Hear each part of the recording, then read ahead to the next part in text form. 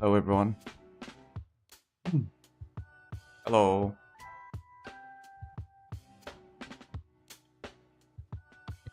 I woke up a little bit late,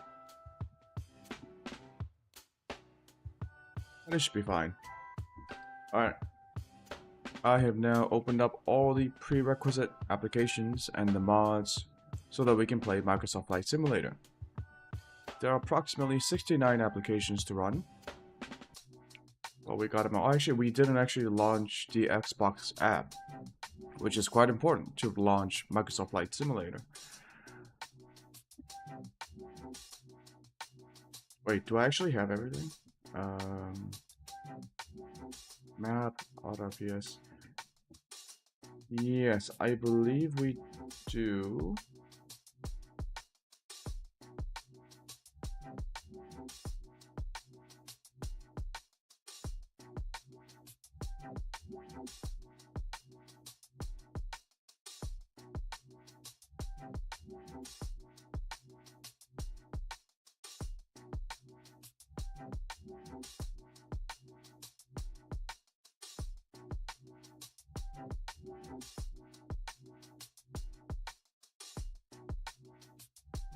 Yeah. So I also adjusted some of the settings for the base game. I turned most of the settings down to low as much as I could without compromising the visual fidelity for important stuff like the instrument panels, clouds, and that's about it. I care about the instruments and the clouds, two things I'll be looking at the most. Terrain will be managed by the AutoFPS mod, also the map enhancement mod. I tried turning off the high LOD settings in map enhancement, which meant with that setting on, it combines like 4 satellite images of the terrain into one and creates a higher detailed map tile. But I tried turning it off, and I don't know if it was a combination of auto FPS. It made the ground look really bad, so I'm gonna keep it on. I will also keep auto FPS on.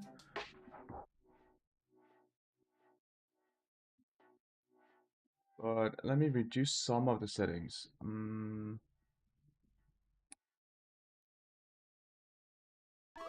this should be fine. We'll see how it goes. Launch Microsoft Flight Simulator. Okay.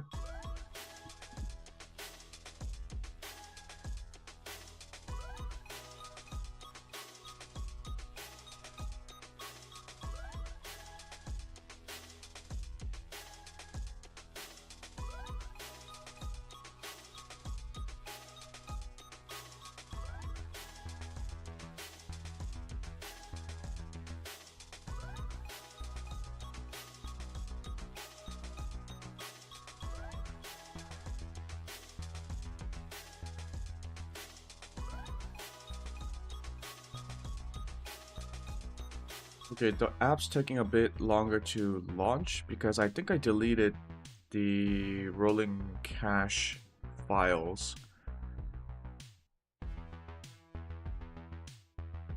So I might have to load up all the images again.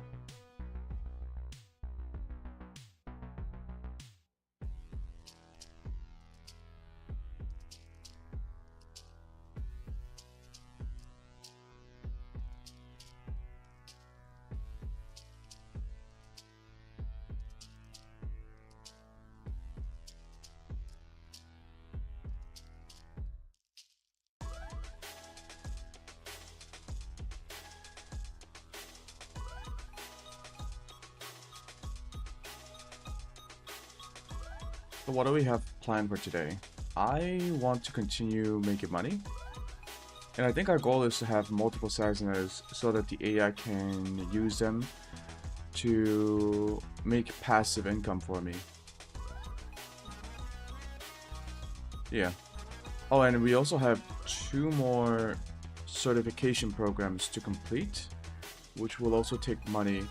The last airliner certification takes 100,000 credits. So that's gonna be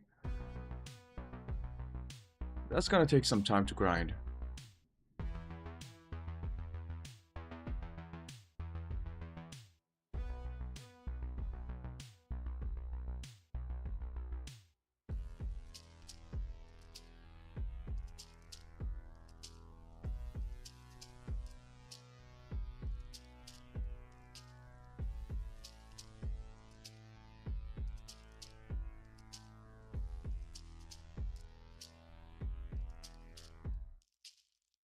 Waiting, loading.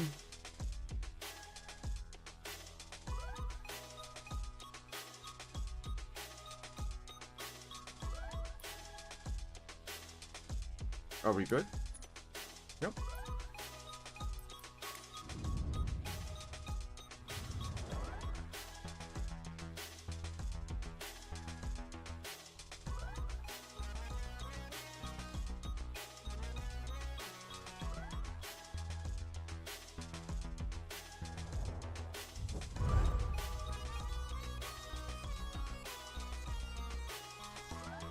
Holy.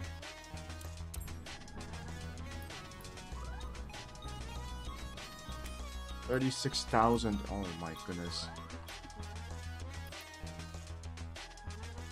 Yeah, we got these two left. These two are more optional.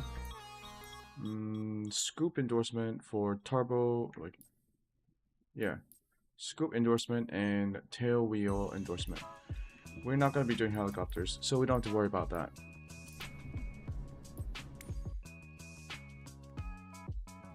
Expenses are expensive. So yeah, we don't have to worry too much about anything. We're just gonna keep flying. We will do flights with our own plane.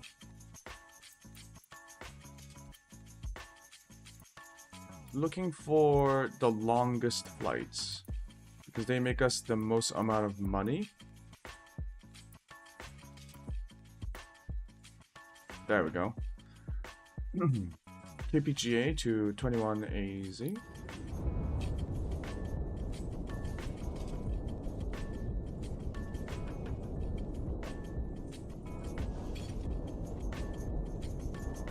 Yeah, look at the map downloading.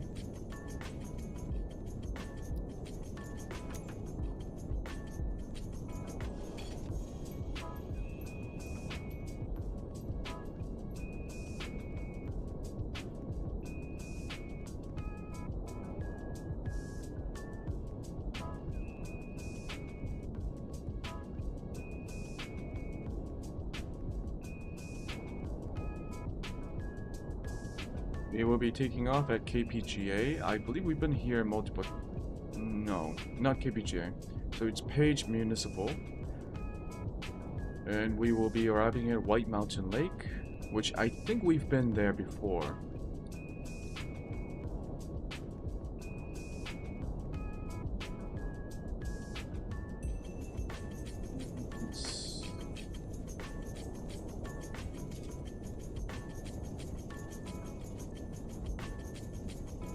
Is this the runway? No, this is the runway. Okay. Okay, so we will initially depart at... What is the weather?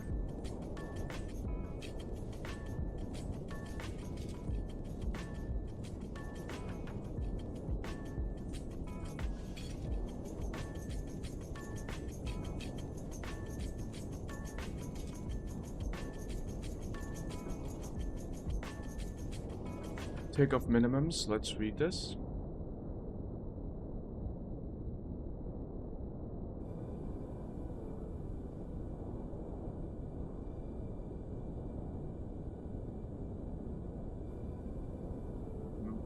Runway 4, standard. Climb up 335 per nautical miles to 6,300.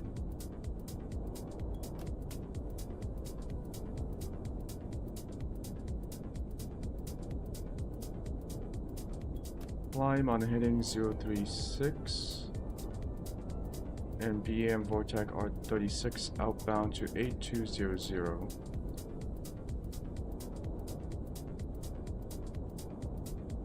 Okay, in case of obstacles, we don't have to worry about that. Okay, let's just choose a runway based on the wind. 10 knots from 190.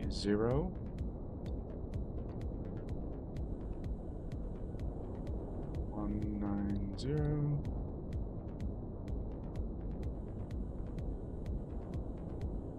So taking off at runway 15 does seem to be the right choice.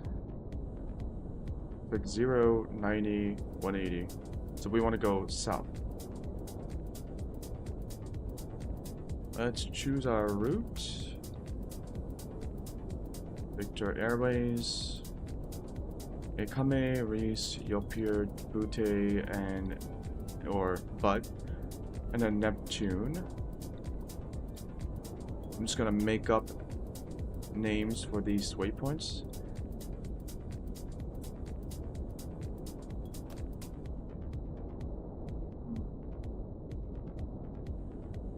Runway 12. Okay, let's look at the White Mountains approaches. Oh, they have RNAV. Runway 15.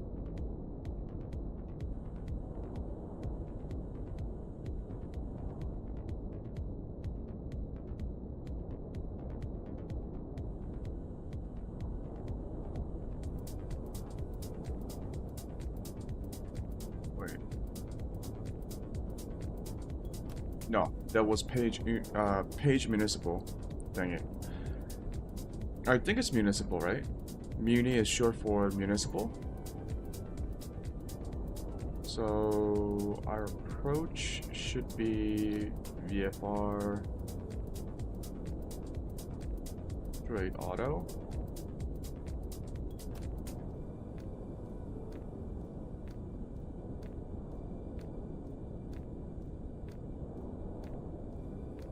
Everything looks good to go.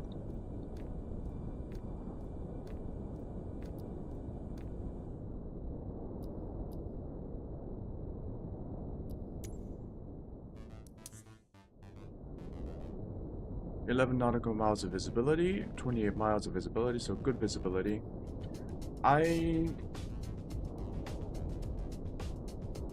Is there a way to like change the time of day? Maybe not.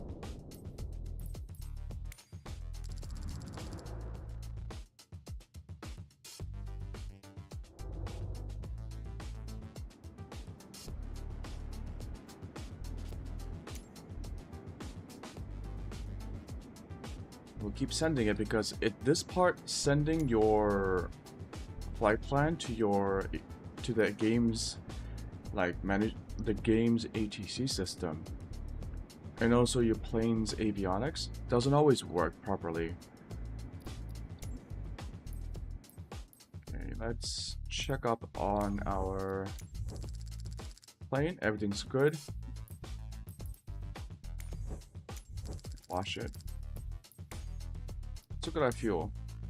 So if we look at our EF navigation log, traveling at, I think we should be able to reach 110. It's about 49 minutes of flying at 176 nautical miles.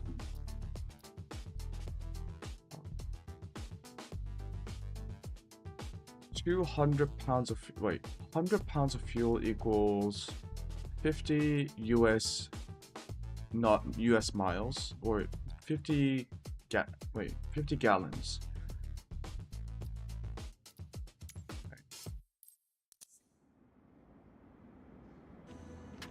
190 pounds of fuel. Oh, I wanted to do this, right? So I want to change the units just for the weight. Where is it?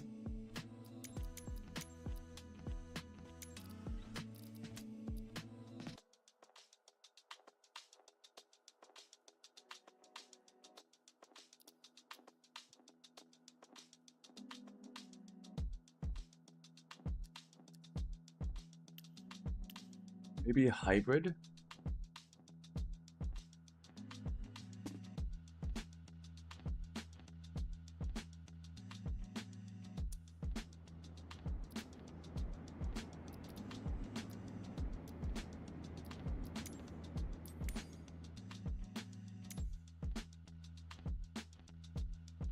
Okay, now I can immediately tell how heavy that is. Thank goodness. So yeah, let's get...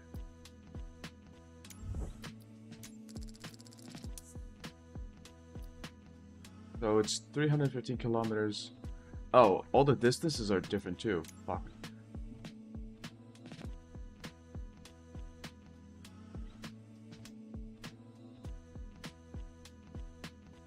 The waypoints are not. See, this is the kind of stuff that I'm worried about. Let's change it back.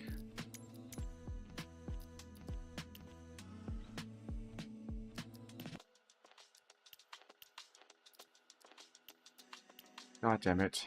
We will continue with the US system.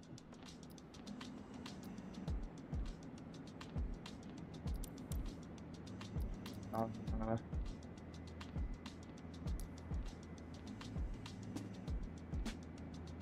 176 nautical miles.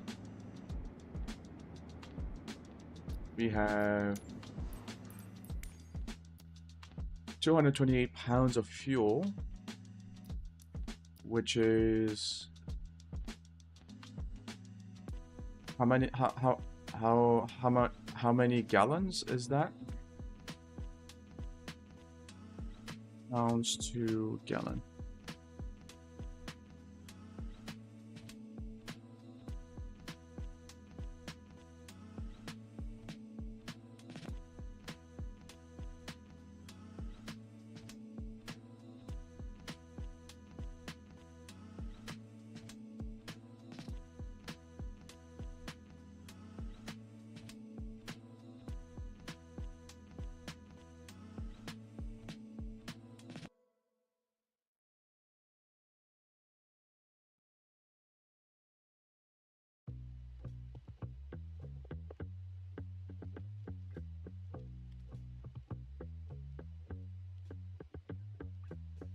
Take the total weight of the fuel and drop the last zero. Divide the number in half. Add those two numbers together. For example, if there are 8,000 pounds of jet fuel, drop the last zero to 800. Divide by half, 400. Add the two together.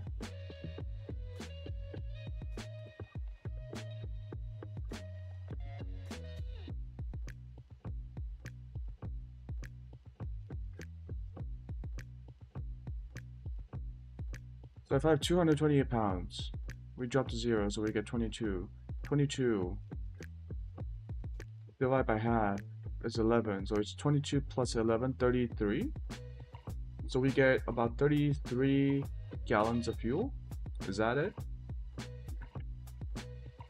I think it should be enough.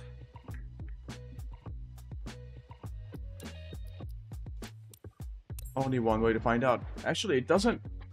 It's not a big deal because we can actually refuel when we're in the airport. We can call in the fuel truck.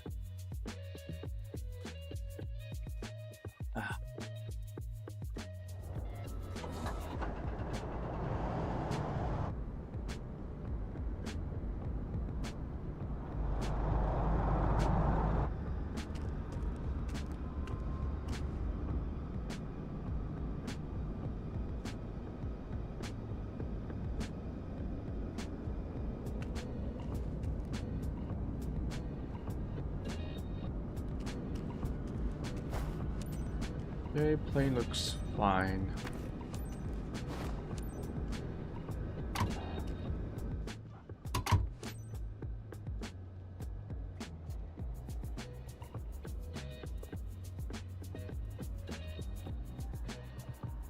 Okie doke. Oh, we didn't do IFR rules, did we? IFR rules? Will this work?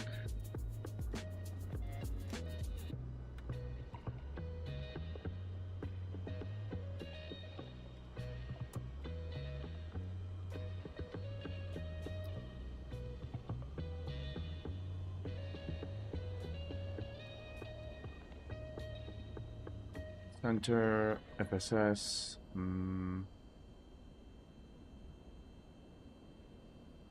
122.8.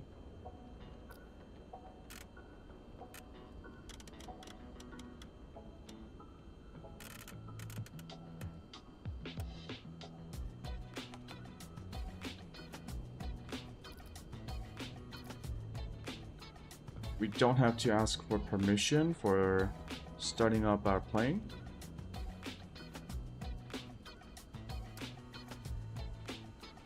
Okay, why is the throttle over there?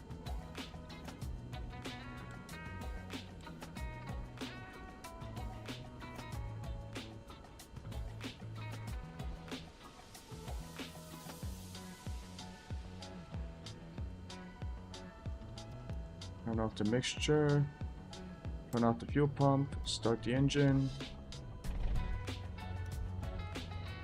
Missing underscore generation. Veal underscore dispatcher Oh no. underscore The cargo dreaded underscore missing underscore. generic underscore briefing ready underscore 010 underscore M. Missing underscore generation. Veal underscore I think this happens because we mess up the flight plan. generic I don't know, something isn't triggering the mission scripts correctly. Missing underscore generation. Veal underscore dispatcher underscore cargo underscore generic underscore briefing intro underscore 020 underscore M. Missing underscore generation. Veal underscore dispatcher underscore cargo underscore generic underscore briefing outro underscore 010 underscore M. Missing underscore generation. Veal underscore dispatcher underscore cargo underscore generic underscore briefing outro underscore 020 underscore M. I think we actually have around 33 or 35 gallons of fuel. So I think that system does work. Huh. It's supposed to be a rough estimate, but that's better than most. Because I actually don't know anything about pounds or gallons.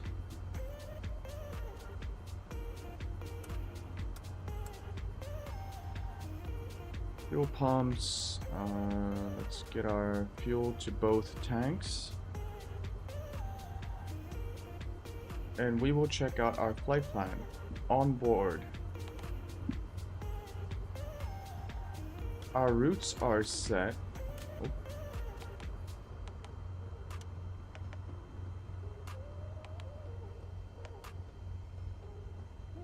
Not the elevation.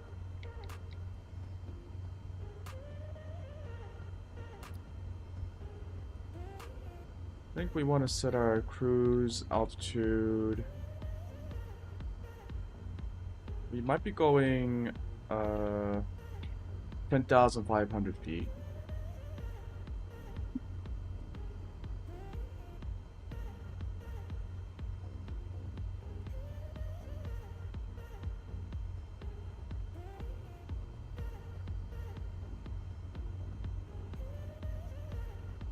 Okay.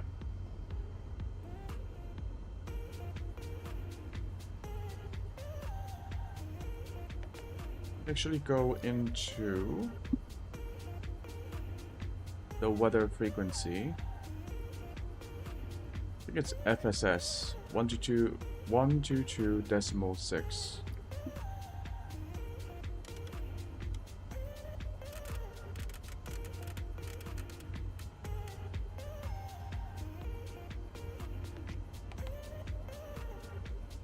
Go to comms 2. Nope. KPG automated weather on 120625. It's not available on the airport information, but okay. Kilo Papa Golf Alpha automated weather observation 0000 Zulu. Wind 180 at 10. Visibility 10. Sky condition, few clouds at 4,800 feet. Temperature, 19 C, dew point, 12 C, altimeter tree 007. Kilo Papa Golf, Alpha automated weather observation, 0000 Zulu. 3007 altimeter. 180 at 10. Visibility. Let's go back to comms 1. Okay. I think we are all ready to go.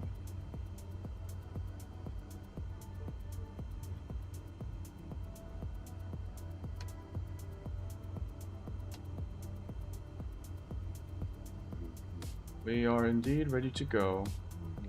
Heading out to runway 12.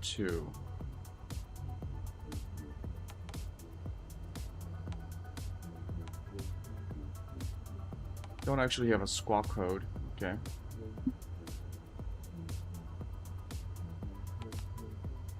Turn on GPS. Just keep that off for now. Announce to taxi. Kilo Papa Golf Alpha traffic. Cessna November 44277 is taxiing to runway 15.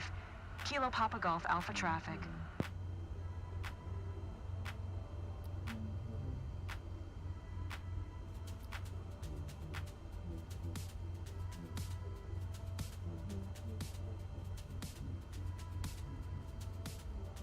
Lights are on. We're good to go.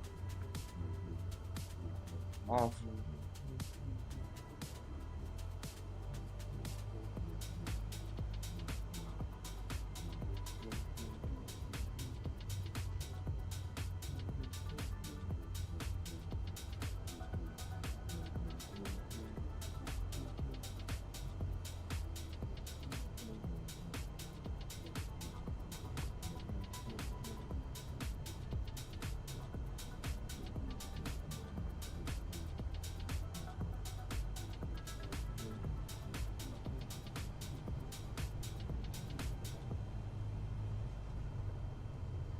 A little bit too fast during taxi.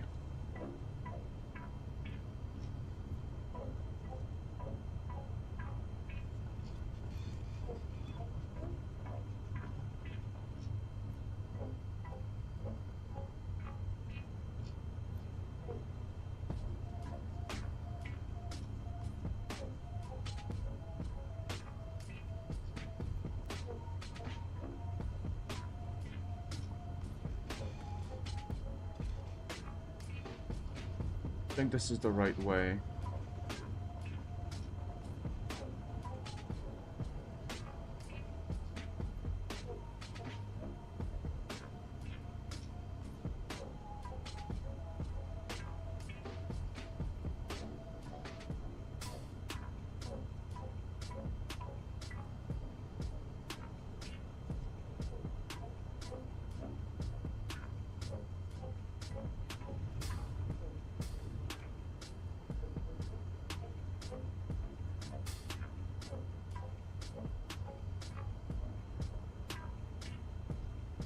We've actually got some mean looking clouds over us, which is good. We want wind, we want turbulence, we want bad weather, because that gives us bonus experience and money.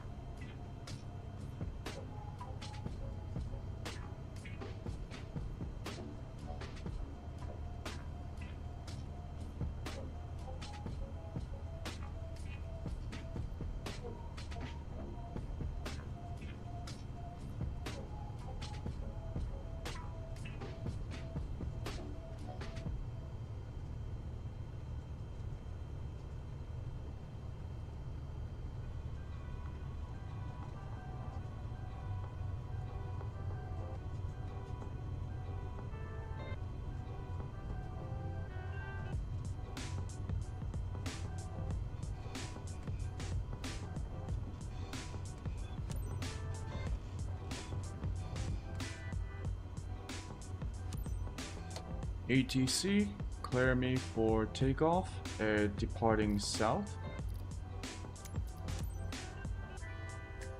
Kilo Papa Golf Alpha traffic. Cessna November 44277. Taking off runway 15. Departure to the south. Kilo Papa Golf Alpha traffic.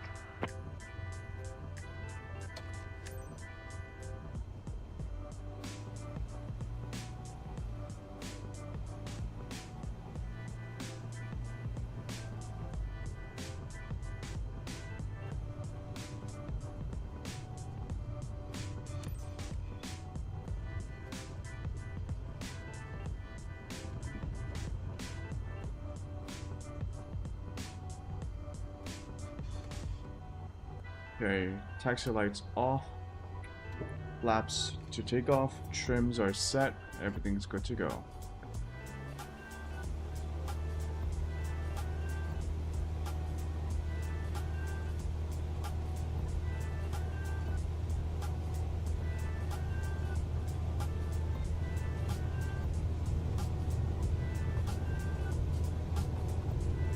45,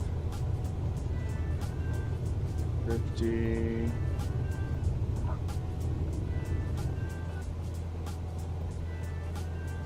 Flaps retracted, and we're gonna climb.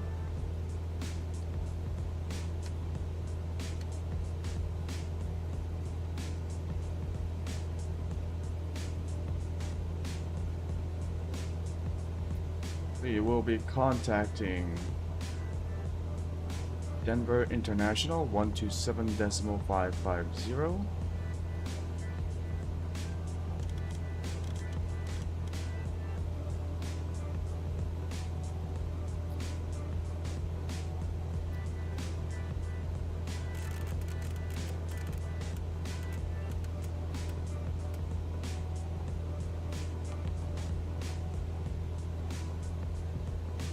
Request flight following. Center, Cessna November 44277 is type Cessna Skyhawk, 1 mile south of Kilo Papa Golf Alpha, 4,700 feet.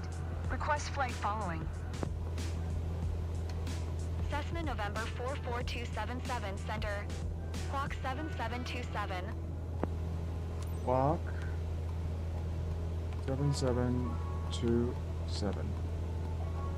Cessna 277, radar contact 2 miles southeast of Tree Alpha Zulu Tree, 5,100 feet. Altimeter tree 007. Roger, Cessna 277.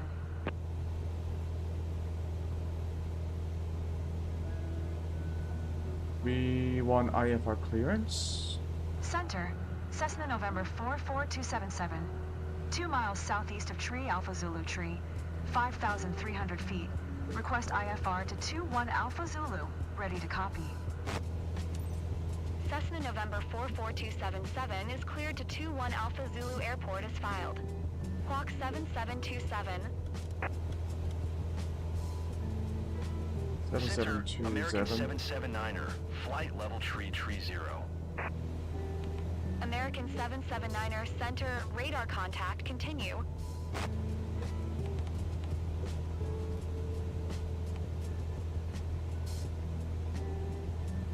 Cessna November 44277 cleared to 21 Alpha Zulu Airport is filed. Squawk 7727. Cessna 277, read back correct. Radar contact 5,800 feet. Altimeter tree 007, continue to ACAM following heading 160. Proceed on course, climb and maintain 11,500 feet. 11,500 feet. Continue to ACAM following heading 160. Resume on navigation. Climb and maintain 11,500 feet. Cessna 277. I think Cessna that 277, climb and maintain 12,000 feet. okay. 12,000. Climb and maintain 12,000 feet. Cessna 277. I think that exceeds our maximum altitude. No, it's 14,000. Okay. We use 6 gallons per hour. Okay. Well, we're going to be using a lot more than 6 gallons per hour because we are going to be maxing out our engine just to get to our destination a little bit quicker.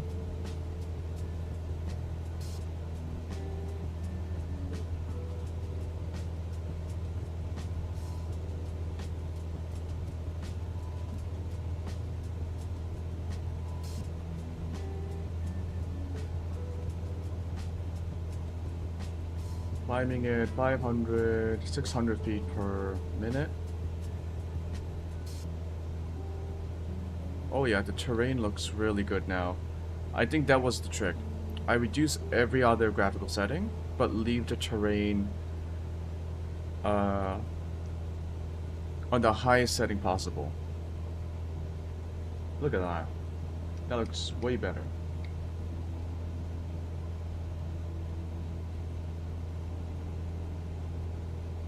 You can actually see like the canyons, and they don't look like Play-Doh. Actually, that looks particularly good. Must have been like a very good image. Must have been like a very good base image from the database. because the definitions are pretty sharp. Yeah, we are currently in Colorado, I believe.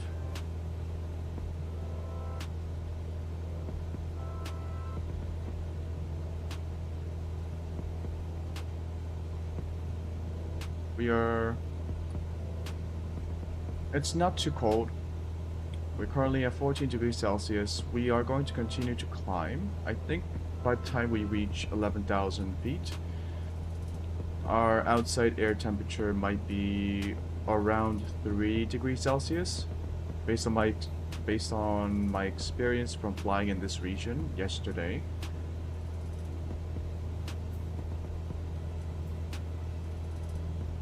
We won't be able to reach 124 on our instrument speed.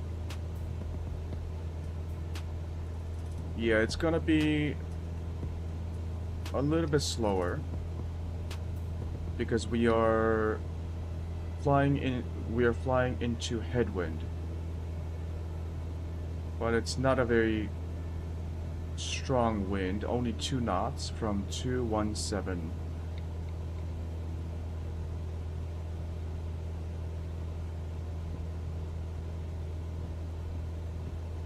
There's no point in looking at the estimated time of arrival right now because we are still climbing. So to keep our eye on the engine.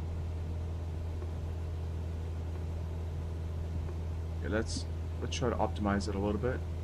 2480.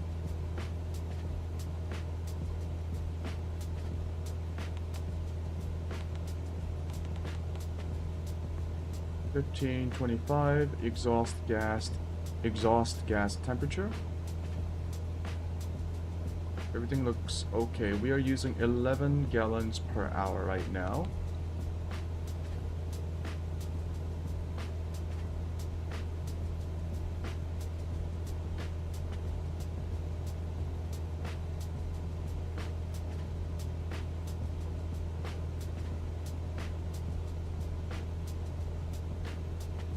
Oh yeah, the terrain looks really good right now. Even in the distance, there's a lot of like ridges and shadows and just a lot more definitions available on this surface. That's really good.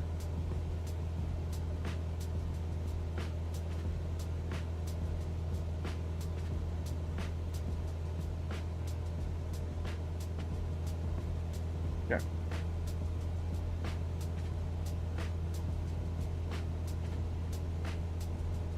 Still climbing.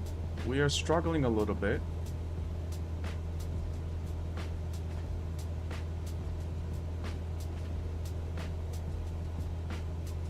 Wonder what our payload is.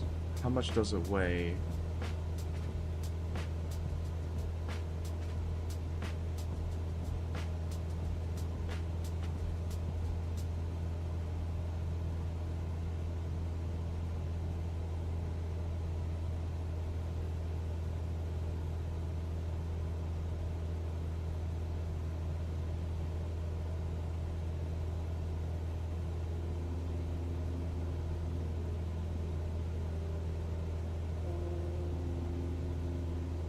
I mean, we are almost at...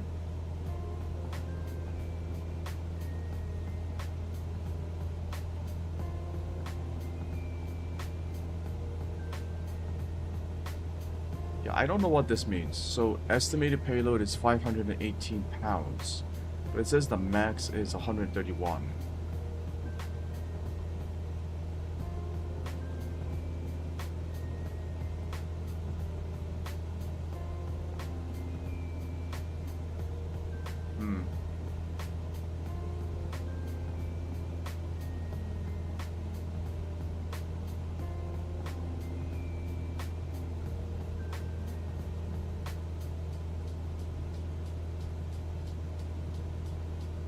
So far, we've flown 33 hours, 3,800 nautical miles, 46 airports visited, 65 takeoffs, and 52 landings. So if we subtract the number of takeoffs Subtract the number of landings from takeoffs, we get the number of crashes. Or like failed missions, which is around 13.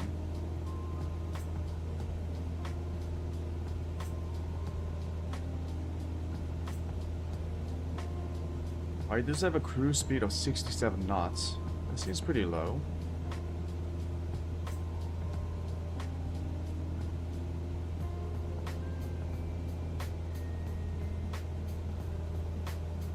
Let's take a look at our airport, destination airport.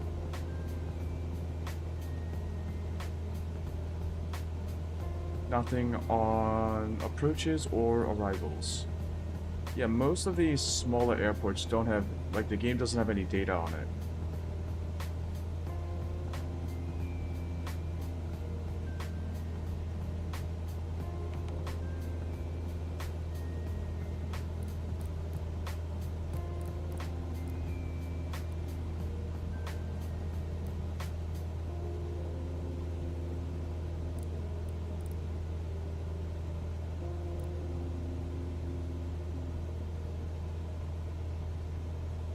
Okay, we are still climbing.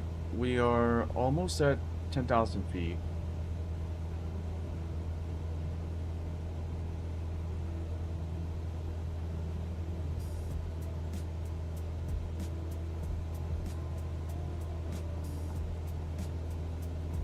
Outside air temperature is getting down to 60 degrees Celsius. I'm just gonna turn this on.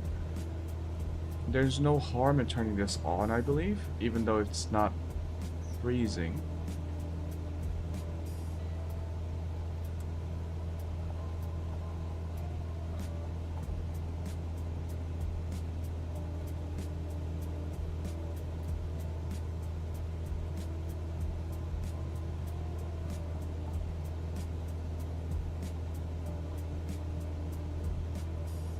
We will be reaching our first waypoint, Ikame.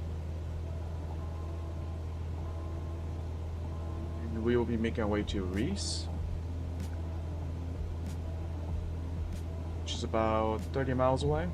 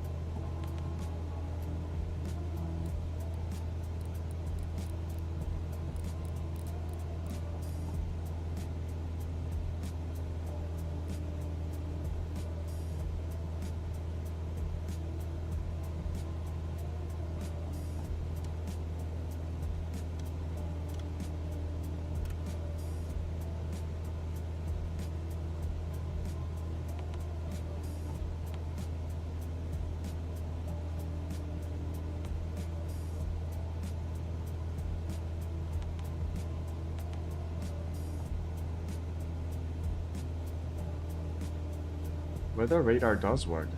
Huh.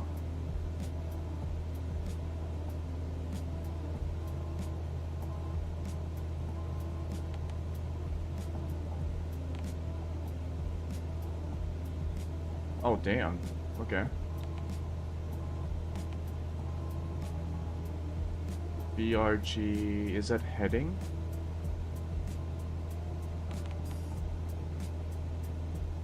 Let me look this up.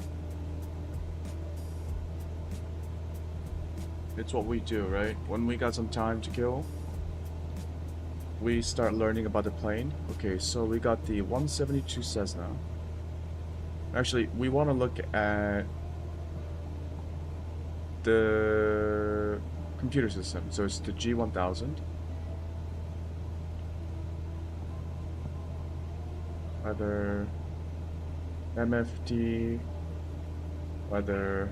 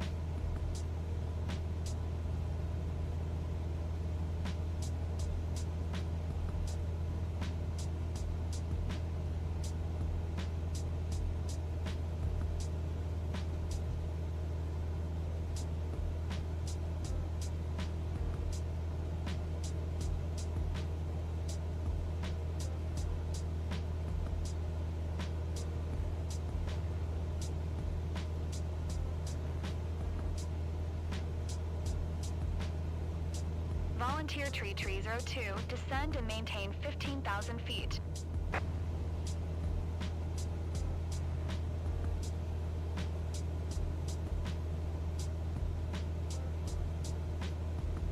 Descend and maintain 15,000 feet.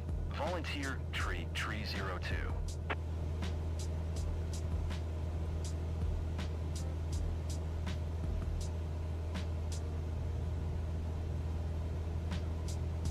Waypoints, no. I need to find the right section.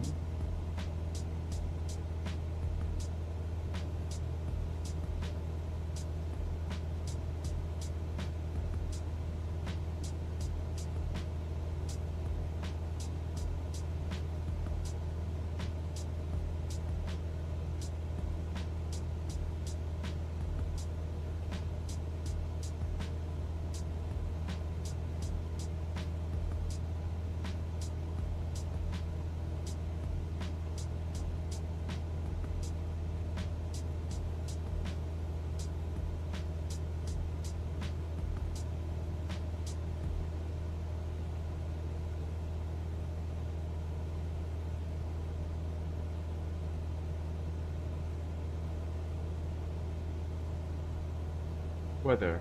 So, page 240.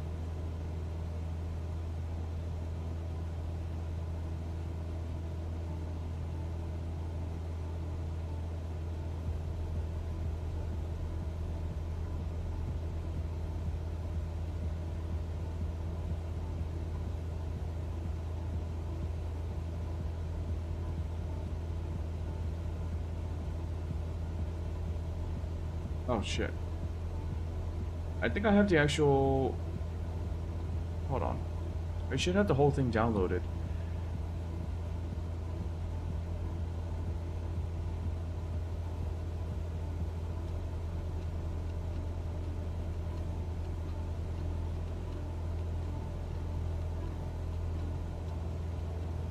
Yeah, I do. I have the whole Garmin G1000 user, pilot's guide.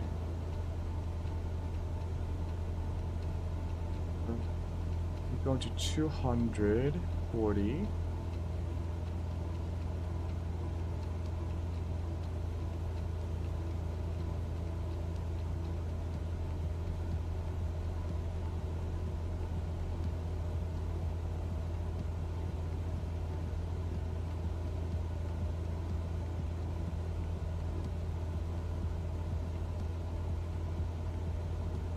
Okay, this must be a different manual. Let's look at the table of contents. Flight instruments.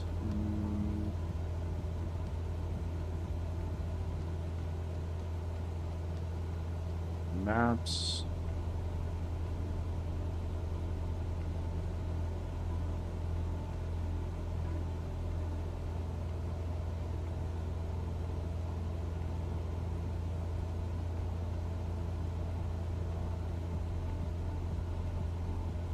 $288.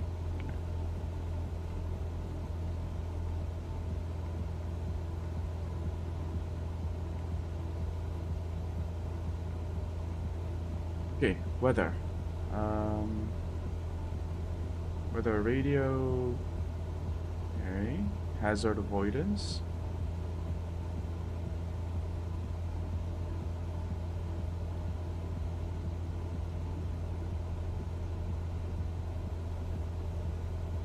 Actually show this to you.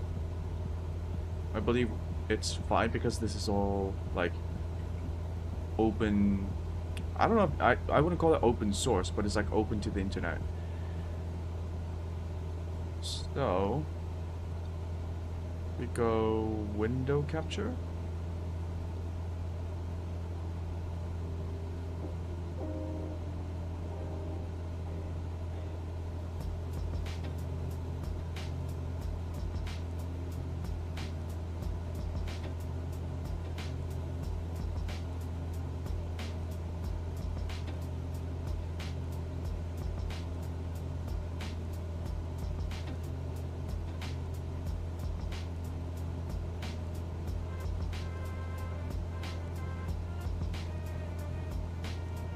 Okay.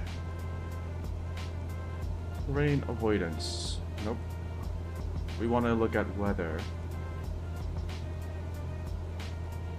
The GDL 6969, nice, nice. It's a remote-mounted data link satellite receiver. It provides Sirius XM weather data to the system. The MFD and PFD. Okay.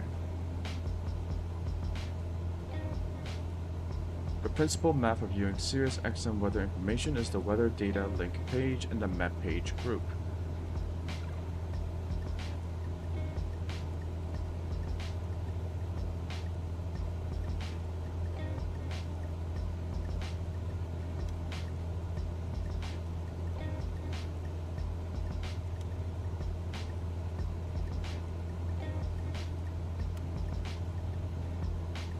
Yep, I'm already on the web map page.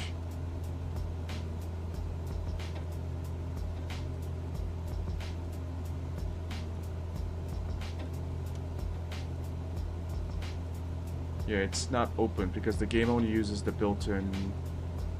This is like a real manual, not for the game. But a lot of it does translate into the game.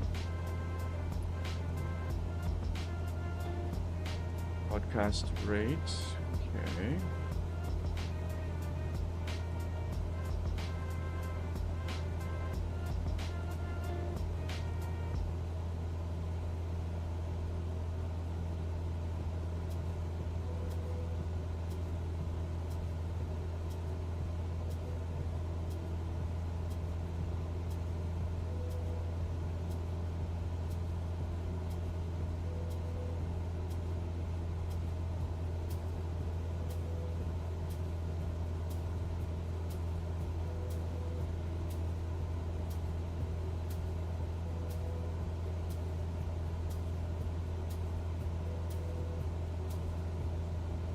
X-Rad.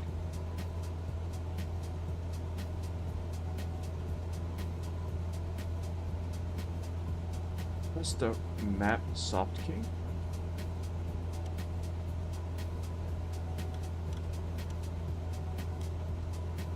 I think it's for...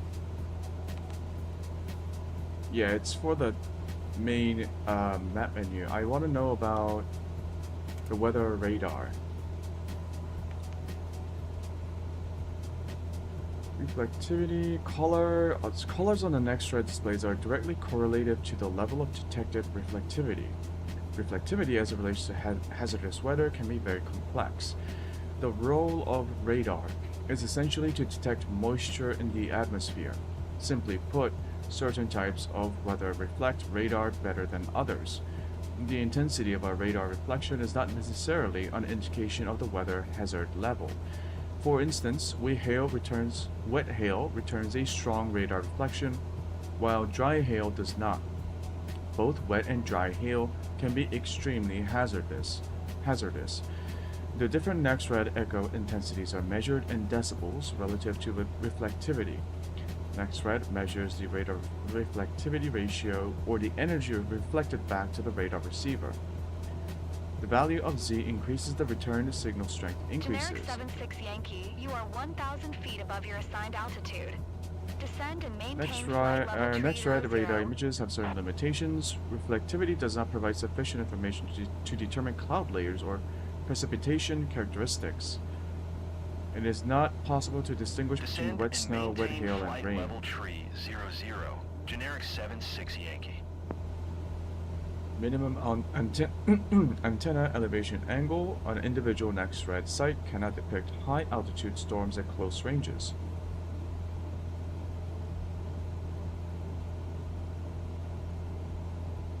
I see each block area is 4 kilometers squared.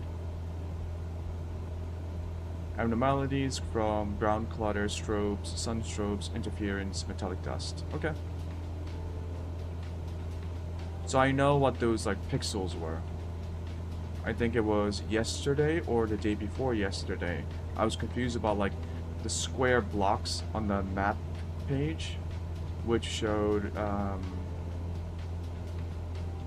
they were like little square blocks, pixels all over the map. I was like, what is that?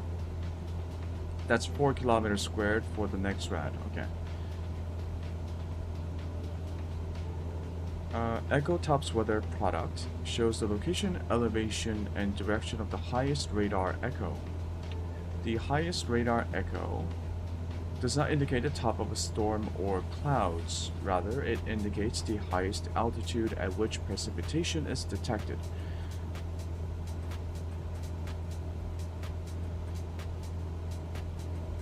Echo Tops.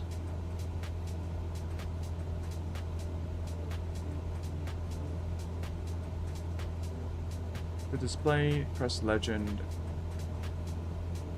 Okay, let's actually look at the map then.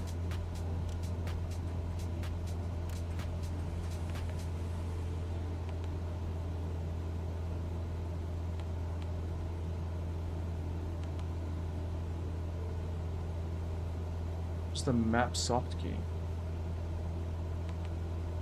I mean, it's map options, but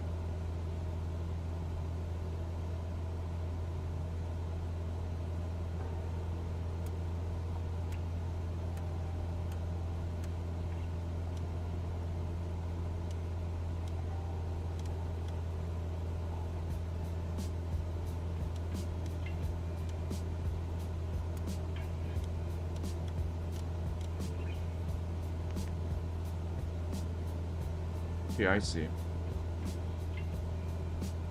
This we at least know what those pixels are. So those are just precipitation or clouds. We don't know if it's rain or hail or just a normal dry cloud. Cloud tops. It's cloud altitudes.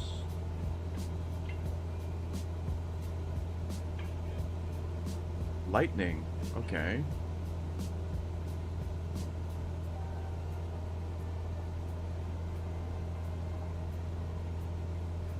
Cell movement. Oh yeah, we don't have these functions in the game.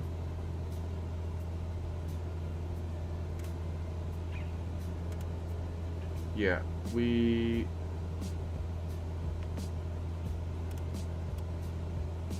weather data link is unavailable.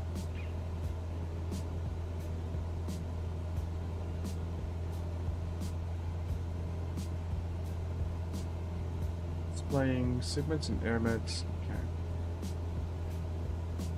METAR, meteorological aerodrome reports, typically contain information about the temperature, dew point, wind, precipitation, cloud cover, cloud heights, visibility, and barometric pressure at an airport or observation.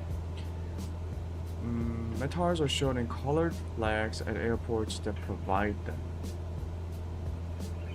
I have to select an airport on the weather data link page. I don't have access to this, so we will skip.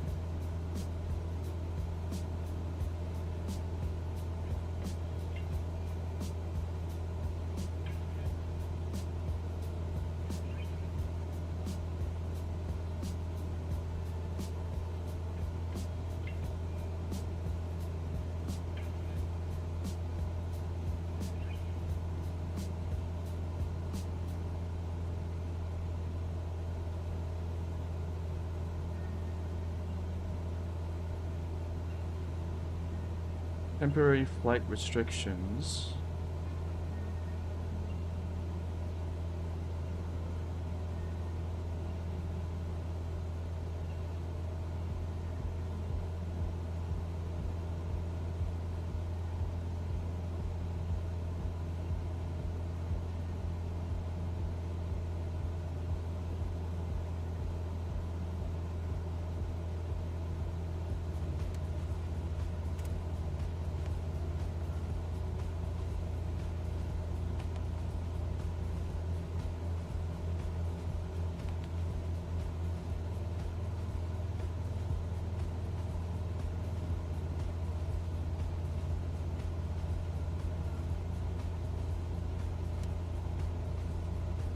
I actually want to change this. North up. Yep.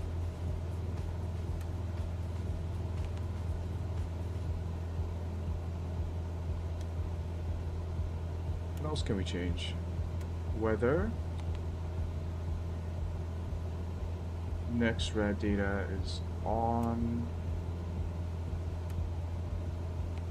Traffic is on. Aviation, large upper small airport. Airspace on. And on.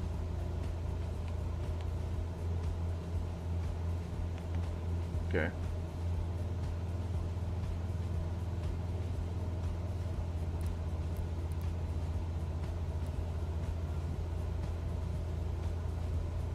Okay. We don't have access to that either.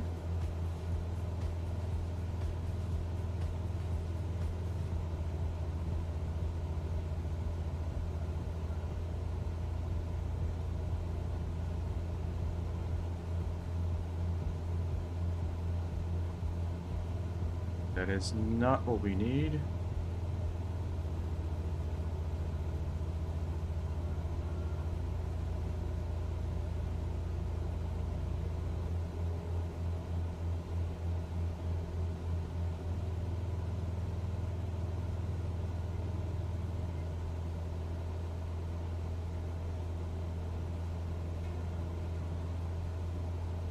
Okay, let me search this for radar.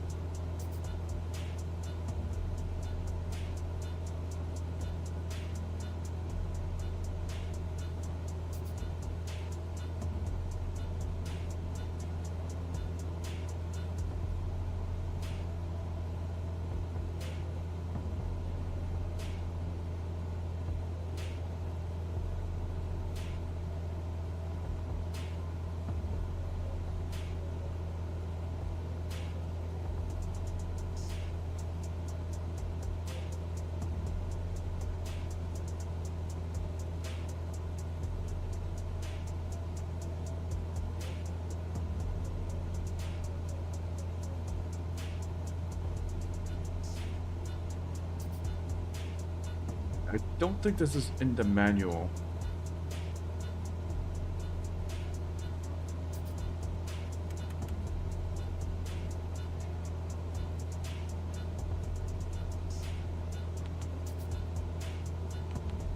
Menu does nothing.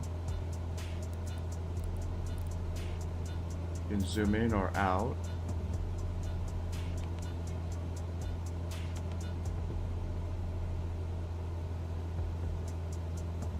I might have to Google this separately.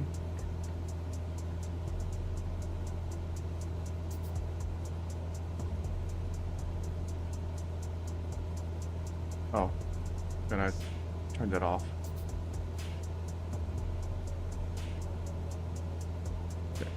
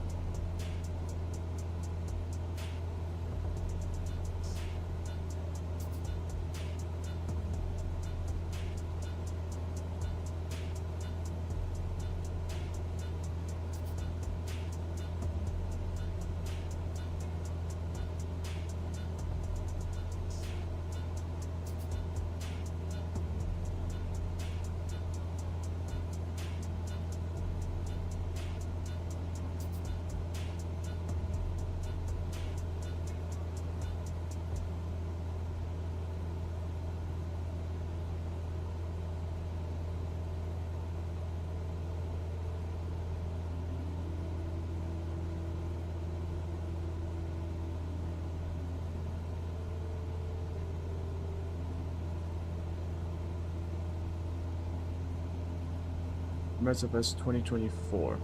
Don't need to know about 2020 version.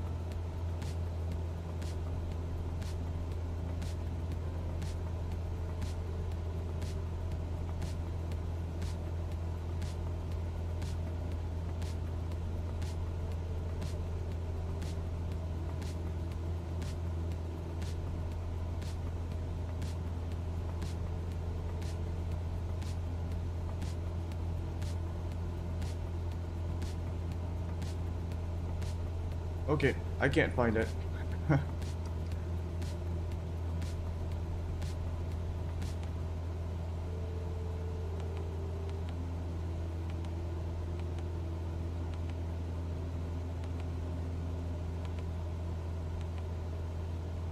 I mean, it seems to work somewhat. If we go back to the map, we just don't have any clouds in front of us. So... okay, where are we? We have passed Reese to... and we are now moving to Upor. Upor is 27 miles away. We have reached 12,000 feet. We are still on Denver Central for air traffic control.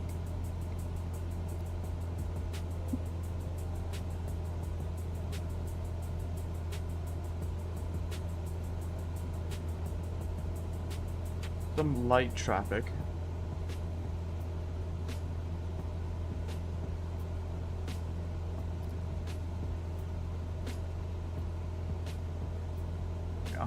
We are cruising along. Let's take a look outside and see if we can spot anything interesting. Except we don't, because it's Colorado and there's nothing to look at. It's an absolute pancake.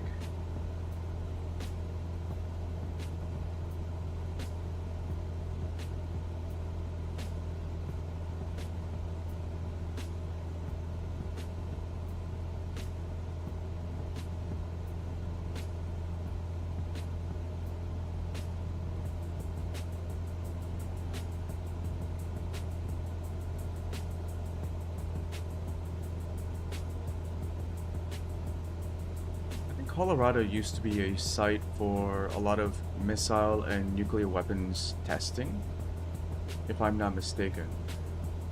NORAD, was it NORAD?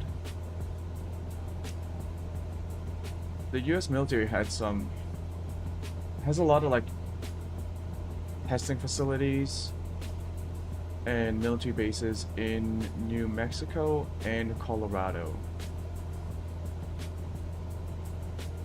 And I think it was Denver, which had... so back in the 60s, I believe, American strategic planners were trying to come up with like nuclear missile defense systems. And it was in the early days of the nuclear age, so there were a lot of bold ideas being thrown around about how to defend against a Soviet nuclear missile strike. Or Soviet nuclear missile salvo, because it won't be just more than one. It will be, they imagined a nuclear attack would be in terms of large salvos all across the United States.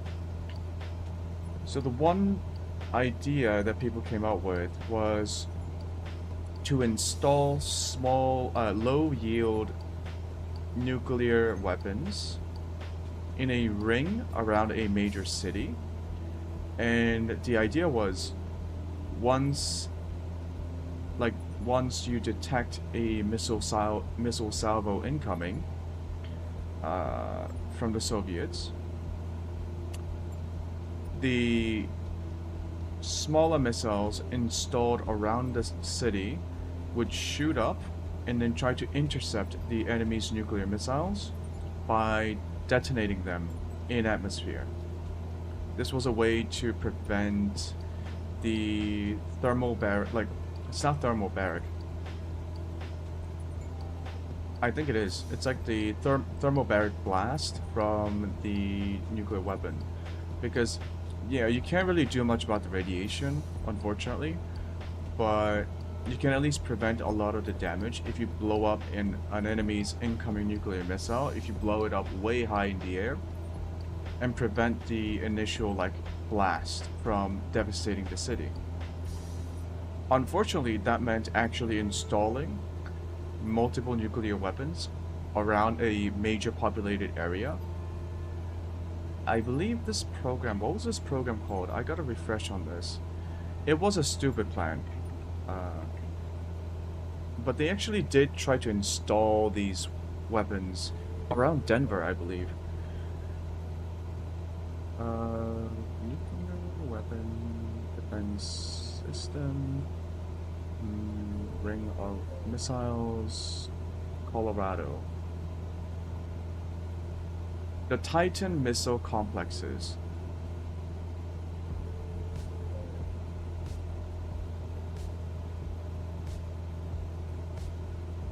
Yeah, I'm not talking about normal, like, conventional ground-based missile defense systems, like the GMD. But like these were nuclear weapons designed to take out incoming nuclear weapons.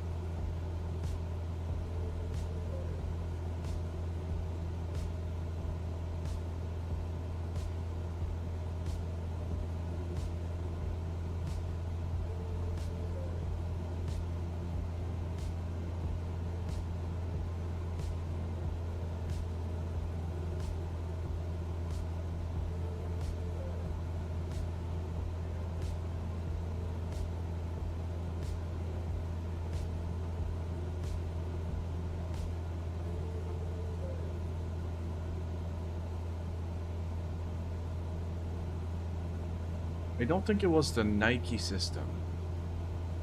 So there was something called the Nike Zeus and Nike X systems.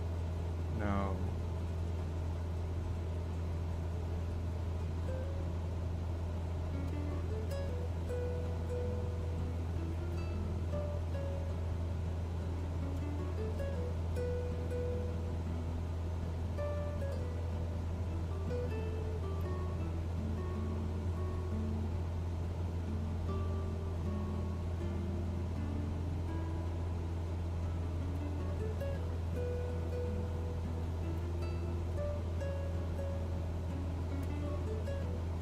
Okay, it was the safeguard system. It was during the Nixon era, so I was off on the timing. The review was completed on March 14th, 1969. Actually, I was correct about the timing. It was in the 60s, but it's like late 60s, early 70s. The entire concept was reviewed, and yeah, I'm reading from the Wikipedia page.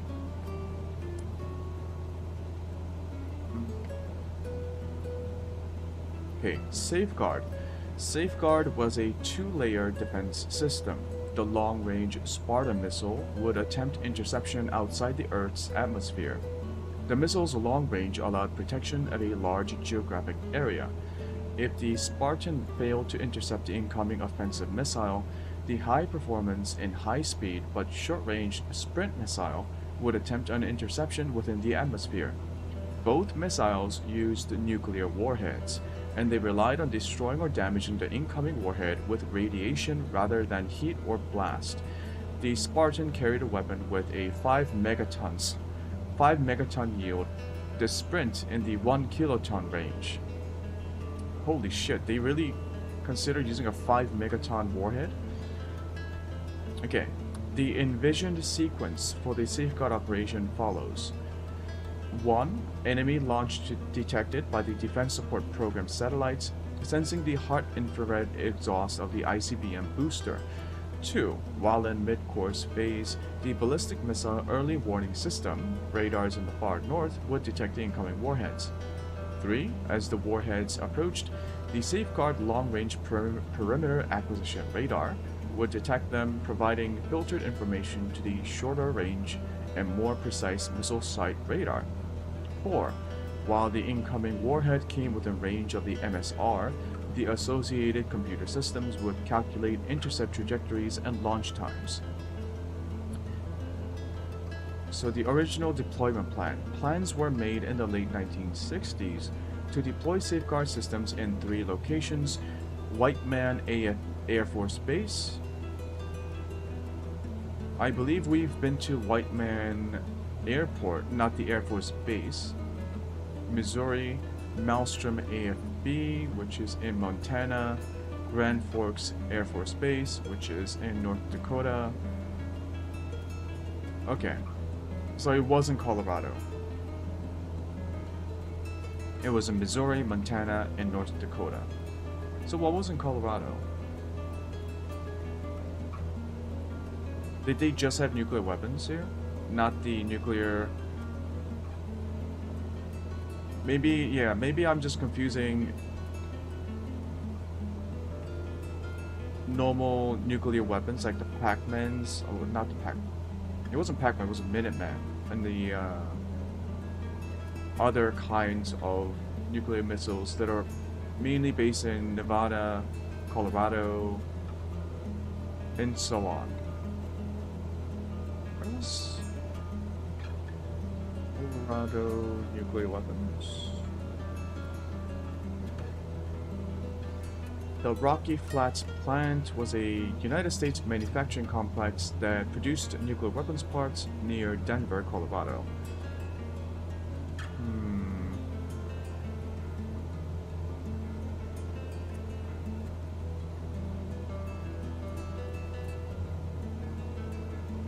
Oh no, I was right about NORAD though.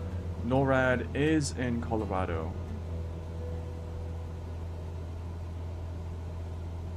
Cessna 277, contact Albuquerque Center on 124.5. We are now in we're now moving on to Albuquerque Center. Going to 124.5, Cessna 277. 124.5.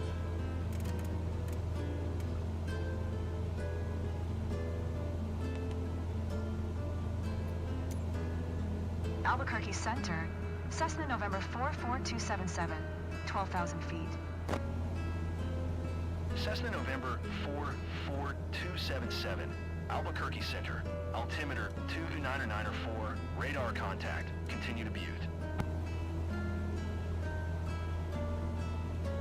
Altimeter 2994.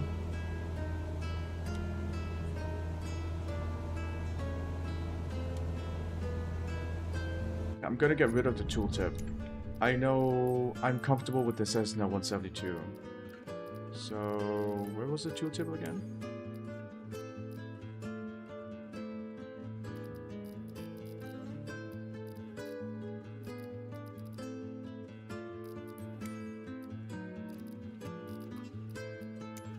Interface,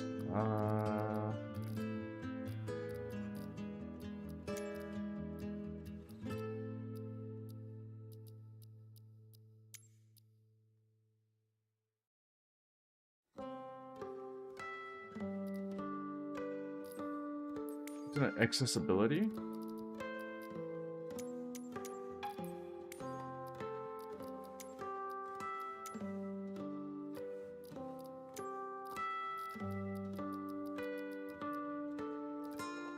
Oh, yeah.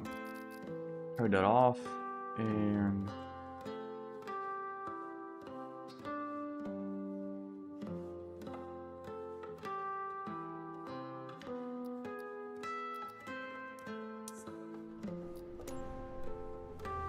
yeah. 2994. Papa Golf Alpha automated weather observation 0100 Zulu. Wind 182 at Fife. Visibility 10. Sky condition few clouds at 4,800 feet. Kilo Papa Golf Alpha automated Why are we on the weather observation, channel? 0100 Zulu. Wind 182 at Fife. Visibility 10. That's a weird bug. So we have 124 decimal 5 loaded up, but It's 10. confusing Sky the condition. two. Few clouds at 4,800 feet. Temperature 19er C. Dew point 10 C. Altimeter 29er 2. Yeah. Kilo Papa Oh Golf, god. Alpha automated weather. Oh, it was on comms too. Never mind. Okay. You actually... Oh, we still have a long ways to go. We are burning a lot of fuel. We burned more fuel than I expected, so... let's not do that. Reduce our fuel flow.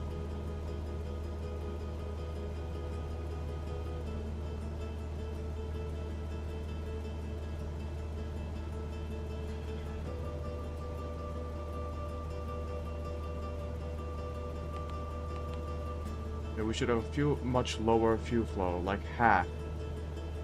Okay. This will kill our speed a little bit, but I would rather take like 10 more minutes to reach the destination than run out of fuel midway. That would be embarrassing. So.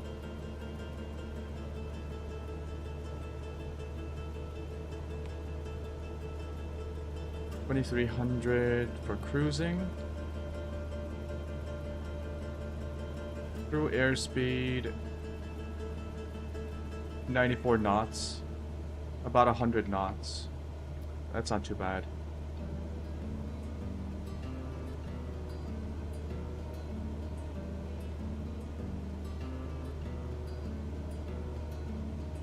We are on our way to Butt.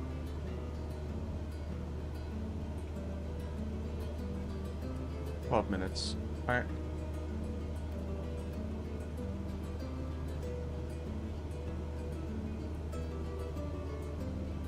Okay, Colorado.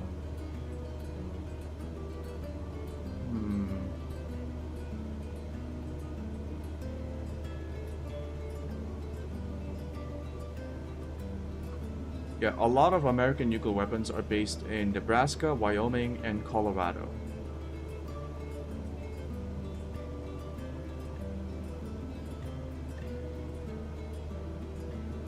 Colorado also has a high priority nuclear target for the Russians, or the Chinese, or the North Koreans, which is the North American Aerospace Defense, or NORAD, at Peterson Space Force Base in Colorado Springs.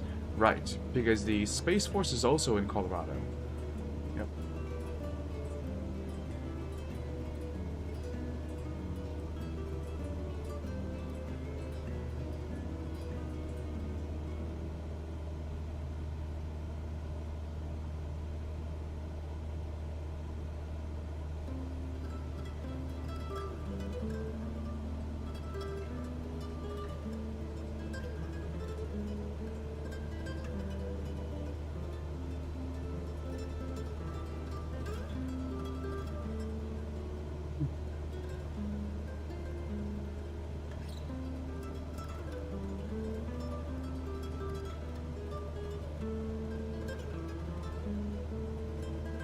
Obviously, trying to use nuclear weapons to shoot down incoming nuclear weapons, not a good idea.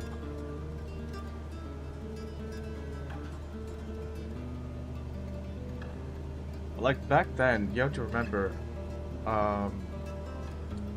in the 60s and until the 70s, there were a group of strategic planners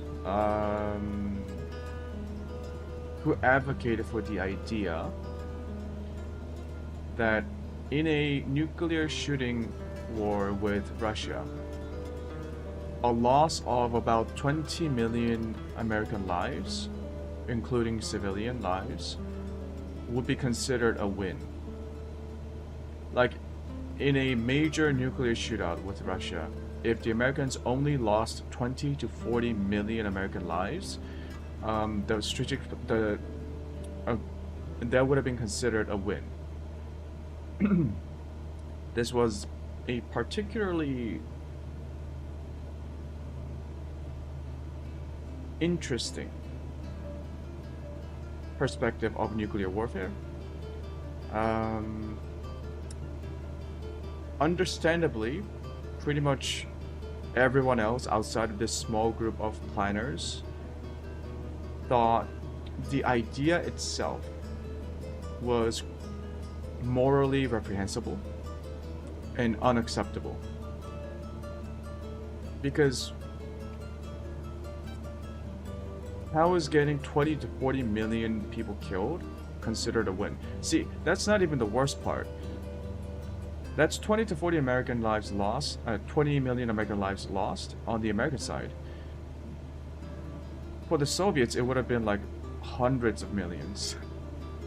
Because the winning condition was you knock out pretty much all of Russia's nuclear weapons while only losing 20 million American lives. So yeah.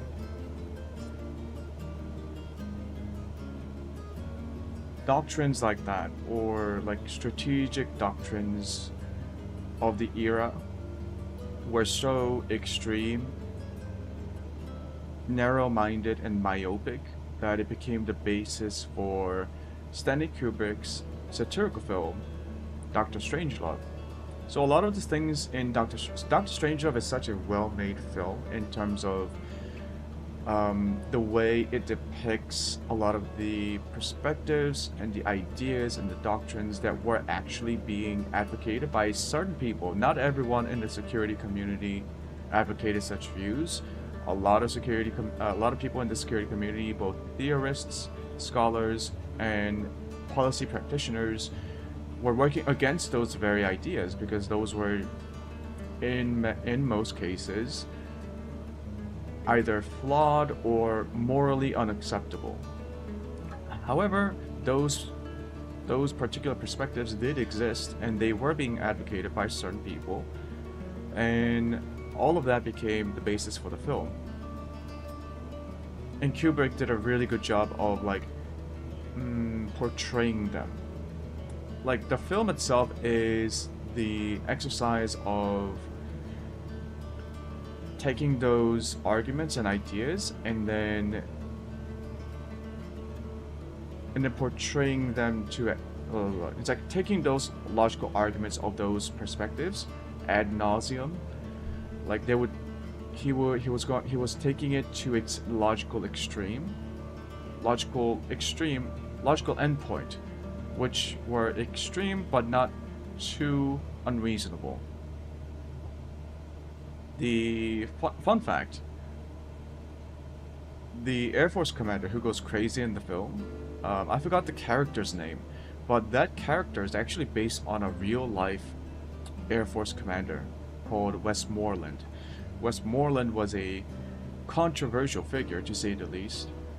He was known to be quite arrogant, egotistical, and also quite defiant of the president, the office of the president itself. Westmoreland is perhaps better known for his involvement in the Vietnam War. He was a major advocate of the strategic bombing campaigns of North Vietnam, which resulted in so many lives lost for the North Vietnamese, mostly civilians. And yeah, Westmoreland was a controversial figure, for sure. A lesser known fact about Westmoreland is accredited with introducing Karl von Clausewitz's theory into the American military academic space, right? So he was the one who kind of really popularized Clausewitz's book and his theory into the American military discourse. but I don't think he read it carefully enough, because like a lot of the criticisms about, say, let's say the strategic bombing campaigns of North Vietnam, a lot of the criticisms about the efficacy of that campaign actually stems a lot from our, like, the Clausewitzian understanding of the political, military, and civilian relationships. In the sense that, like, yeah, it's... Man, it's been such a long time since I've delved into this topic. Wait, why are we so slow?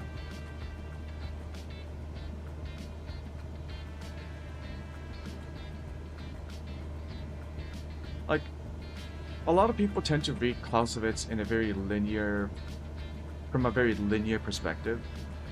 For those of you who might be familiar with linearity and linear and versus non-linear theories, I tend to be someone who prefers non-linear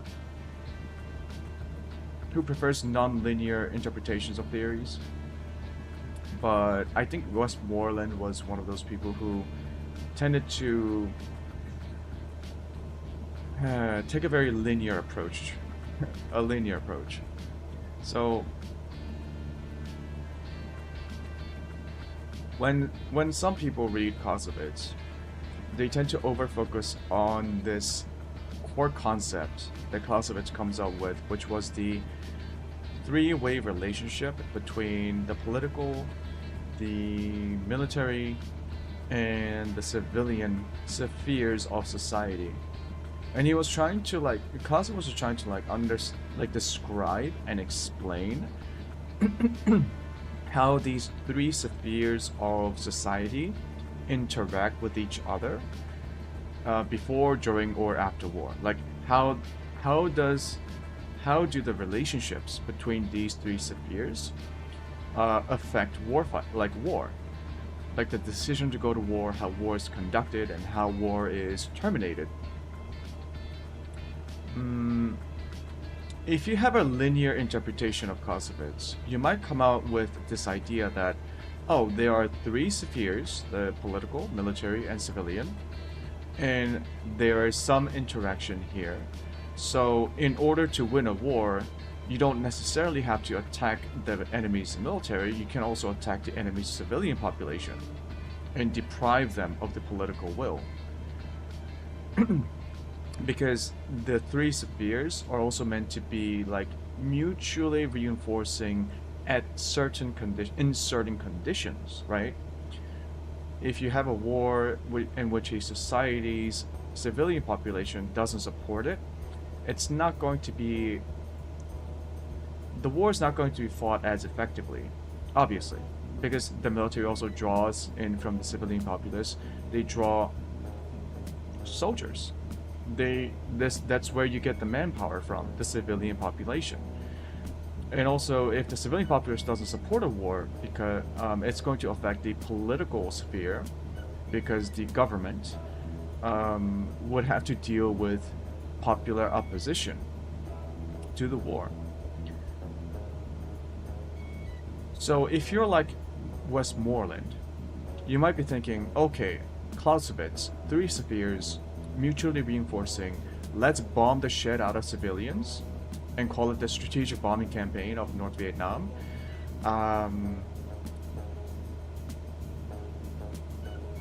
That's essentially, like, I'm oversimplifying things just a little bit, but that's not too far off from what happened. It was like, let's bomb the North Vietnamese. Most of the people hit will be civilians, but that was designed to encourage the North Vietnamese civilian population from further supporting the war effort by the North Vietnamese.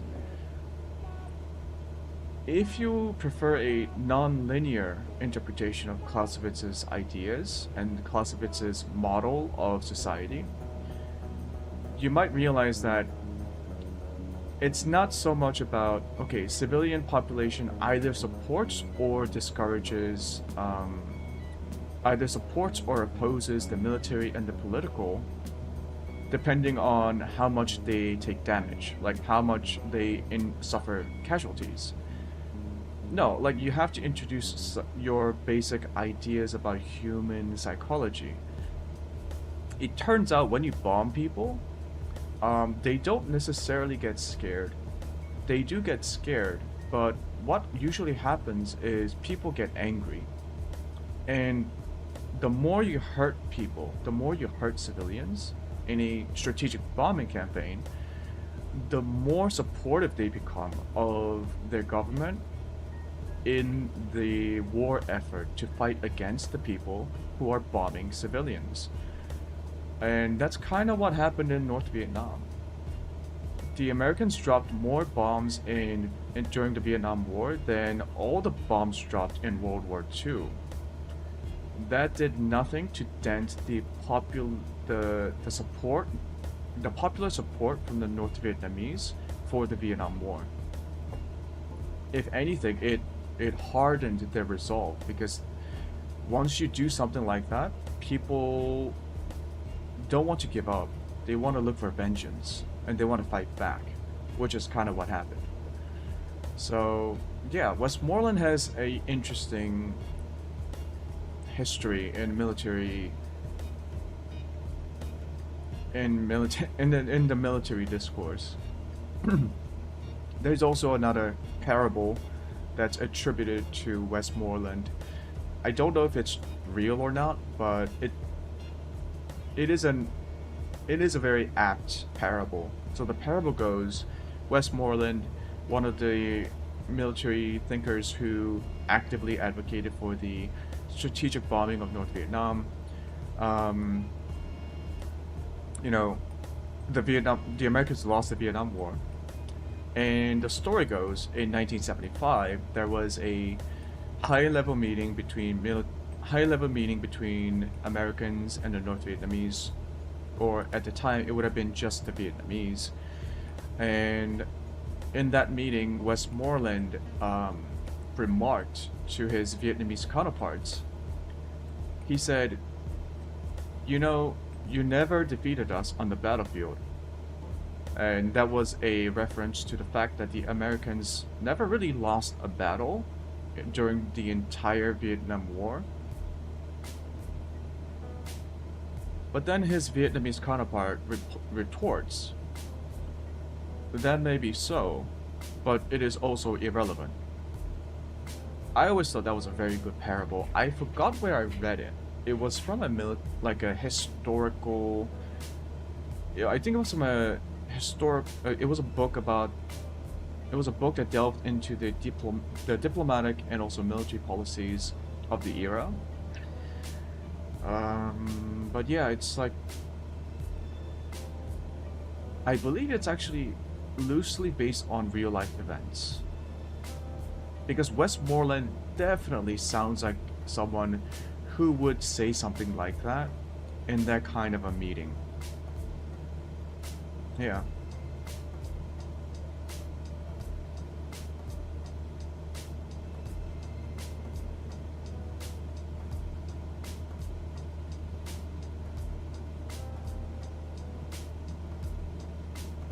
I really need to... Oh, don't quote me on any of this. This is just like based off of my now fading memory of the time I studied these things. But if you want to understand, if you want like a person to exemplify the absurd doctrines and the ideas that were floated by some people in the early days of the Cold War on the American side, I would suggest that you take a look at Westmoreland. Yeah. If you study Westmoreland and the ideas that he advocated, you would start to understand, oh my god, these people are fucking crazy. And it took a lot of other theorists, scholars, and military thinkers to kind of push back against people like Westmoreland.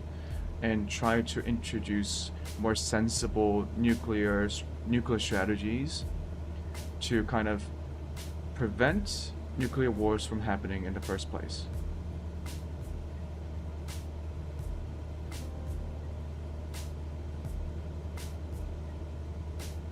But yeah, Colorado, you know? We're actually approaching our destination.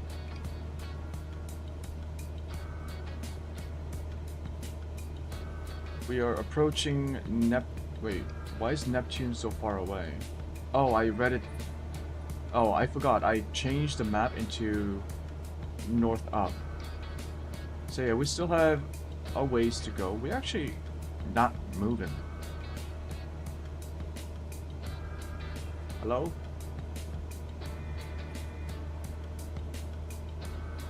Why did we barely moved? What's going on?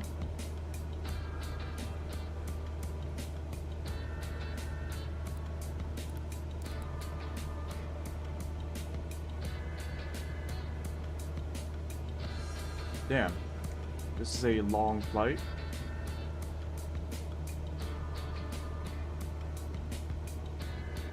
I don't know if I should increase our fuel flow.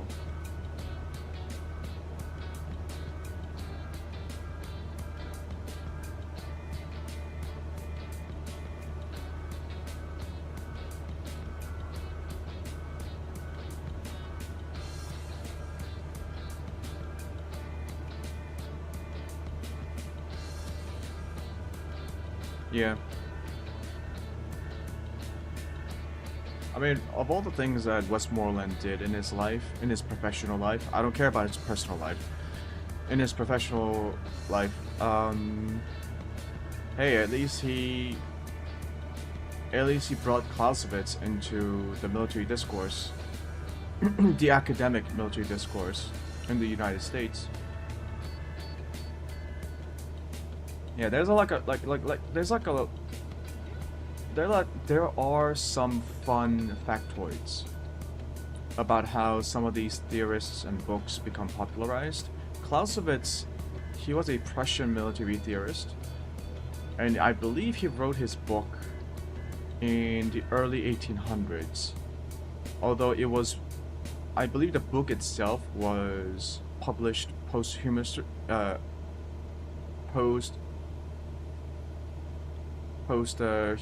like after he died. It was compiled by his wife, and I think it's other family members or something. The book wasn't popular in Prussia in the 1800s. It was not popular. It didn't really enter the academic circles of military theories in Prussia until much later. Other countries picked up Clausewitz first, namely the British and the Japanese. The English and Japanese translations of the book, Clausewitz's book on war, were very popular, and they were being sold out during the 1800s, and especially the late 1800s. Because the Japanese military thinkers and the British military thinkers found Clausewitz's theories to be very illuminating and, you know, generally useful.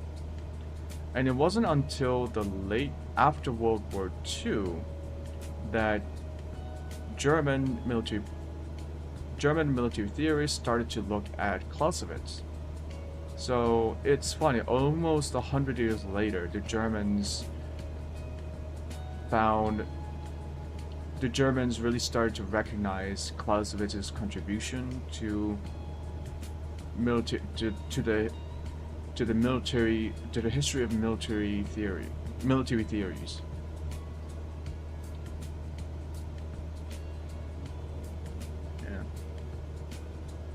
And it wasn't until the 60s and the 70s that Clausewitz's ideas made their way made its way into the United States, popularized by people like Westmoreland.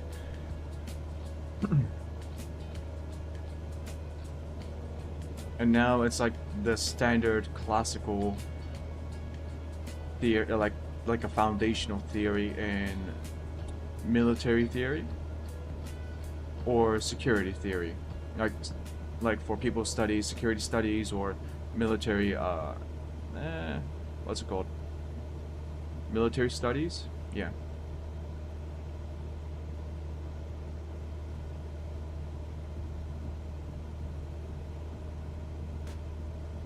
I remember stumbling onto Clausewitz because before I had a earnest interest in security policies or military history, I was just reading whatever book I could find in my undergrad, like my college, university library, and like in almost every book related to this topic, the authors would reference Clausewitz at one point.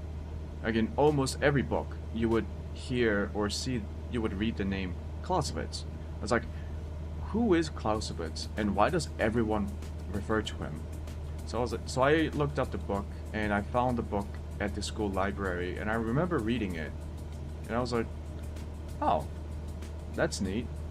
That's like a very, the first time I read it, I was like, this seems like a very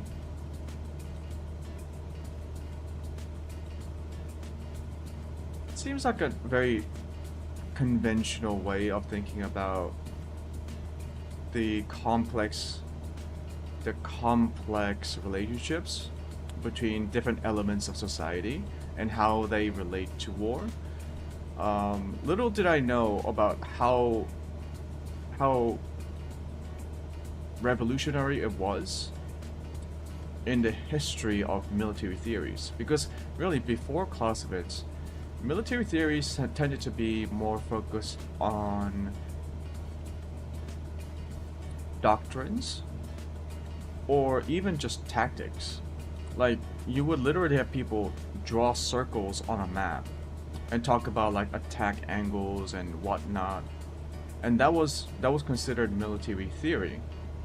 But it wasn't until Clausewitz that people started to really think about, okay, how do we contextualize warfare within the broader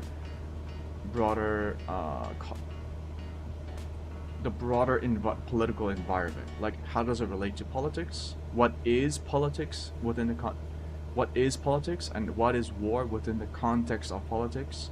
How does it relate to the civilians? How does it relate to the civilian population or the military, and so on and so forth? So it was really just the beginning steps of widening military studies into what the hell am I talking about? It was like a modernization. Like it was the beginning of the modern theories of war.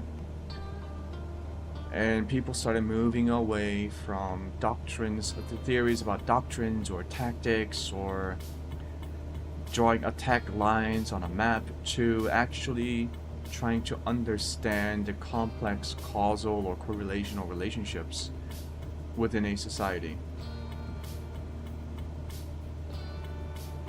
Nowadays we take it for granted, but that's why if you ever had the opportunity to... Cessna 277, contact Albuquerque Center on 132.9er. Good day. Okay. 132.9er for Cessna 277.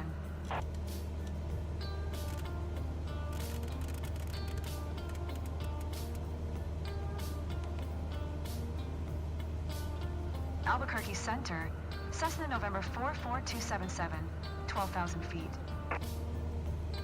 Cessna November 44277, Albuquerque Center, altimeter 2987, radar contact, continue to NEPTN.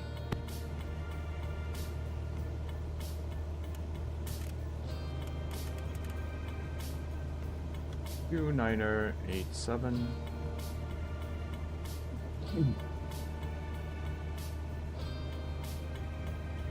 yeah, even today, if you read any books, if you read most books on topics related to military theory or military history, doctrines or security policies, you are almost guaranteed to run into the name Clausewitz pretty much all the time. So even if you don't particularly find his theories to be that relevant or modern to in our current age, because it has been a while since Clausewitz, released this book. There have been other military thinkers and theorists who came up with more updated and more modern theories about warfare and politics and security. He's like the foundational guy though, which is what people still refer to him. And we're, I guess, sort of living in his shadow still.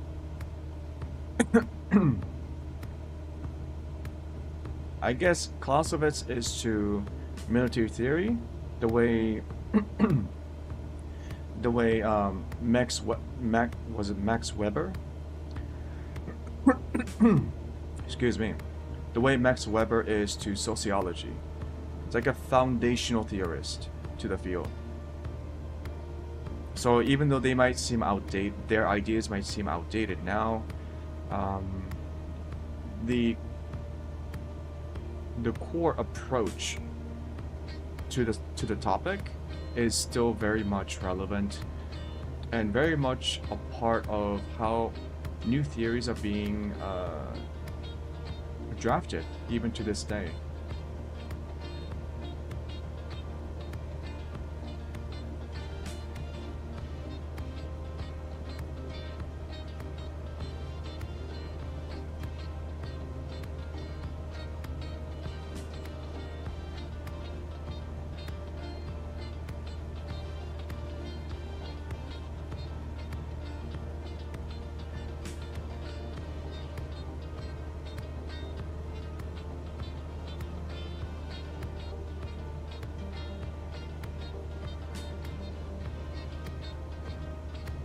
And I gotta read his book again.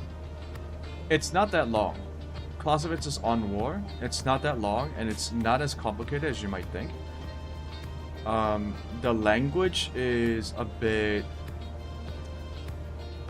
It's a bit difficult at times because we have to... you have to realize this is from a Prussian guy who wrote the book almost 200 years ago. And that has been translated into English, right? So you also want to be careful about which... make sure to read the forewords because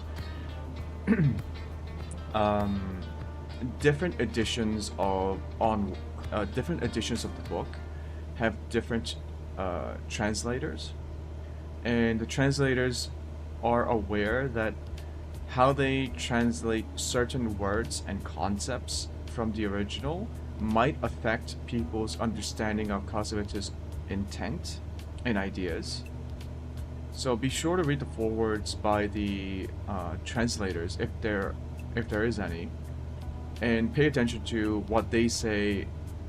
To pay attention, try to pay attention to how they explain their choices of the translated words and concepts, because you might hear some subtle differences from other people who might quote Clausewitz from a different edition. Yeah.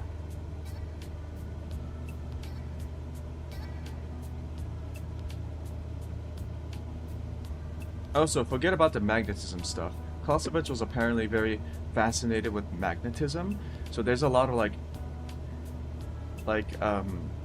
metaphors and similes with magnetic forces when Clausewitz explains some of these relationships between the military, civilian, and the political spheres of society.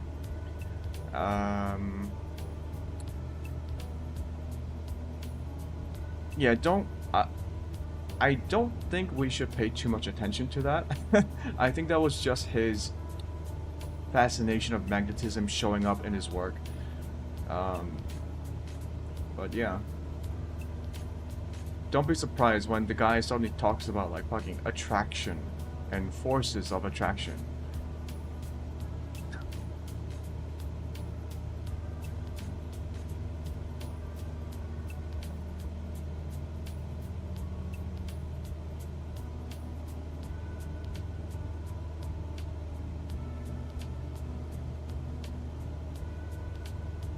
Oh, there's a bit more context to Clausewitz. The reason why Clausewitz wanted to write that book was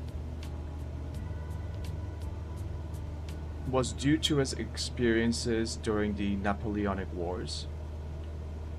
He did see the Napoleonic Wars. I think he was a participant in the war. He was a artillery instructor or something. And Clausewitz, much like pretty much every other military thinker in Europe at the time, was completely confounded by Napoleon and France. They just didn't have the theoretical framework to understand what just happened with France and Napoleon, and then Napoleon's the Napoleonic Revolution of warfare.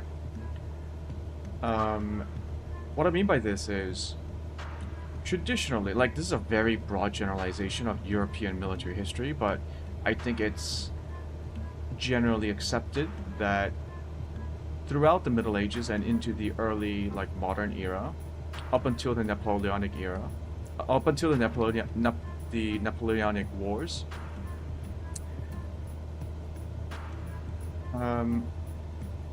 the military, like, when we talk about like the military, right, soldiering or generals or military plans or warfare, this was a specific area of human life, of society, that was pretty much exclusively delegated to generals or like military officers who are predominantly aristocrats or from noble families, right?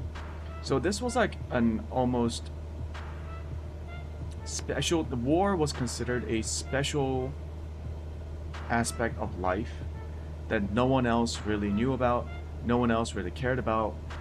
When war broke out, it was just something that you would delegate the generals to handle, and that was it. There was like a lot of closed off approach to war. And there was a lot of like mysteries around, like, I wouldn't say mystery, but it felt like war was something separate from the rest of the civilized human world. And warfare was almost exclusively something that the royals did and the nobles did. It wasn't something that commoners actively participated in terms of their political like contribution, right?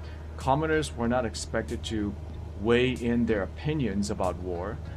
War was something that a king or the emperor would like declare, and then the generals would be like, gather up all your conscripts and volunteers, and then the peasants will be like taking up their farms and they go out into war, and then they'll fight and then they'll come back. There was like almost no context for people.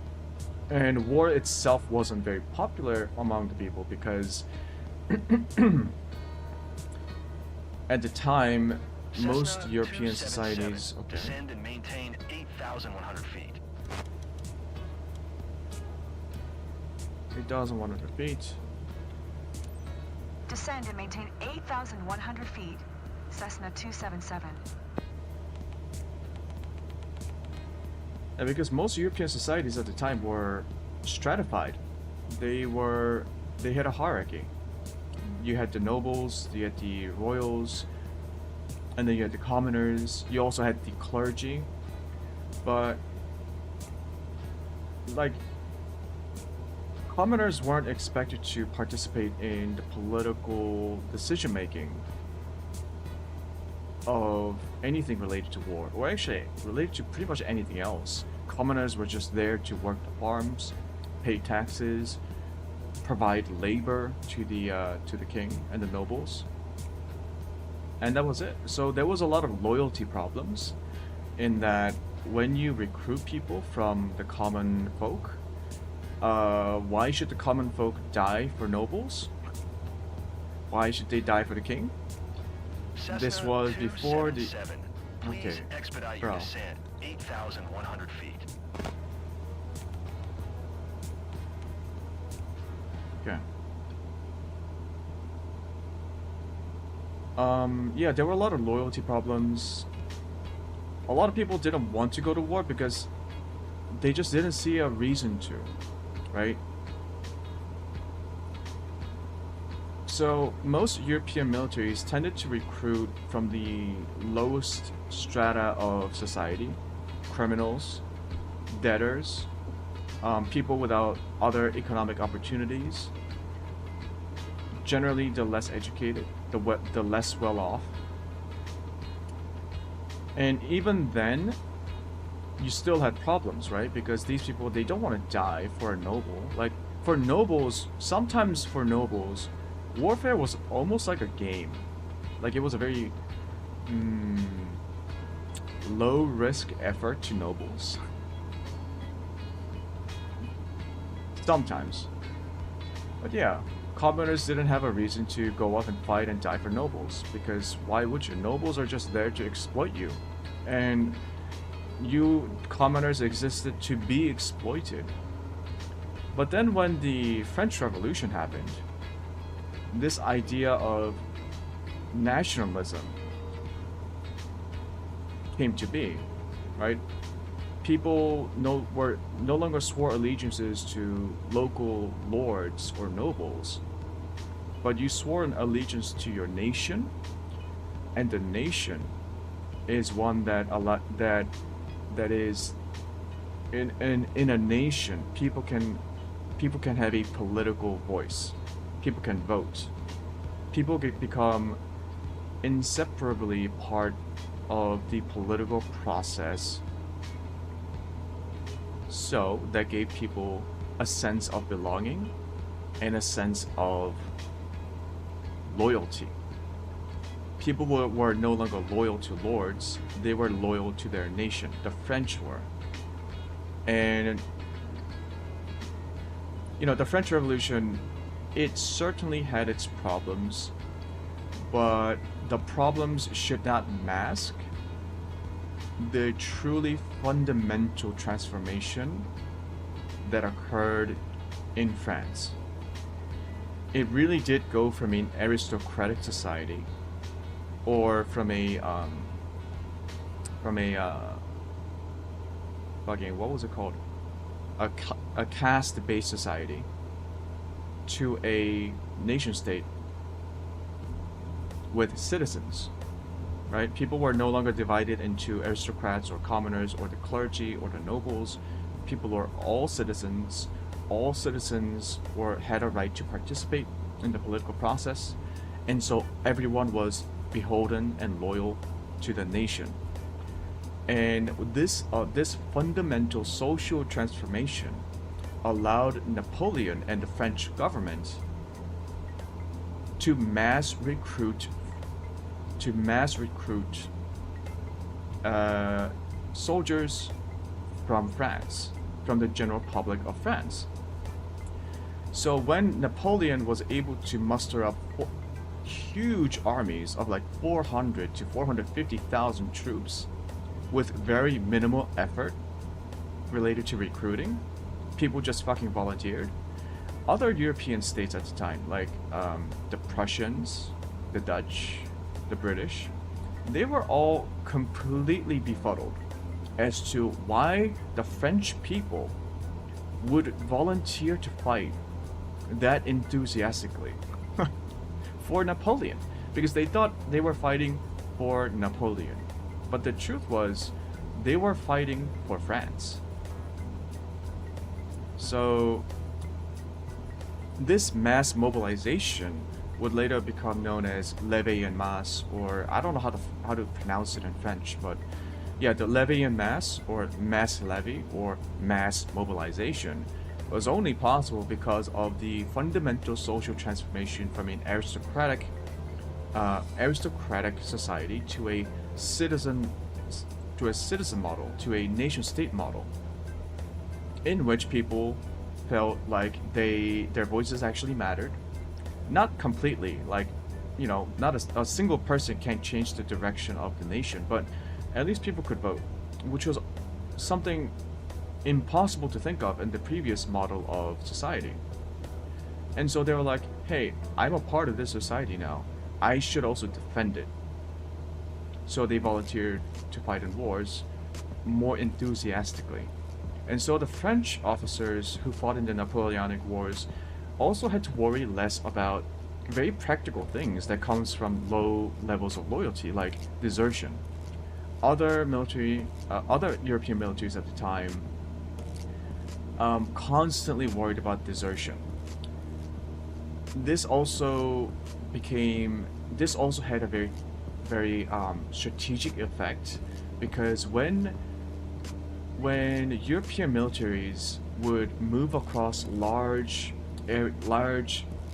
when they would like travel long distances, they would have to march, right? They would have to march from point A to point B over multiple weeks. They would march in very strict formations, and they had to do that because if they didn't, they were afraid that people would just desert during the marches. Right? You can't just say, hey, this is the point that we're going to go to. If you lose sight of your this other unit, just make your way to the rendezvous point, right? Military planners couldn't count on that to happen because they assumed that the moment a higher ranking officer loses sight of his subordinates, the commoners, the cannon fodder would just run away because they were underpaid. They didn't really know what they were fighting for. They didn't want to die, and they had no other higher political interest to counteract all those potential costs. So soldiers would desert. So European militaries would march very slowly because of their strict requirements on monitoring troop formations while on the march, because these were commoners commanded by noble officers. There was a fundamental lack of trust, a fundamental disparity in the motivations and the political, in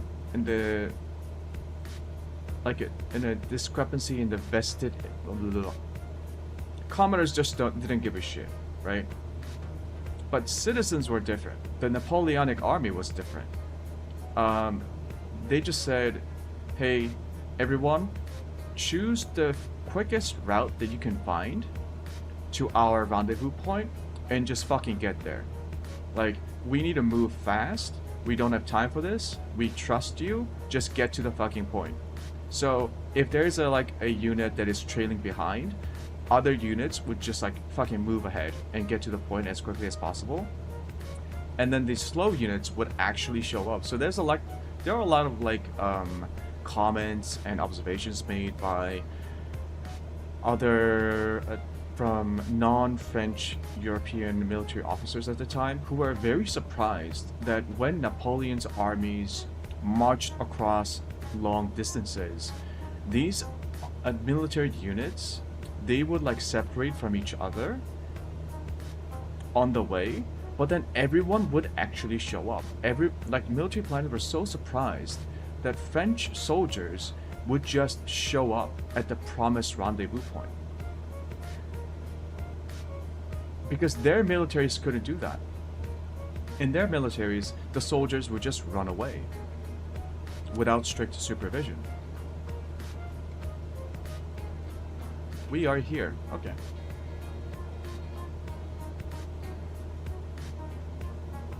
Cancel IFR.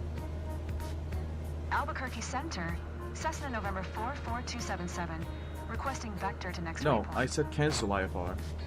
Cessna 277, turn right heading 190, resume on navigation. Turn right heading 190, proceed on course, Cessna 277. Albuquerque Center, Cessna 277. Cancel IFR at this time.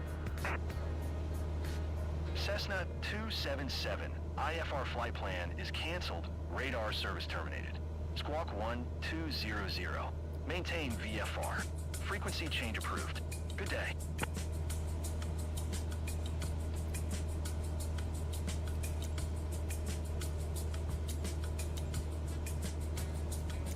Select a runway. We wanted to... Okay, let's...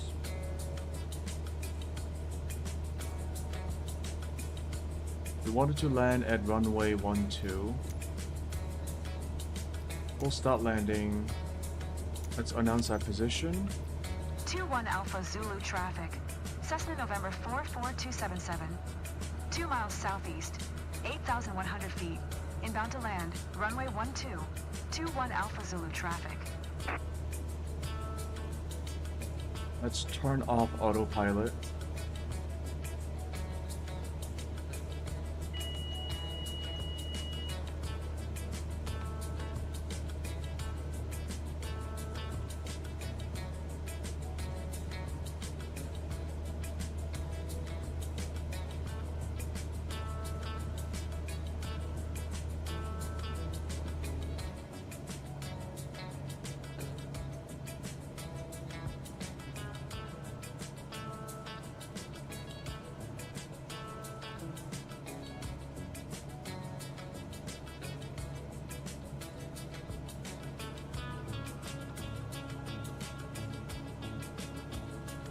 Yeah, I always chuckle a little bit when people try to downplay the significance of the French Revolution on French society, because they see the Reign of Terror and they see Napoleon like crowning himself to be the emperor and all that bullshit, and they're like, the French Revolution was actually quite hollow and didn't really change a whole lot.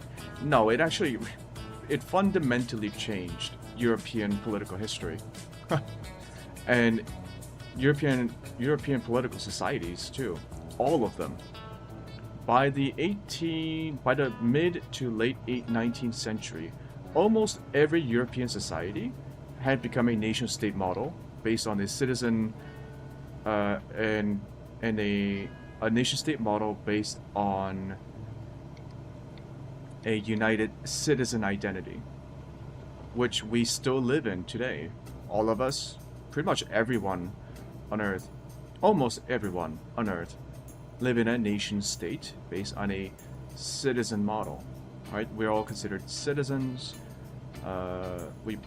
We are organized into the nation state model. That's the French Revolution.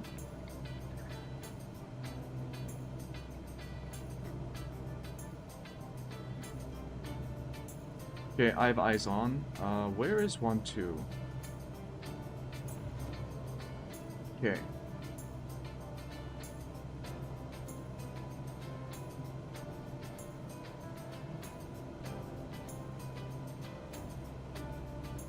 We are downwind. 21 Alpha Zulu traffic. Cessna November 44277 is on downwind, runway 12. 21 Alpha Zulu traffic.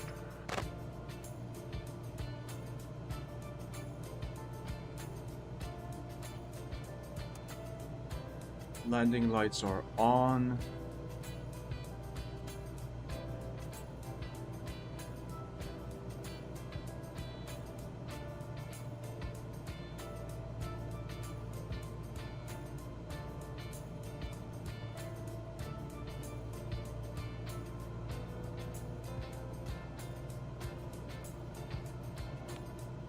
Let me turn off the flight director.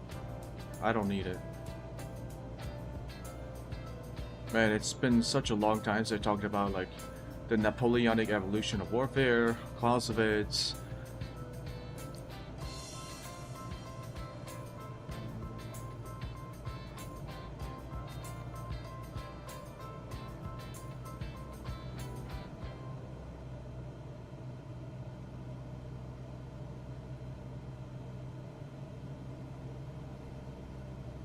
It feels almost exactly the same as trying to ride a bike again after not having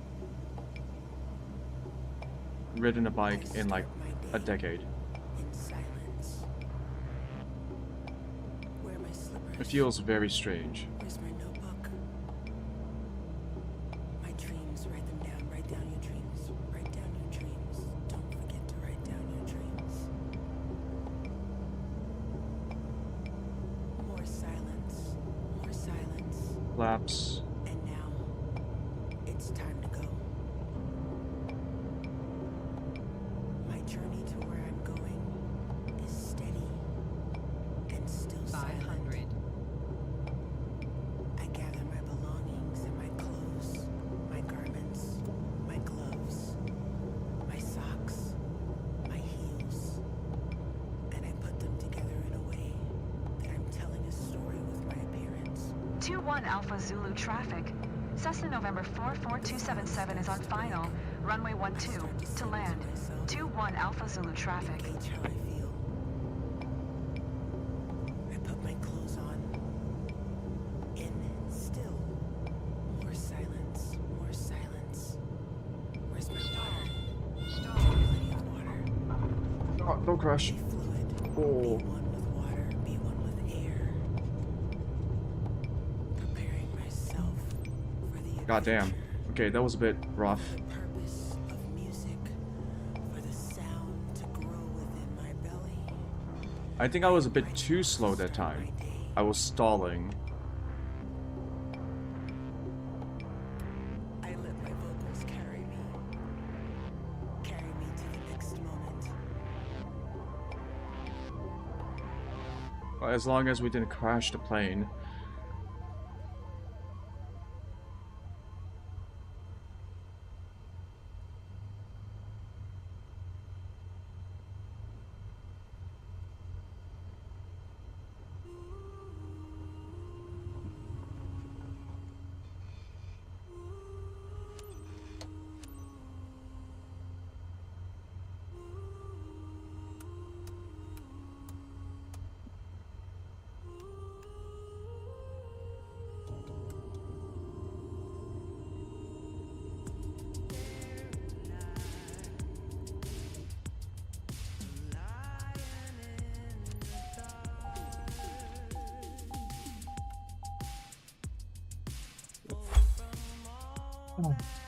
We are gonna lose some points for the landing.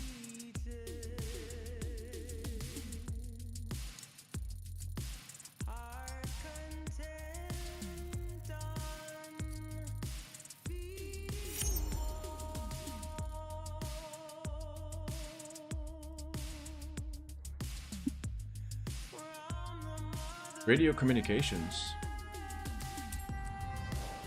It must have been at the end when we ran off the runway a little bit. 138,000, that's not too bad. Lost our reputation.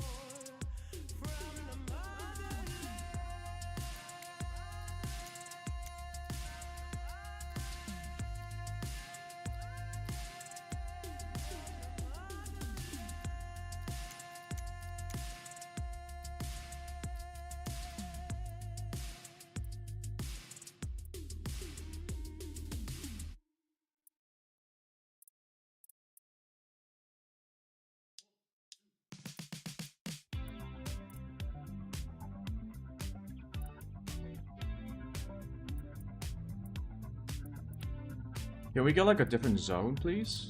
Can we like move? Okay, let me do an employee mission.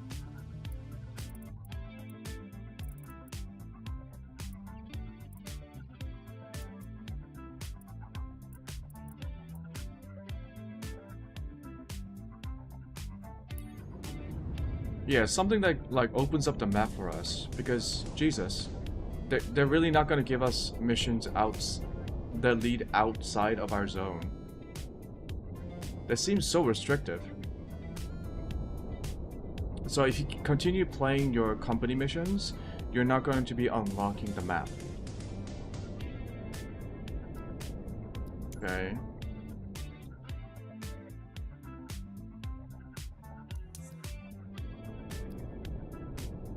Stability is good.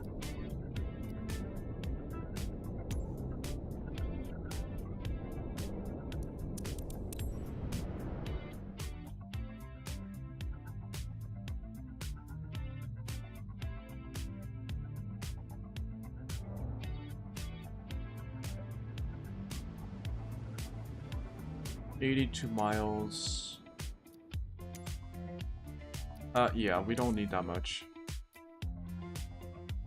Actually, let's just go 50%. Okay, we are departing from Marana regular to Thompson International.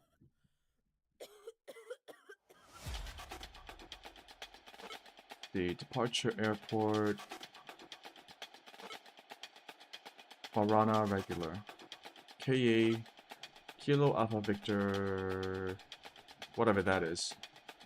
Elevation 2000. I can tell we need to talk about things, so I'll let you start. Yes, I'm listening. Oh, I understand that. You need help with what you say? Oh, that's crazy. That's crazy, because let's choose runway 30. Yep. Talked about this. I felt like I was really clear. I gave you everything that you needed to hear, but you're still asking me for more. No, I'm just trying to understand what you're asking for. Because the only thing that I can't really describe right now is how angry I am about you not listening to what I said before. You're just not listening. You're projecting and you're not listening. You're not listening. No, you're not listening. All right, what do you have to say? I'm listening. This song, it always makes me laugh. You make me feel like I'm losing my mind. I said it, and you're still not understanding. I don't think this is the same airport. What else could I do? What else can I give you? What else can I say? What else do you need? It is. Okay. I am. Let's go to IFR rules and change. Over and over and over and over and over and over again. Why should I repeat myself? Why should I repeat myself? Why should I repeat myself? No, just left auto. Why should I repeat myself? Why should I repeat myself? Why should I repeat myself? Noise. It's only 80 miles.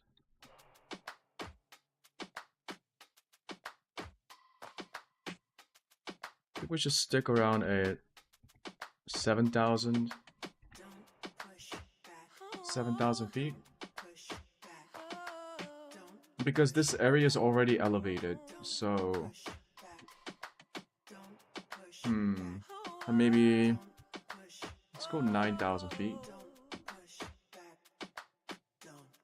Thompson International, 0 to Alpha Zulu, elevation 4,300, runway 26. Okay, let's go runway 26, approach VFR pattern, left direct auto.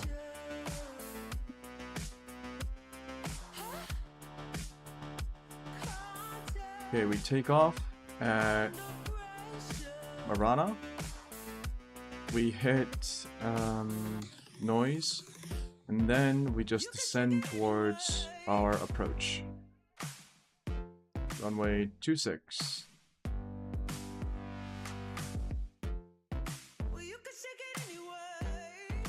Should be easy.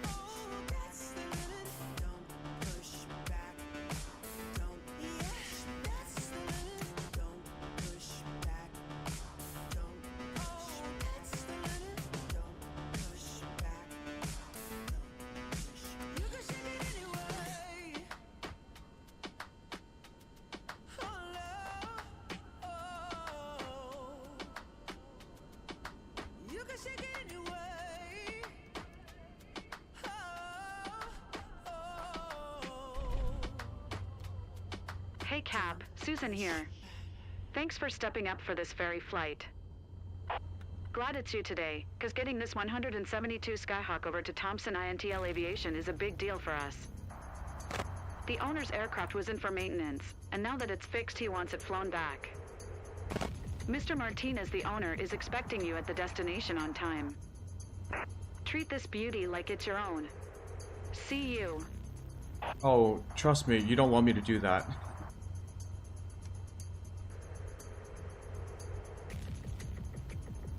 Let's go to COM 2, and I will get 118.375.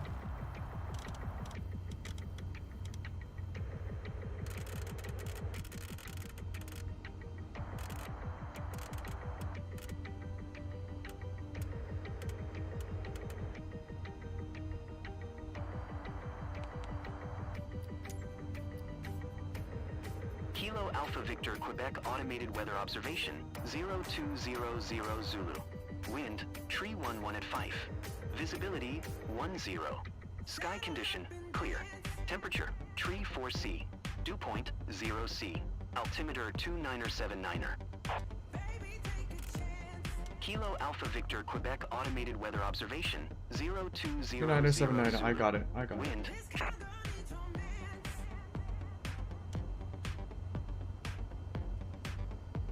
Switching over to comms 1.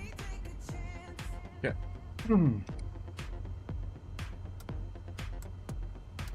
It is dark, so I'll turn on all the lights.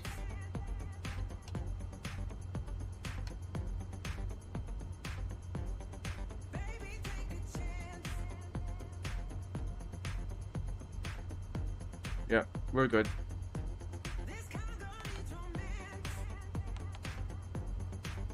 We are taking off at runway 30.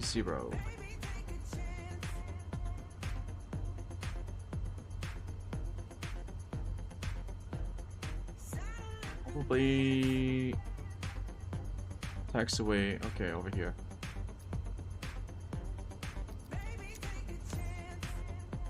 Kilo Alpha Victor Quebec traffic. Cessna November 14719ers taxiing to runway 30. Kilo Alpha Victor Quebec traffic. What is going on? I pressed Alt B by mistake. I meant to press Alt V, and it put it in like focus mode or something. It blurred everything out. That was weird.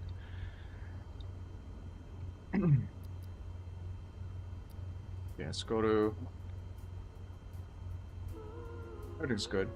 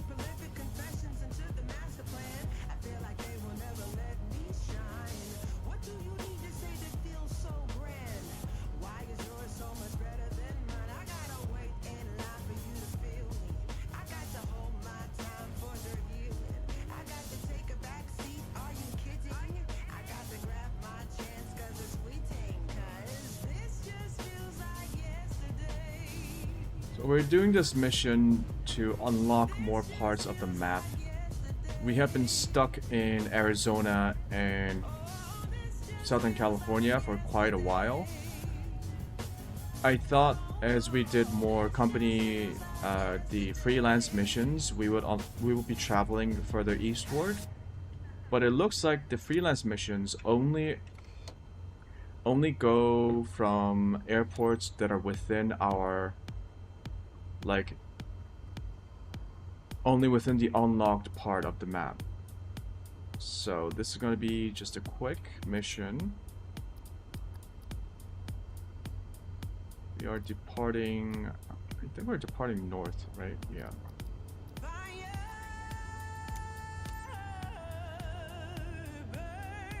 Kilo Alpha Victor Quebec traffic.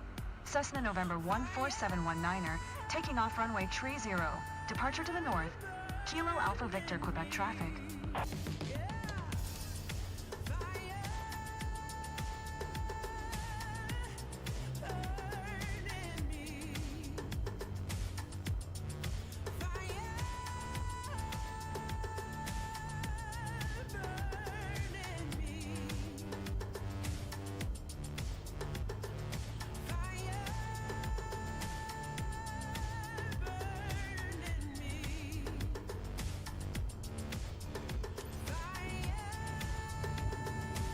Flaps. Ready. Rim. Ready. Take off. Turn off our taxi lights. Do you need to turn on your landing lights when you're taking off? I kind of feel like you need to.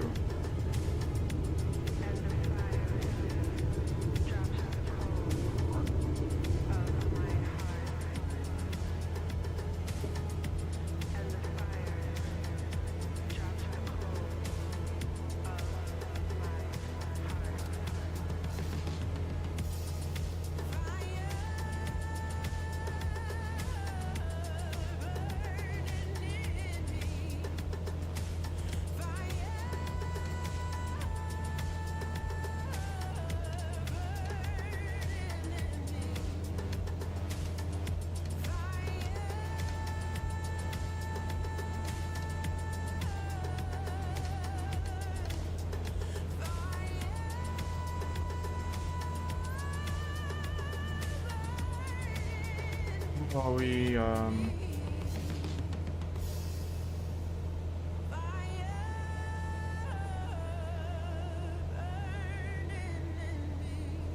who are we contacting?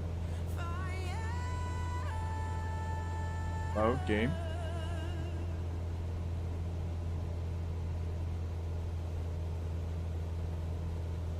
Okay, the radio menu is not working.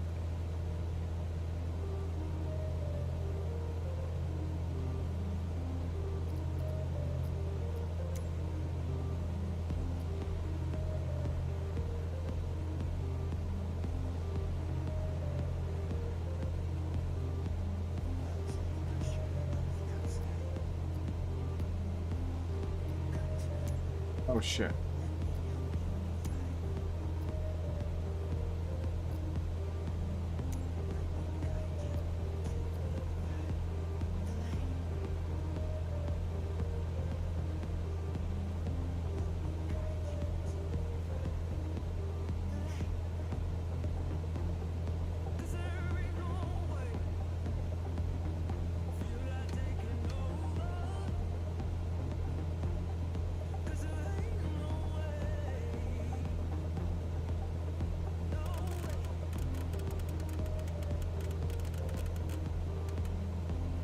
What do we want? 90,000?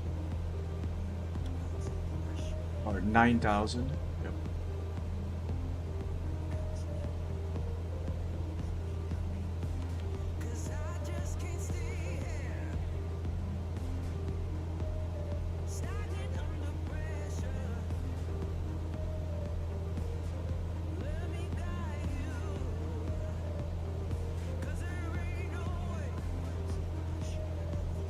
I don't think I'm within range of the route ATC. I think it might be SoCal. SoCal Center. Tune in. Let me see if I can find it manually.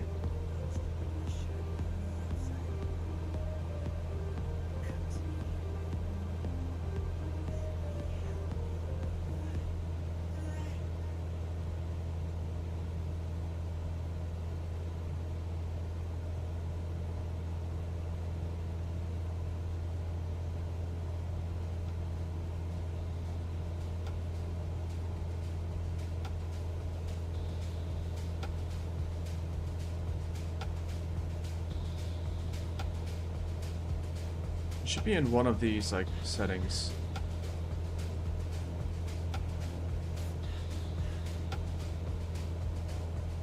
What is it, Tucson? 119.4.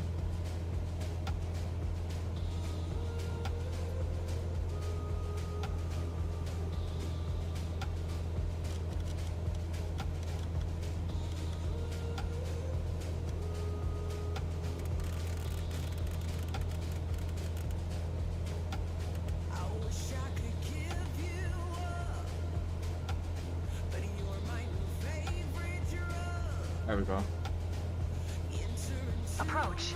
Cessna November 14719er is type Cessna Skyhawk. 1 miles north of Kilo Golf Kilo Hotel Yankee, 5,000 feet. Request flight following. Cessna November 14719er. Approach. Squawk 1671. 16771. Cessna 719er. Radar contact 1 miles east of Kilo Golf, Kilo Hotel Yankee, 5,400 feet. Altimeter 29er 79er. 29er, 79er. Request IFR clearance. Approach.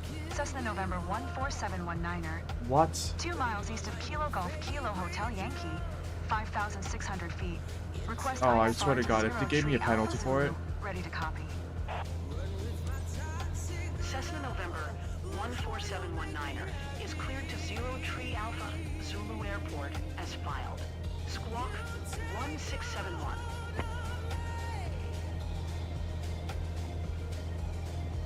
Cessna November 14719er cleared to 03 Alpha Zulu Airport is filed.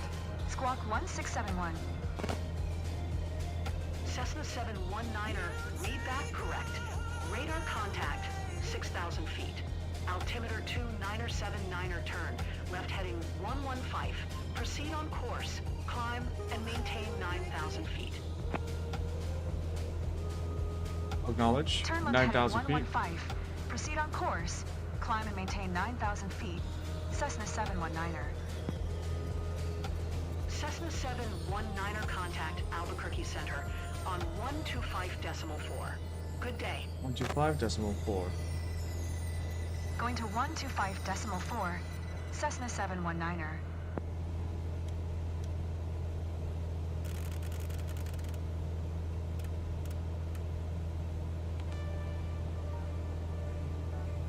Albuquerque Center. Cessna November 14719er is at 6,600 feet, climbing 9,000 feet. Cessna November 14719er, Albuquerque Center, altimeter 29er79er, radar contact continue. Okay, we are good. Yep, this is not our plane, and even if it were, we will be full throttle. Don't have to worry about fuel. It's a pretty short trip. We'll see what our true airspeed is once we reach our cruising altitude of 9,000 feet.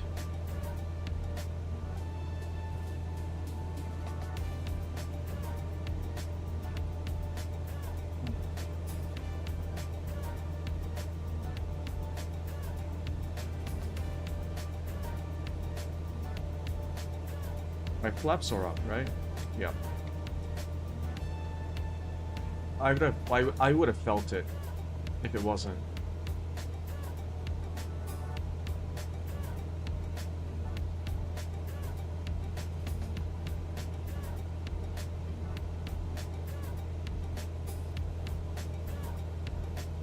I believe this is LA. LA? No, it's not LA. What is this?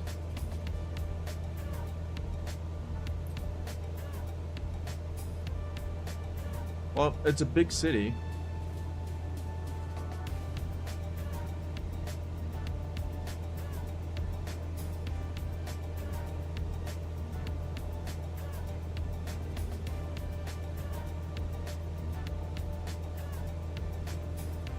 Oh, I saw the tech demo released by CD Projekt Red and Epic using the upcoming Witcher 4 as like they were using Witcher 4 as the basis for their tech demo. So the devs from CD Projekt Red were talking about all the different techniques that they were using for Witcher 4. It looked insane, but I don't know. The game looks amazing. The tech demo, as always, tech demos do, looks amazing. But if the game actually uses a lot of those systems that the devs are talking about, I highly doubt. I don't know. Here's the thing: the tech demo, the dev said the tech demo was running on a base PlayStation 5, and it was running at 60 FPS with ray tracing enabled. But how will it run for like a PC? How will it run? Because it looked like just from the tech demo alone, it was going to melt people's PCs. So unless they figured out a way to optimize the shit out of The Witcher 4, it looks like it's gonna be another game that requires high-end PC systems. Which I guess The Witcher 3 was also... The Witcher 3 was also like that too, right? Even the base Witcher 3 game, when it first came out, it was very demanding on people's PCs. So I guess CD Projekt Red, like, they make really pretty games that are quite demanding on your PC. Witcher 3, Cyberpunk, and now Witcher 4.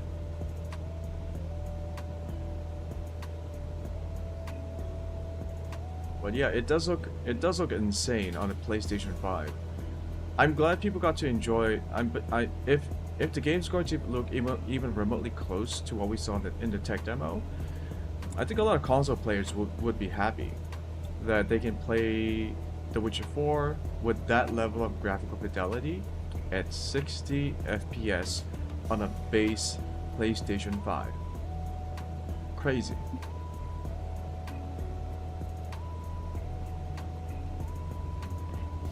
I can't wait for Witcher 4. I like CD Projekt Red. I loved Witcher 3. Witcher 3 is probably one of my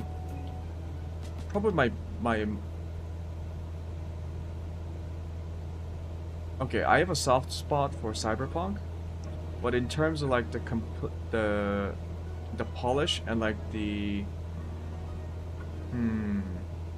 game, like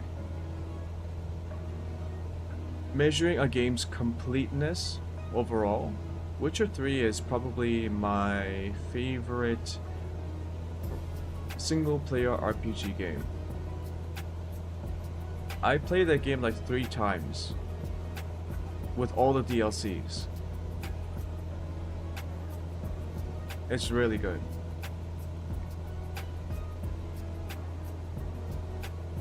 So if you never had a chance to play The Witcher 3, I do recommend it. It is an incredible game, and I highly recommend that you get the DLCs as well.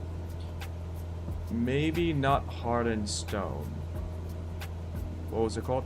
Heart and Stone? But I do definitely recommend Blood and Wine, which introduces the Tucson area and the storyline, which I think was really great.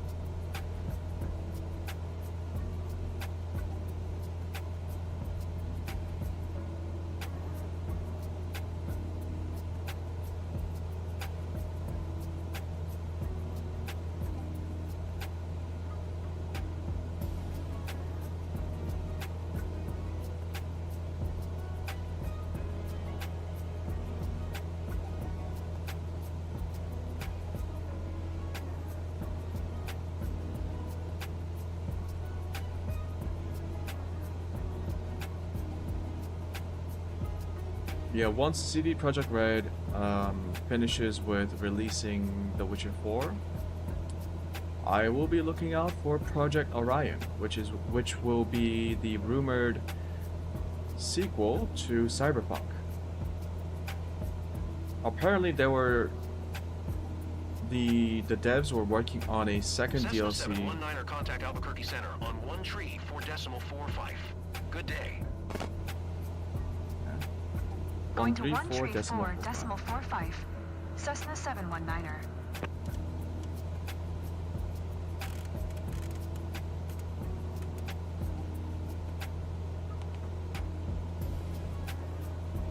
Albuquerque Center, Cessna November 14719er, 9,000 feet. Cessna November 14719er, Albuquerque Center. Altimeter 29er 8 tree. Radar contact. Continue to noise.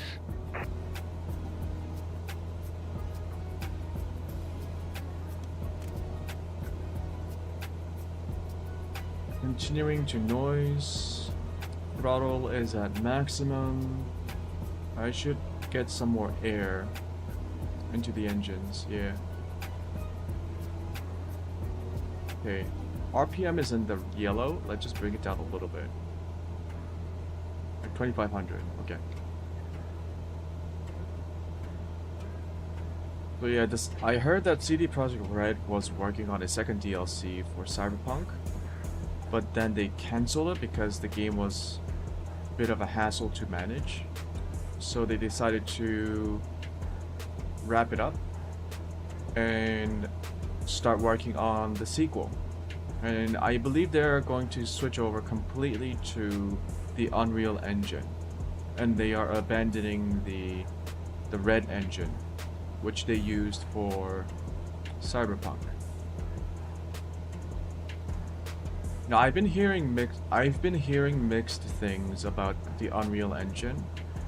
I think it was a Digital Foundry video about some of the shader cache issues with Unreal Engine that's been plaguing pretty much almost every Unreal Engine game. It's like you get these stutters for the first 30 to 60 minutes of any game that you play, but after the game like properly stores and starts loading in the shaders, you start to see less of the stuttering effect. But yeah, I've heard about like weird stuff like that about the Unreal Engine. So I don't know how if CD Projekt Red managed to fix that for their upcoming Witcher 4 game. I hope so. I think Unreal Engine is being maintained by Epic Games. I think Epic Games was using Witcher 4 as like the flagship game for their engine, right? It's going to be something that they can show off the Unreal Engine to. They're going to use Witcher 4 to show off the Unreal Engine's capabilities to everyone. Much like how Nvidia used Cyberpunk as like the flagship game to show off like frame gen and DLSS and ray tracing, because Cyberpunk has like some of the craziest ray tracing settings in a video game.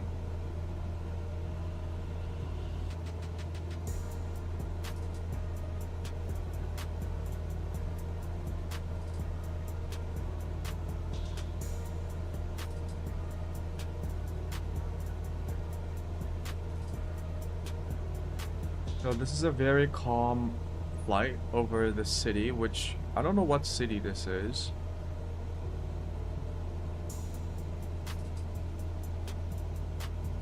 What is that? The suburbs? Looks like it. That looks like a stadium of some kind.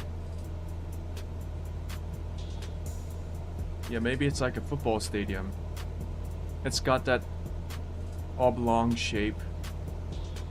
Maybe it's a race car track, like a racetrack.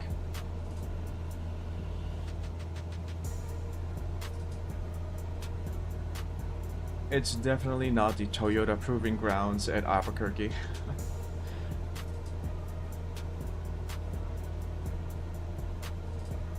What's over here?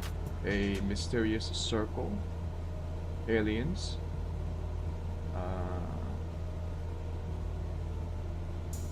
Nothing much over here.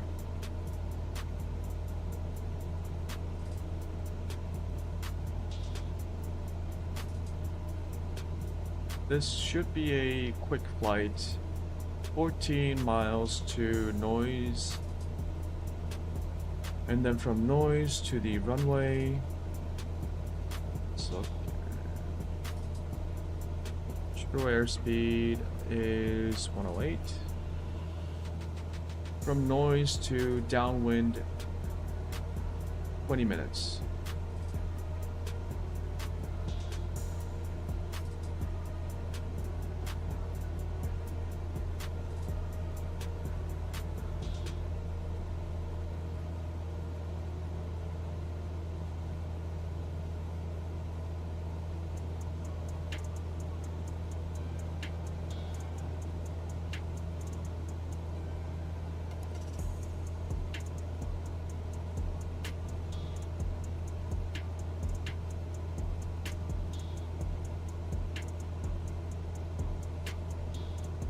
I wonder if it's possible to create a multiplayer game using like a similar technology that Microsoft Flight Simulator uses, where it combines satellite imagery with like a procedurally generated buildings and terrain for like an FPS game, like a massively multiplayer online FPS game. Like Planetside. Imagine if Planetside 3, if it's ever coming out, had an actual planet. That would be pretty fun.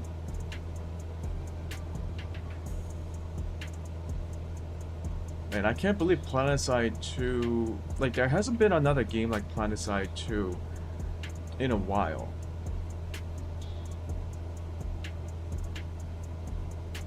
And I wish they had... I wish different companies tried to make something like Planetside, like the Planetside series, because as much as Planetside 2 had, I think still has a very unique and effective way of managing all the netcode and stuff. Like, it's incredible to see like hundreds of people on your screen in a tight corridor, all shooting at a single spot. The problem with that game, and the reason why I stopped playing Planetside 2, was precisely for that reason. Most major battles, especially with like indoor battles, it would turn into a corridor meat grinder. And it'd just be like, there'll be like 60 to 70 people in like their max suits, so their mech suits. And then those max suits would be supported by dozens upon dozens of engineers and medics, and so everyone just shooting at a single corner of a corridor, like on both sides. And then you would have like the Giga Chad veterans who are just flying around on a jetpack, dropping C4s on top of everyone and just getting like dozens and dozens of kills over and over again. I didn't like that.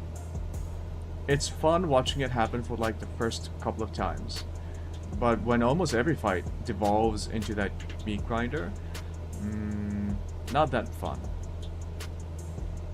Field battles, on the other hand, are still very fun in Planetside 2 when people are engaging each other on the open map. So using the terrain, using armored vehicles, using the aircrafts, that's fun. But then they introduce like a lot of these like different systems to prevent zerging or swarming, which is when one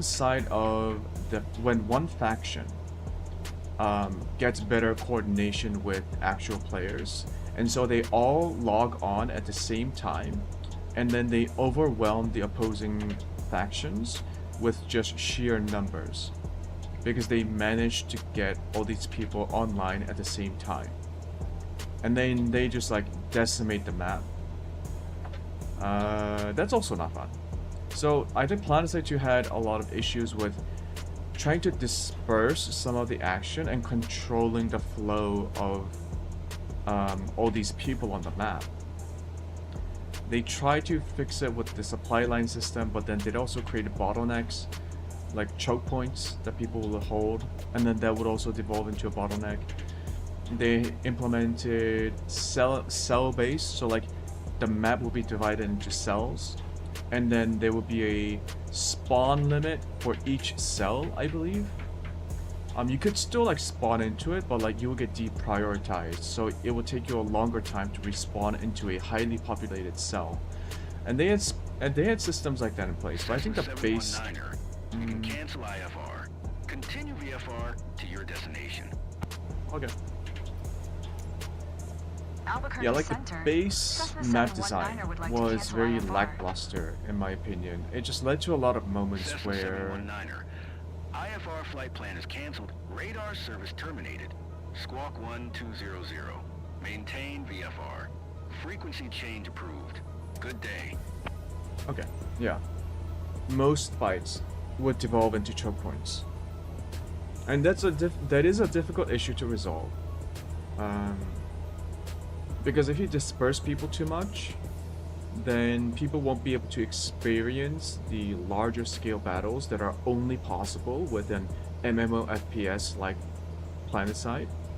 But if you don't disperse people enough, you create this clusterfuck that is not very enjoyable for a lot of FPS players. FPS players don't want to be sitting in a corner with 100 other people, literally 100 other players on your side, all shooting into the same part of the corridor. So I wish PlanetSide 2 was a bit different. Like if you got rid of all the future tech stuff like the max suits, the jetpacks, the invisibility cloaks for the snipers, what were they called again? The snipers were called the infiltrators. If you get rid of all that bullshit and just do like a modern military setting, and you have better friendly collision models on, because in PlanetSide 2 you can kind of like move through people, which is understandable because you would get caught in each other's player models in a clusterfuck situation in a corridor. But like if you had a modern setting with modern like movements and pacing with the vehicles and the soldiers, and you had a world map like Microsoft Flight Simulator, I think you can do some very interesting things.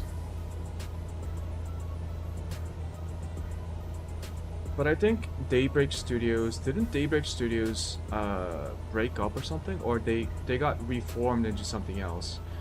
So they're not really working on PlanetSide 3 anymore.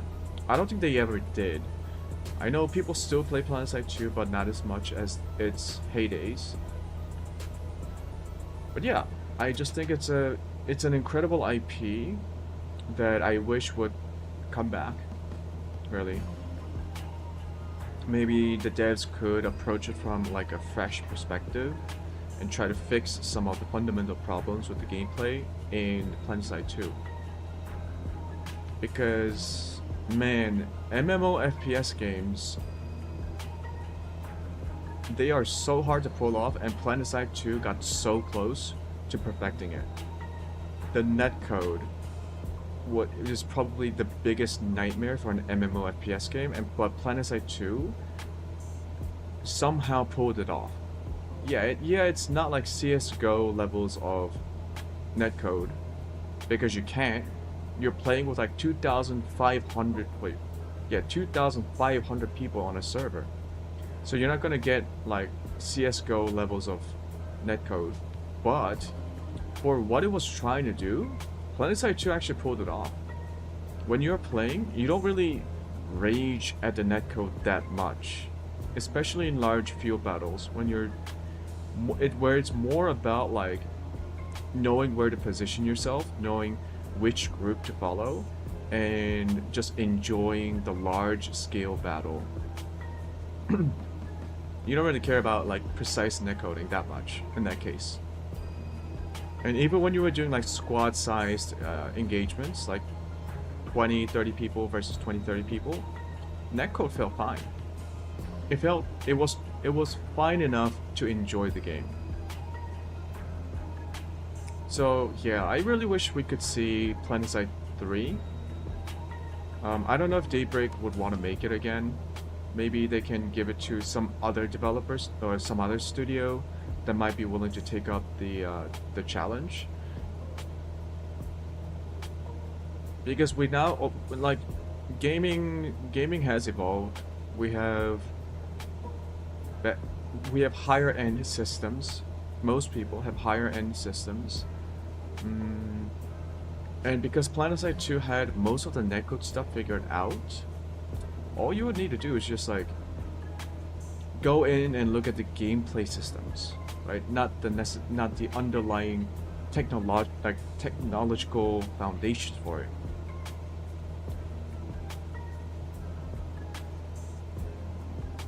I guess the most similar MMO FPS game since PlanetSide 2 would be BattleBit. BattleBit Remastered had 128 player servers. It felt a little bit similar to PlanetSide 2, although what BattleBit Remastered was supposed to be was a souped up battlefield mixed in with a bit of Arma or Squad. I also really enjoyed BattleBit Remastered. That game blew up when it first came out, and I think it was because there were a lot of Battlefield franchise refugees, like refugees from the Battlefield community, such as myself, who weren't that interested in the latest installments of the Battlefield franchise, but who are still craving for that core Battlefield experience. So that game blew up when it first came out, but I wasn't really digging the arcadey style of gameplay. When BattleBit Remastered was originally made, the developers were thinking about making a game like Squad, which was a blend between Battlefield 3 and Arma. So it was like a more simulator heavy FPS game. But then the devs decided to completely switch tracks and go towards a more arcadey Battlefield 3 or COD levels of gunplay. And I didn't really like it. It's fun, it makes the game more approachable, but like the reasoning for their change is what I'm a little bit confused about, because the devs gave a reasoning for changing the game to a more arcadey style, saying that the graphics of the game, the visuals of the game would have been different from what people were expecting when they thought of simulator games. So they were concerned that people would not be able to match the visual presentation of the game with the simulators focused gameplay. Because if you don't know BattleBit Remastered and what it looks like, it's like Minecraft or Roblox. The player models are blocks. You got the Minecraft hands, you got the Minecraft legs. The maps themselves are simple, I think, voxel shading. It's not boxes. Like the terrain itself is smooth, but it's like very simple. It doesn't have a ton of geometry, but it's got enough to convey things like, oh, that's a building, that's a car, that's a player, that's a gun, and that's a helicopter, and stuff like that. And I don't know why the devs would be preemptively worried about players' expectations of like the relationship between the visual presentation of the game versus the gameplay experience. I wouldn't mind playing an Arma-like game with Minecraft levels of visual fidelity. I actually think that might be really fun, because you would be able to run the game at a much higher frame rate. And Arma 3, which in and of itself is an amazing game on its own, right? It still runs very poorly. And so, yeah, you get the visual fidelity of Arma 3, and you won't be able to beat that with like a voxel-based character model. But like in the end, the performance issues make Arma 3 so much more difficult to enjoy for most people. If Arma 3 ran like at 120 FPS stable, at like full load, like battles going on, people are shooting their guns, there's helicopters flying about. If people could play that game at 120 FPS with all that shit going on, I think Arma 3 would still be played by everyone. But it doesn't. Like, even with modern systems, you're still going to run into performance issues with Arma 3, which came out like 12 years ago. So Battlefield Remastered runs really well because of its because of the choices that the devs made to reduce the graphical fidelity and simplify it. And I think if they introduce a game mode and a gameplay system where things were more Arma and more Squad, I think it would have been very enjoyable. But unfortunately, they never released that game mode, and I believe they still haven't. So, yeah. Yet another game that I thought would be very interesting to play in the long run, but it's a good game. I'm not saying those are bad games. It's just like, it turns out the gameplay choices were not for someone like me. I do love Squad.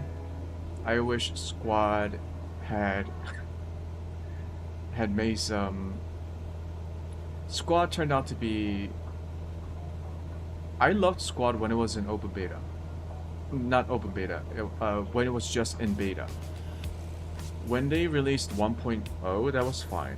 It was mainly when Squad and the IWI devs introduced the infantry combat overhaul, which the gameplay systems were fine, but then the infantry combat overhaul update completely killed people's PCs and their performances on PC because of the way they process a lot of the graphics now. And that was a real big turnoff for me. Like, even right now, with my setup, I don't think I can run that game at I think on medium settings. I won't be able to reach 90 FPS, which is terrible. If I zoom in on a scope as an infantryman, my frame rates would go down to like 60 or sub 60, and it's just not. That is not okay for a game that's about platoon level FPS game, multiplayer game. No, I'm still waiting for IWI to like fix it. IWI is currently updating Squad into Unreal Engine, so they are porting the game into Unreal Engine 5, I believe. So maybe that will help with the performance issues. I'm not sure. I hope it does. If it isn't, well, Squad had a good run, right? It's already a very old game. I had plenty of hours in Squad. I enjoyed it. I think if IWI wants to continue the Squad franchise, they should just like work on the next game, like a sequel to Squad. Because I think the original Squad is now so outdated. Squad began as a very small indie dev team. Many of them from the Project Reality days of Battlefield 2. And I think many of the original devs for Squad were modders for Project Reality on Battlefield 2. So the game can use a fresh start. Squad can use a fresh start, maybe a sequel.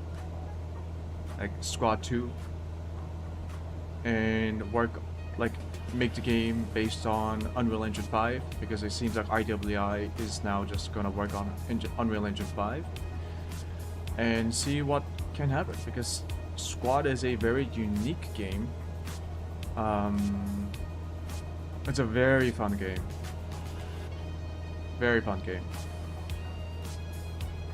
And I think there still isn't a game that can replace Squad and the kind of experiences that Squad offered in the past.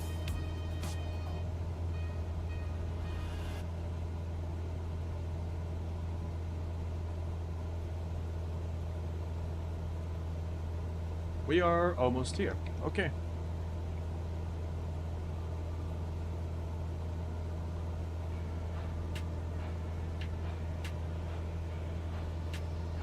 We want to land at runway 26.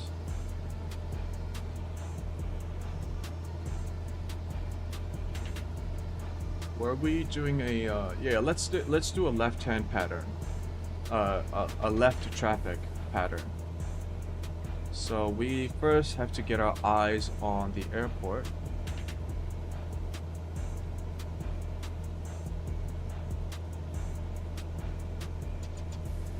I believe we cancelled, yeah, IFR. Okay.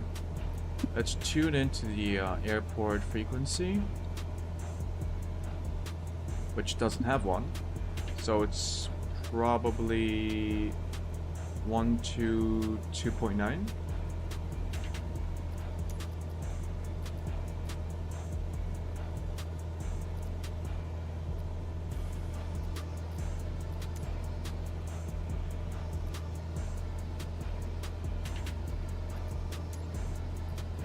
Yep, 122.9.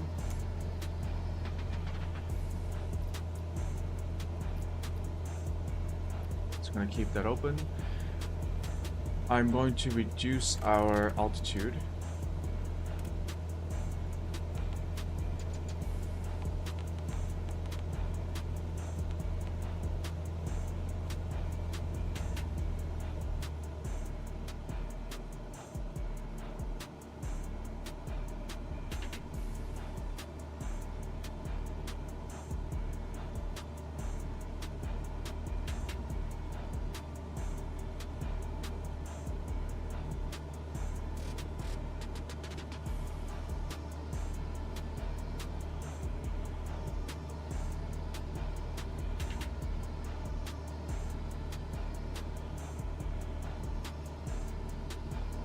Yeah, I think that's the airport.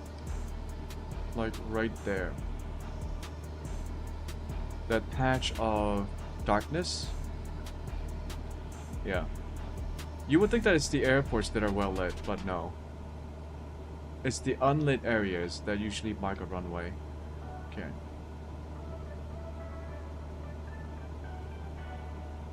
Or maybe that isn't it.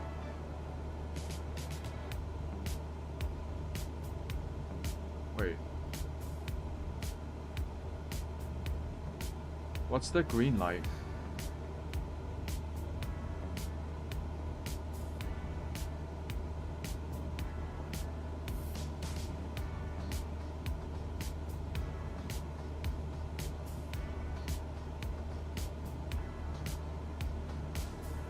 Okay, maybe that isn't it.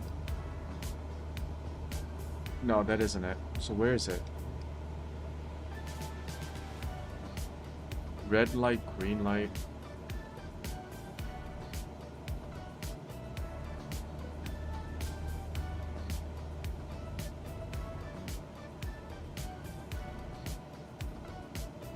Runway 26. Full stop landing. Announce position. Zero Tree Alpha. Oh, come on. Traffic. Cessna November 14719. I don't know why it does that sometimes. Like, I'm not on final. I don't need my landing lights on. Runway 26, Zero Tree Alpha Zulu traffic. Like, there were plenty of times in the previous missions where I was approaching the airport. I called in my position without my landing lights on. Is this somehow supposed to be like a different procedure?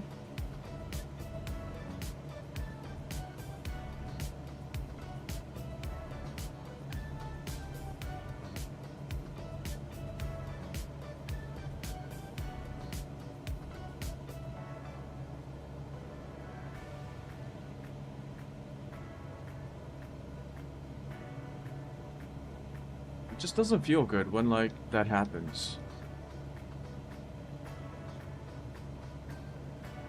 Because it seems so inconsistent or unclear.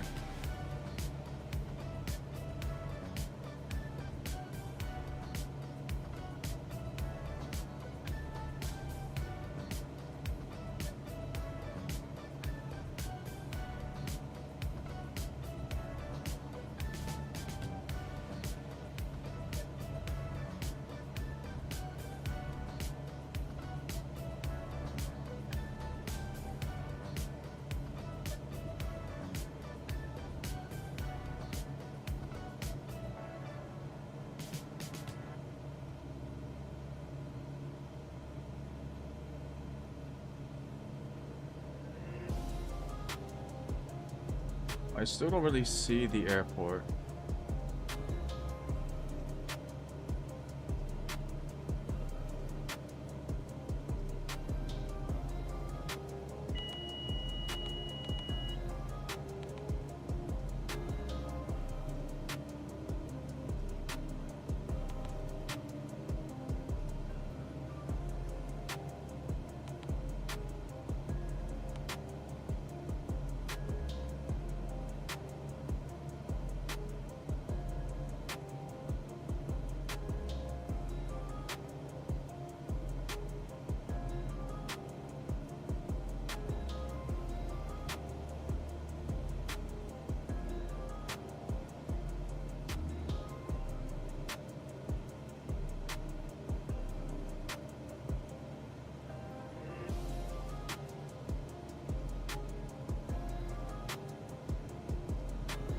I just saw it beneath me.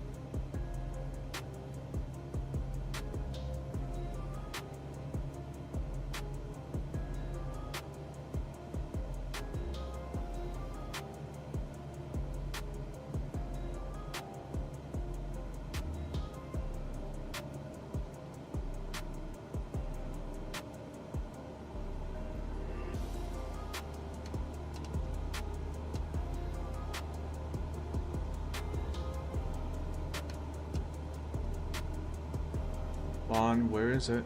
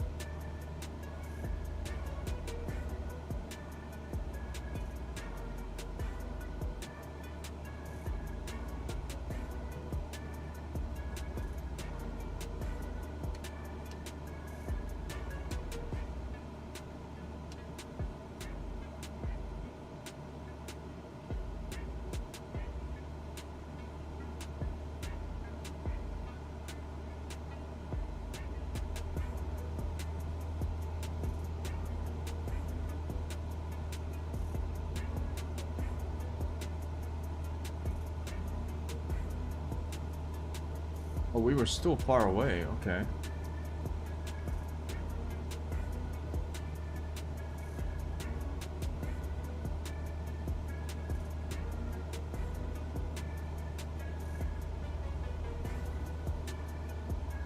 Okay, I am lined up. I'm looking at the airport right now with the plane.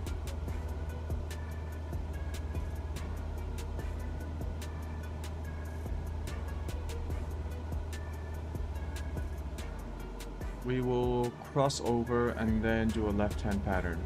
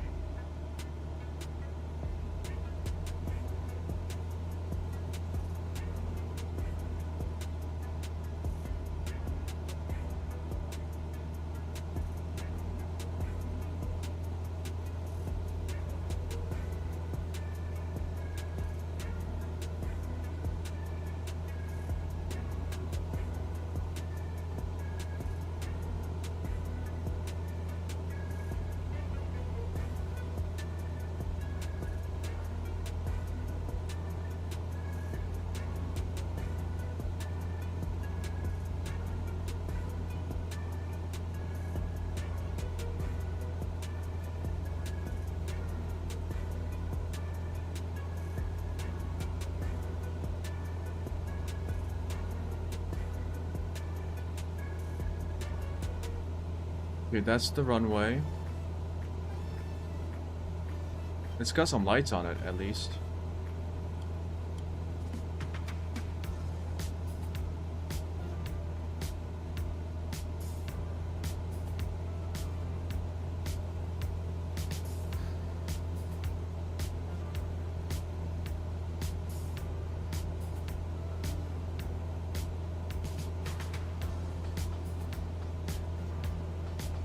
Tree Alpha Zulu traffic. Cessna November 14719er is on downwind. Runway 26, 0 Tree Alpha Zulu traffic.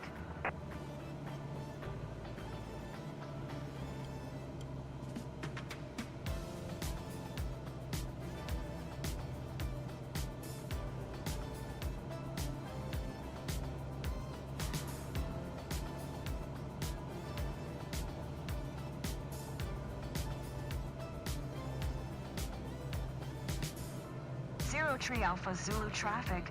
Cessna November 14719er is on base. Runway 26, 0 Tree Alpha Zulu traffic.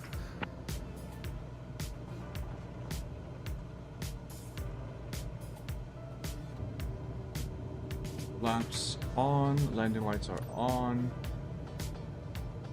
Final. 0 Tree Alpha Zulu traffic. Cessna November 14719er is on final. Runway 26. To land, 0 Tree Alpha Zulu traffic. 2 flaps.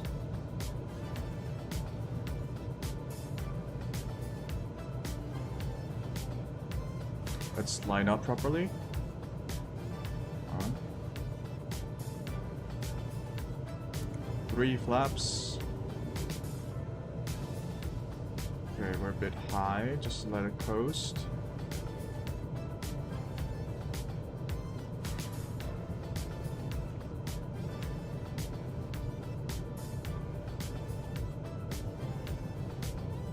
Layer.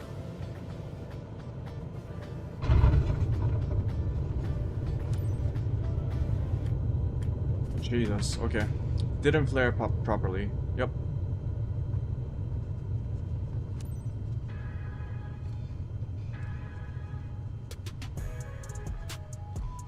Yeah, I didn't flare properly, but... Hey, we didn't crash. Man, I really need to get better at my landings.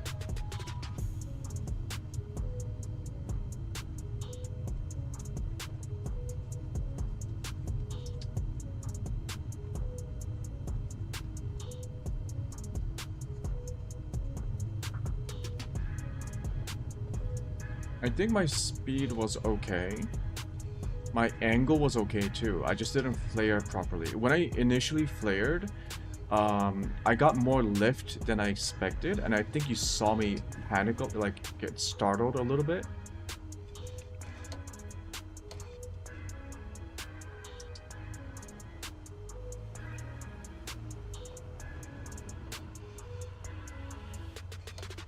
Okay, it's gonna be bugged. Taxi to parking.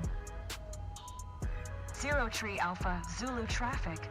Cessna November 14719er is taxiing to parking. 0 Tree Alpha Zulu traffic.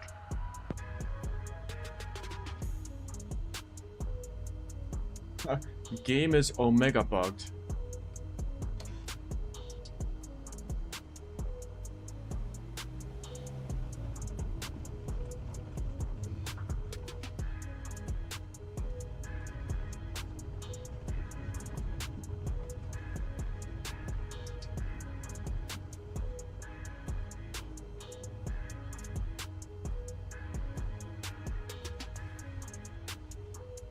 You see that?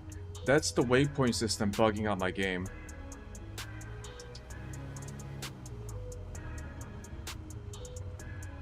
Maybe there's like a memory issue with this, like the waypoint system. So it's not necessarily the graphical settings, but like the waypoint system. Welcome to Tree Hereford. Alpha Zulu Hope this traffic. trip was a walk in the Cessna park. November 14719er Anyway, I is appreciate your taxiing to professionalism. parking. 0 My Tree Alpha 172 Zulu traffic. Skyhawks finally here, and I thank you for that.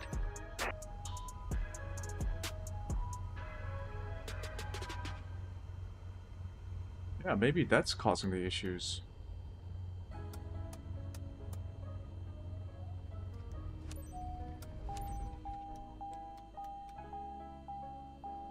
Okay, we're all set.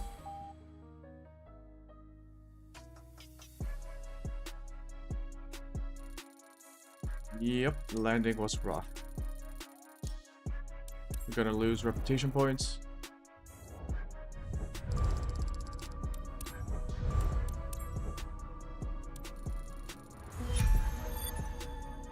Okay.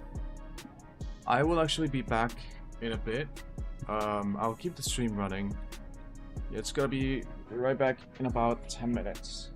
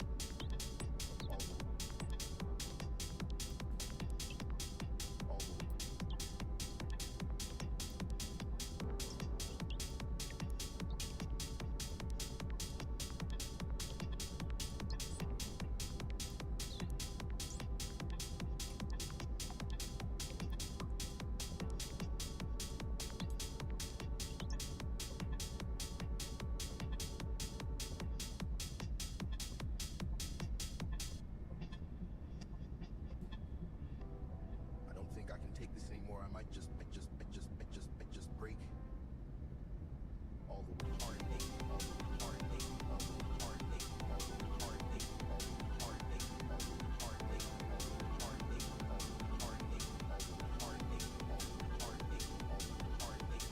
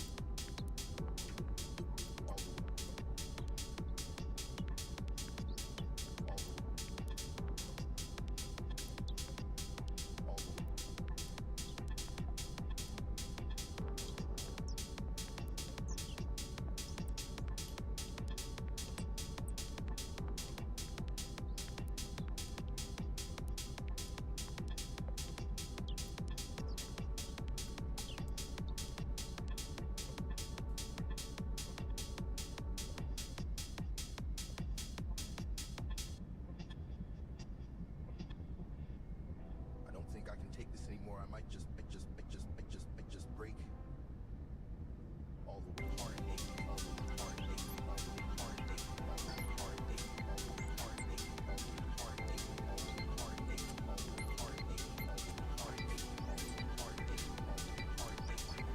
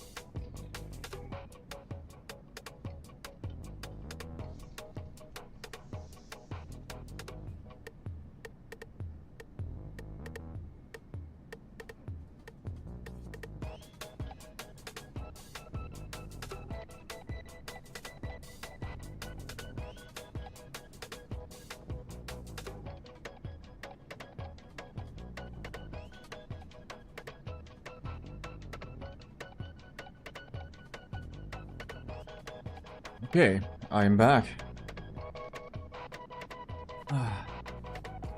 Now, what were we doing? Money. We have 200,000. Wait, no, we were working on expanding the map. We need to do missions like these.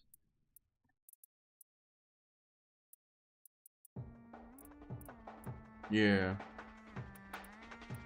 What this one?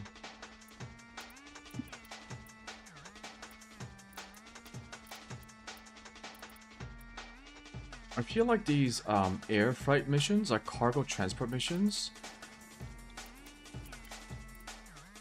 are pretty long. Like, they're one of the longest missions available. Which is why they give out the most amount of money, but...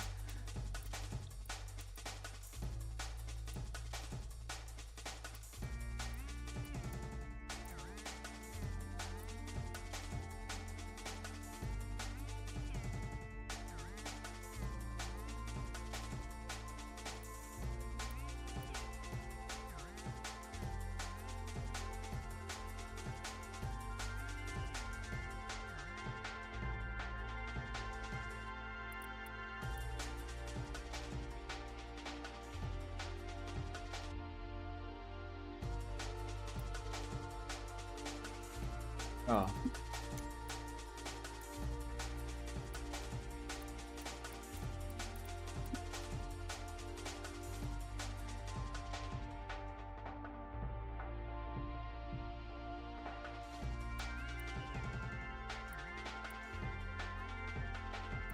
How come these turned on live weather?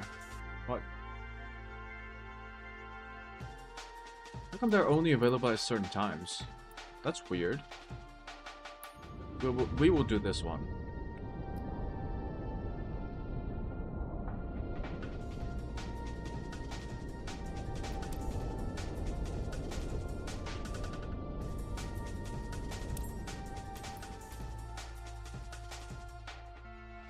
Yep.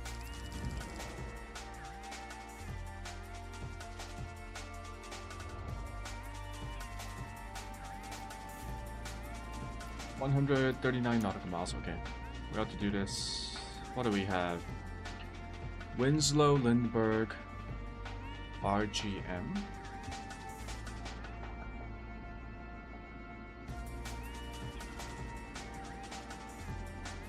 Regional? I feel like that's regional.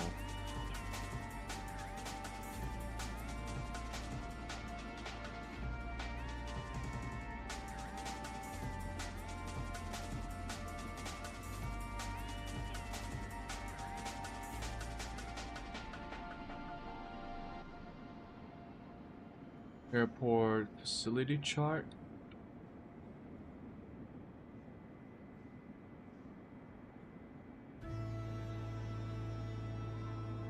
Ground chart.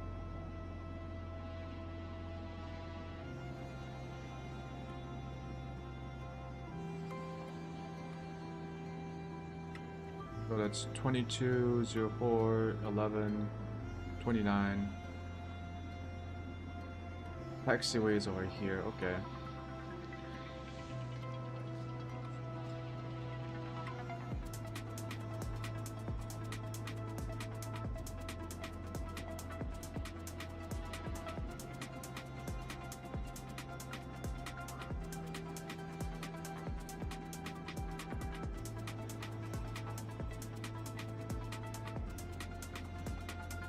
Takeoff minimums 1 to 2 engines.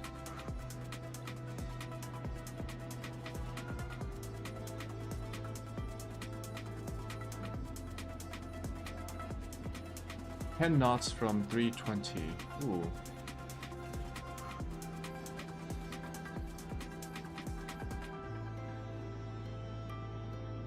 Yeah, runway 29 seems fine. IFR, runway 29. We should find a route first. Kilo Alpha 30Q, Zulu Alpha Bravo Lima. Ultron. John, Alpha, Golf, Mulan, Ubuntu.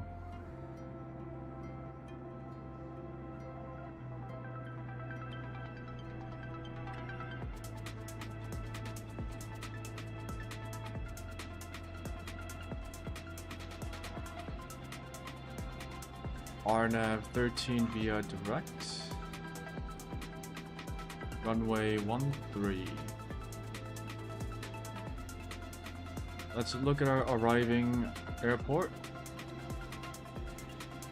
RNAV runway. Wind is 5 knots from 220. So 220.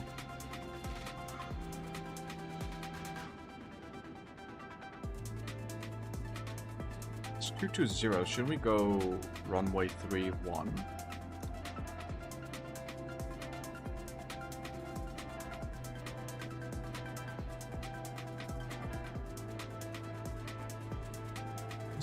Runway 13 is recommended.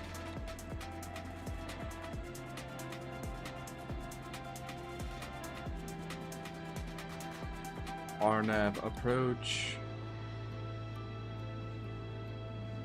Pretty high up in the mountains, huh? 6,537 minimum feet. We are coming in from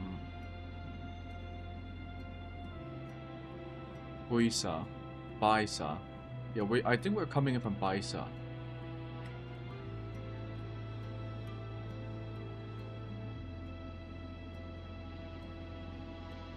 Let's do RNAV 13 Baisa.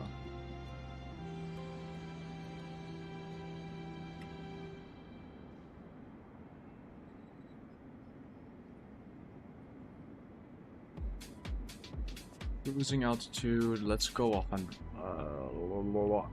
100 FL. So that's 10,000 feet. I gotta do this again.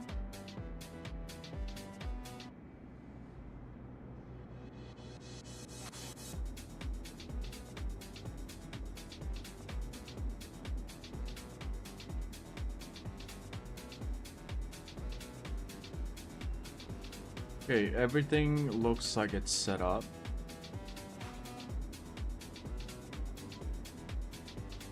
Send this to ATC and avionics.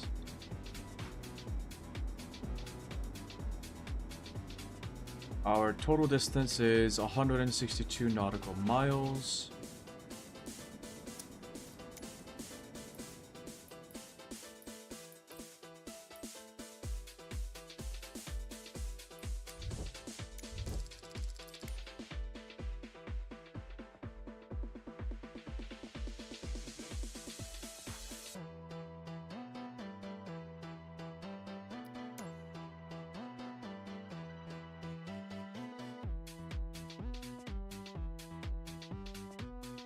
We'll load up with 290 pounds of fuel. It's overkill, but we want to have some left. I believe we are good to go.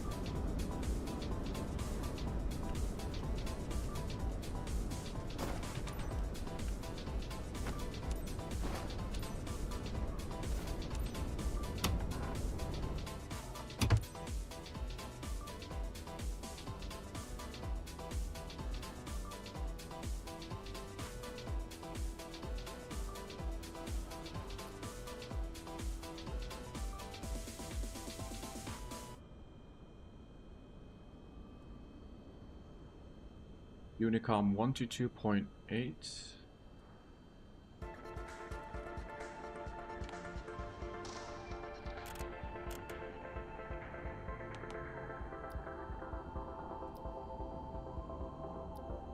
We don't need to request permission to start up.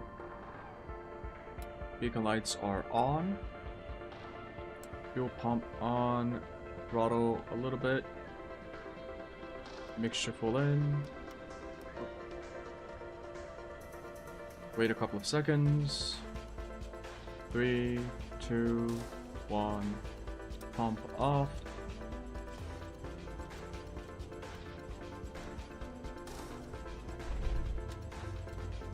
Captain, are you ready? Throttle Great. down. It's Avionics Maggie, your on. dispatcher, you know? Just a quick Taxi reminder about lights today's on. job. Beacon lights on. We're Navigation carrying lights materials on on. this flight. Standard shipment for our partner based in Grants, but super urgent. You must reach Grants Milan Muni ASAP.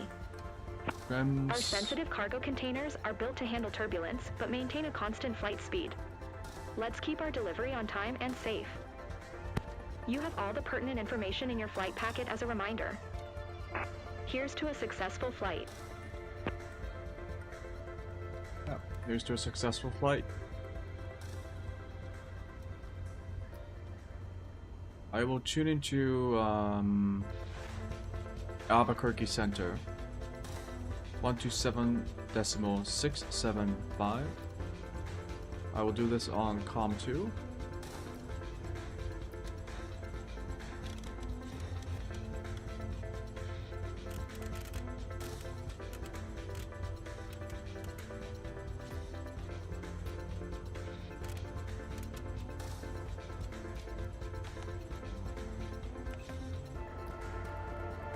Okay. Let's tune into the weather at 118.875.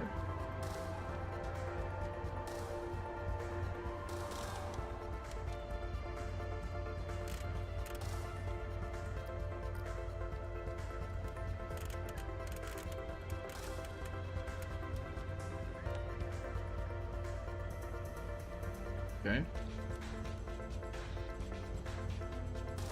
Kilo India November Whiskey, automated weather observation. 0400 Zulu. Wind, tree 10 at 10. Visibility, 10. Sky condition, few clouds at 14,100 feet. Temperature, 27C. Dew point, 5C. Altimeter tree 002.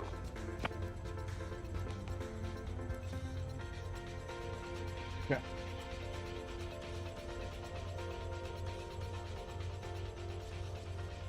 We are all good to go.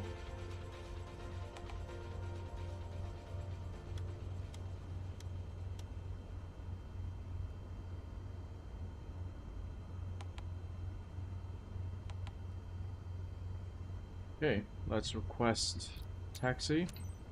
Kilo India November Whiskey traffic. Cessna November 44277 is taxiing to runway 29er, Kilo India November Whiskey traffic.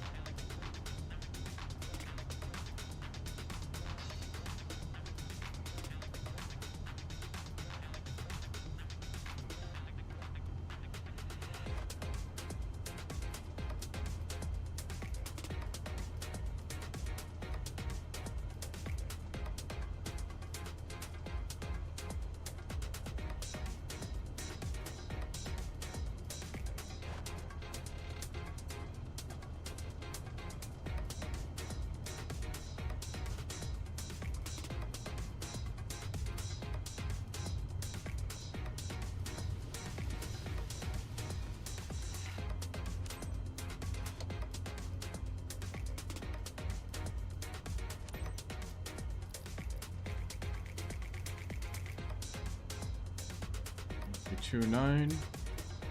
Departing, I believe, west.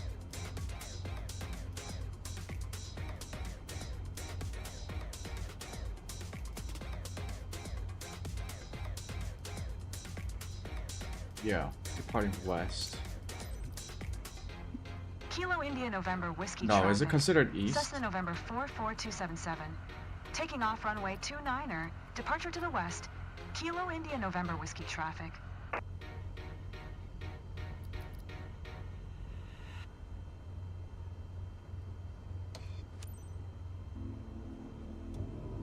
Laps.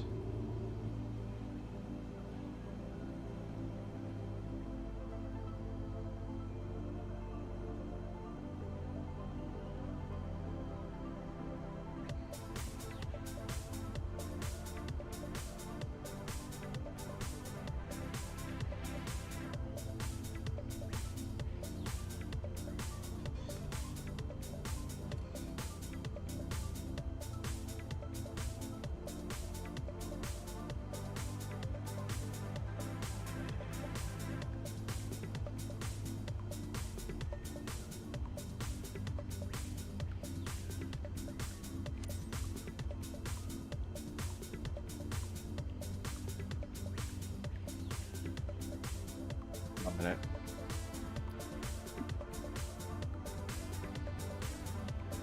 The wrong way.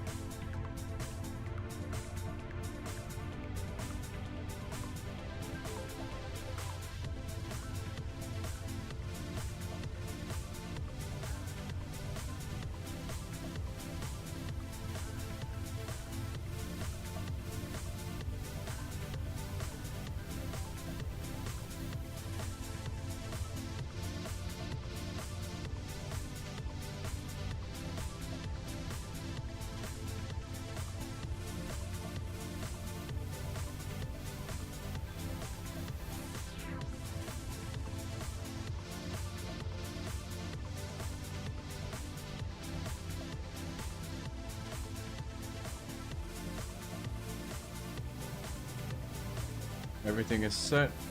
Let's take off.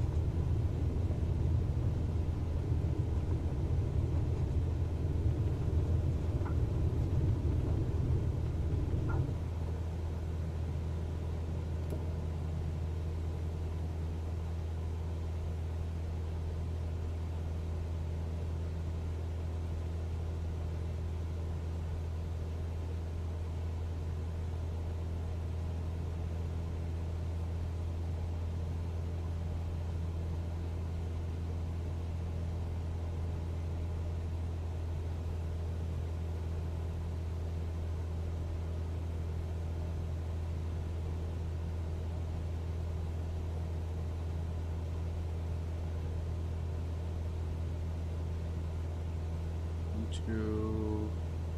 Okay, that's a different thing.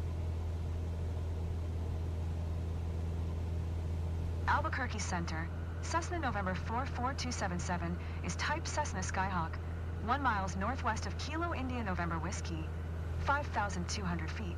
Request flight following. Cessna November 44277, Albuquerque Center. Squawk 1066. Squawk 1066. Squawk 1066, Cessna 277. Cessna 277, radar contact 2 miles northwest of Kilo India November Whiskey, 5,500 feet. Altimeter tree 002. Altimeter 3002. Roger, Cessna 277. Albuquerque Center, Cessna November 44277, 2 miles west of Kilo India November Whiskey, 5,600 feet. Request IFR to Kilo Golf November Tango, ready to copy. Cessna November 44277 is cleared to Kilo Golf November Tango Airport as filed. Squawk 1066.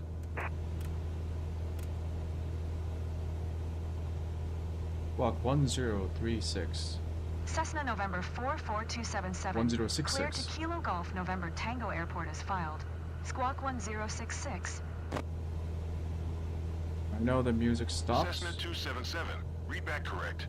Radar contact 6,000 feet. Altimeter tree 002, turn left heading 110. Resume on navigation.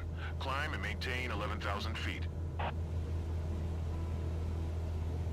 Acknowledge. Turn left heading 110. Proceed on course. Climb and maintain 11,000 feet. Cessna 277.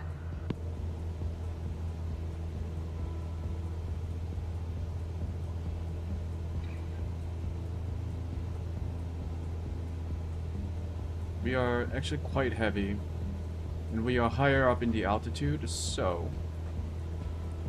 we don't have that much power to climb.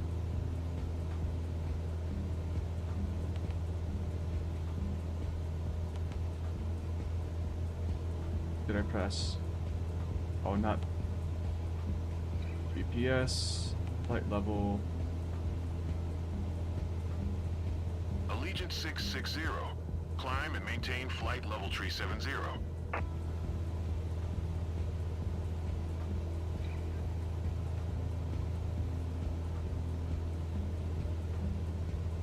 Climb and maintain flight level tree 70.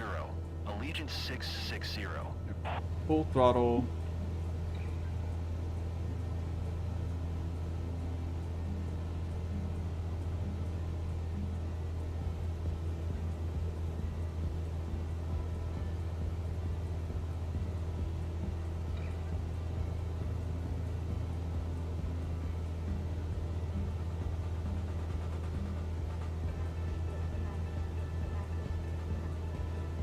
We should be good to go.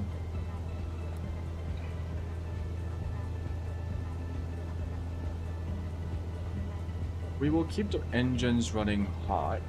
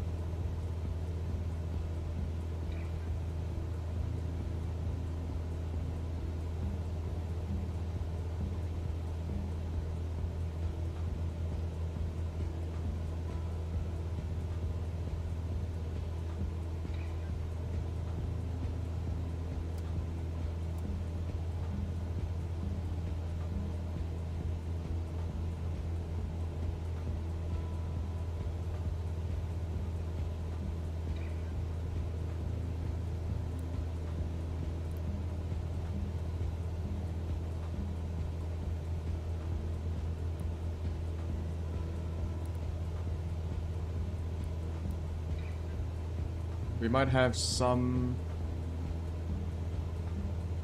heavy clouds in our approach. But we should be clear until like halfway.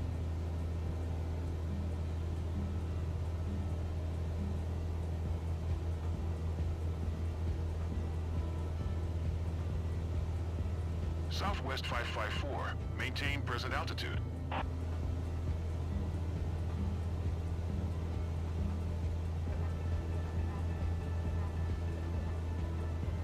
Maintain present altitude. Southwest 554. Southwest 554. Climb and maintain flight level tree 90.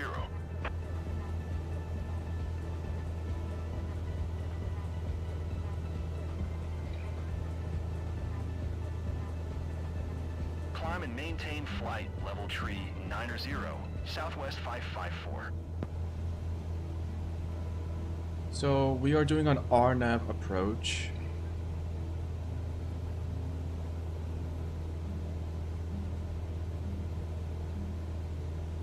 I don't know if we have vertical navigation support for this.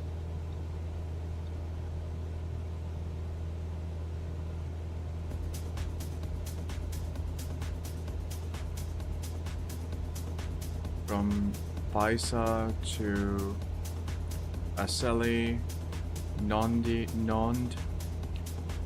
Deka, and yeah, Deka, Ipaku, and then to runway. 95 and 100.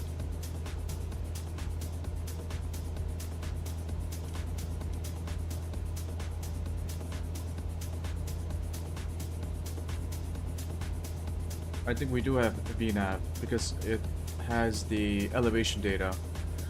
Okay. Cool.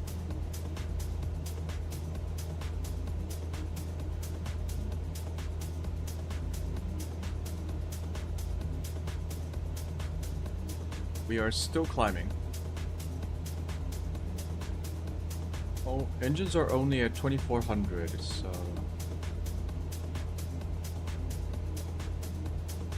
I think that's about as much as we can push it. Yeah, 2470 is what we can get.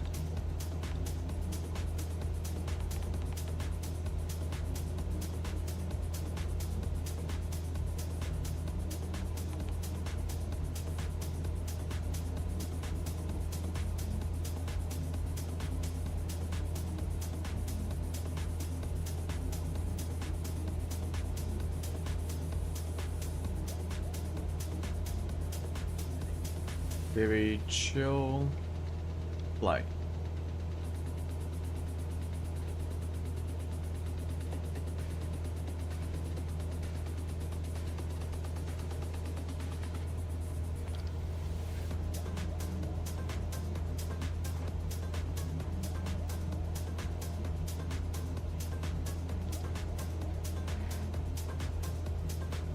Maybe we should climb a bit faster. I wonder if our plane can handle it. So I'm gonna reduce this target speed for the flight level change mode. That should give us a higher pitch angle.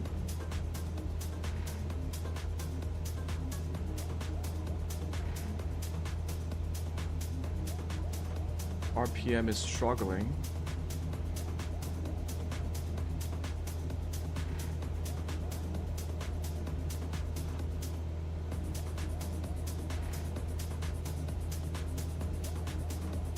Kinda close to a stall speed, okay. We are climbing at 600 feet per minute. That's better. I would rather just reach the target elevation faster and then stabilize into a cruise speed.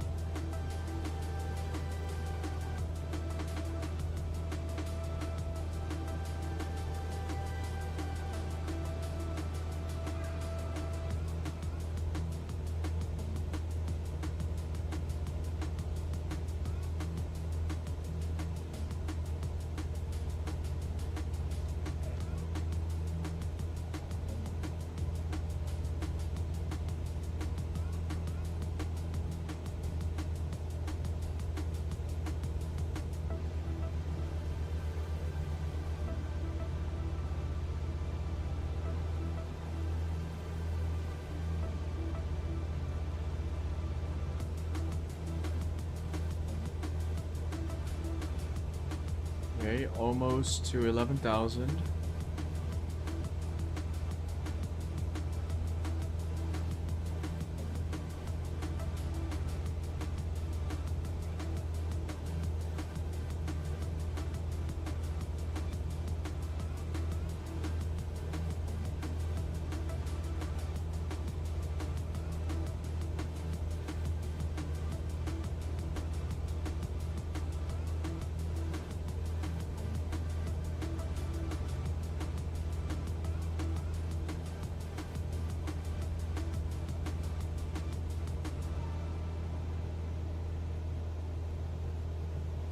Come on.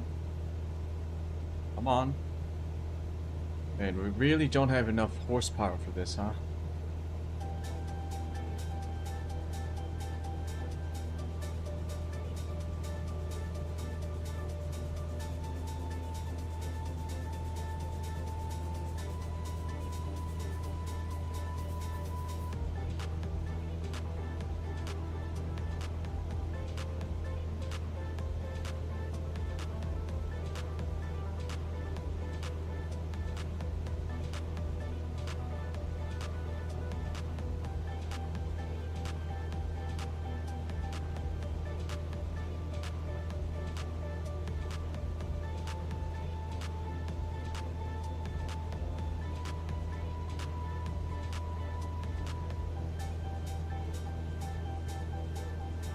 Okay, well, we're almost there.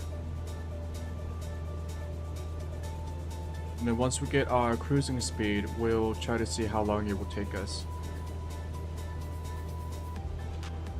Our next point is Kilo Alpha 30 Q. What is Q in the alphabet callout system? I don't know what it's called formally. When you say A as an alpha or apples.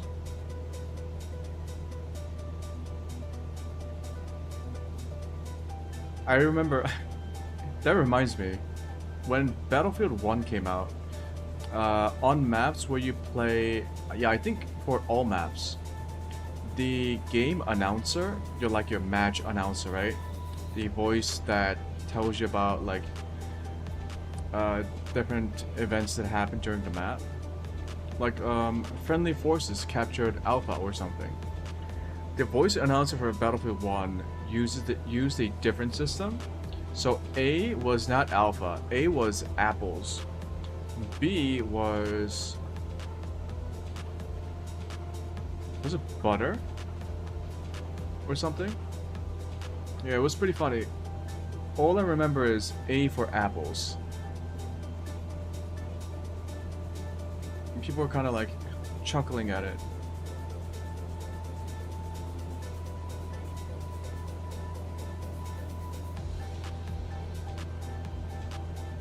Okay, we reached our cruising altitude.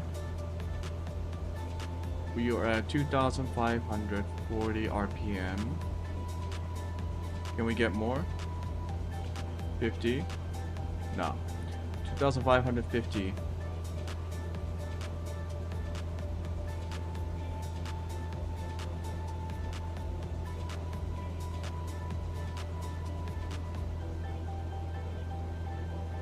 Okay, 2,540. Okay, that's what we can get.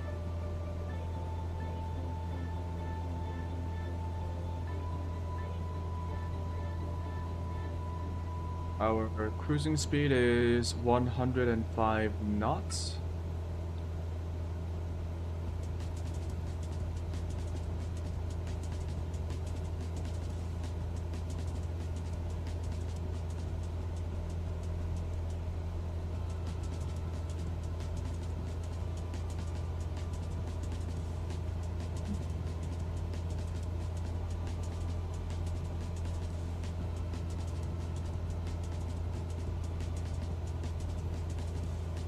I think the game originally said it would take us an hour and a half.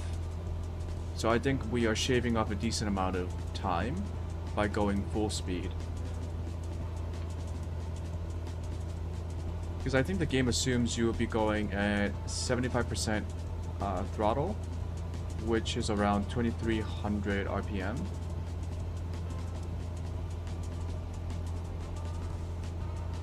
Wait, do we really cut off that much time?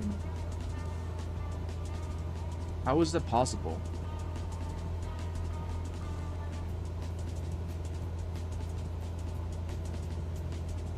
Even at 2300 RPM, we wouldn't be that much slower. Only one way to find out.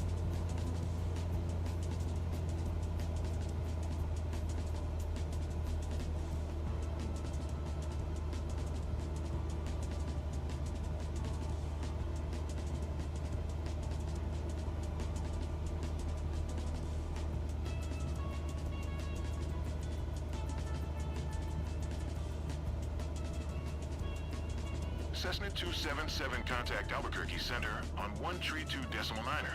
Good day. 132.9er. 132.9er, Cessna 277.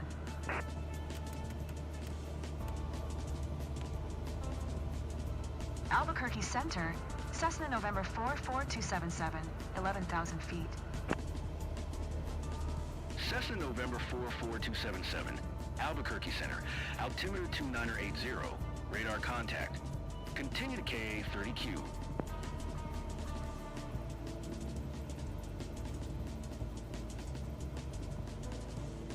Two 980.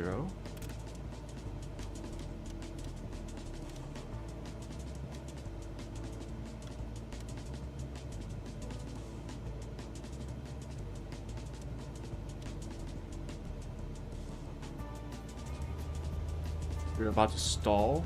Okay.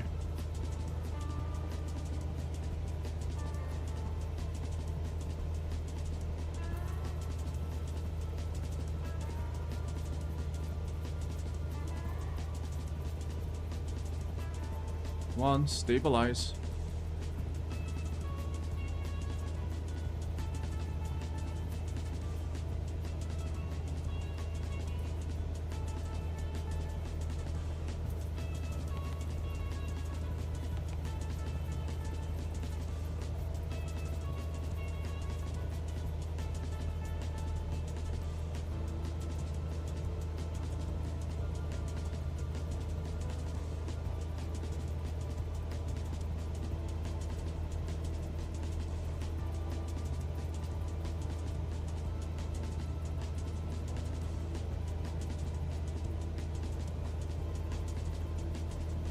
Okay, maybe we just go full throttle.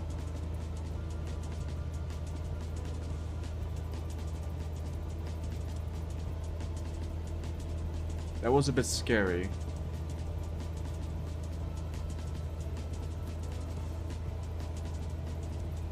I think all you do when you stall in this scenario is you pitch down and then full rich, restart your engine, and it should come back on.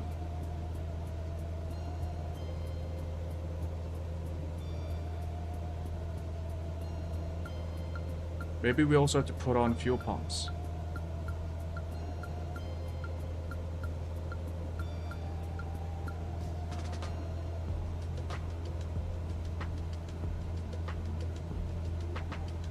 Hmm.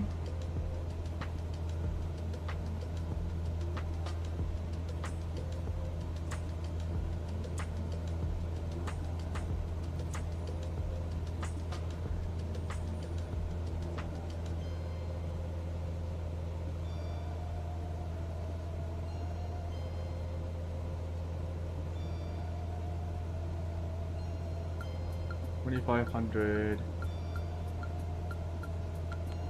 Yeah, we are struggling with horsepower.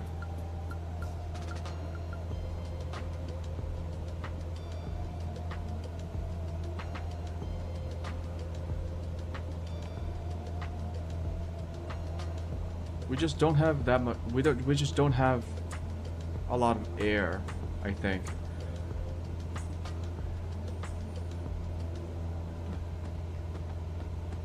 If we ask for a lower altitude, it might be easier to maintain a higher RPM. Because right now, just to maintain 2500 RPM, we are at full throttle with a very high fuel, with a very rich fuel mixture.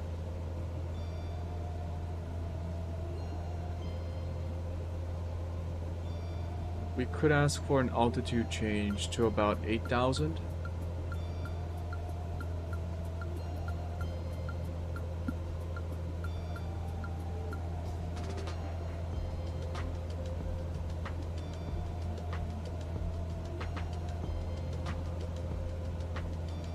No, the approach itself. So from Boisa to Nandi, we are already starting out from over 10,100 feet.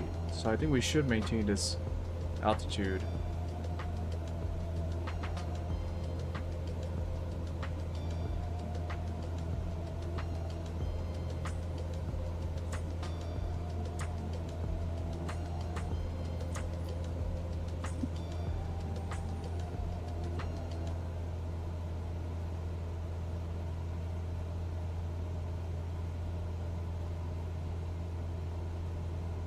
We have reached Kilo Alpha 30Q.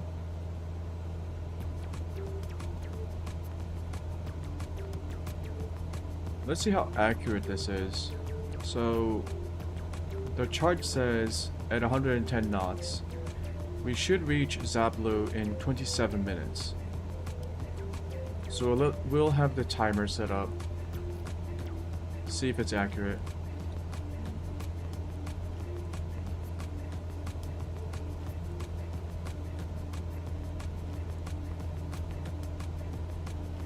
Our fuel flow is 10 gallons per hour.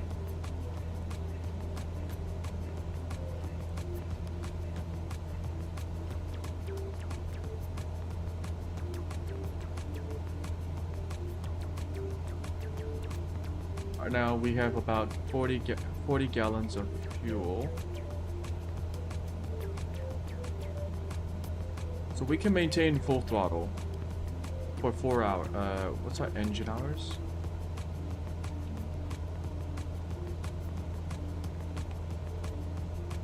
$25 engine hours.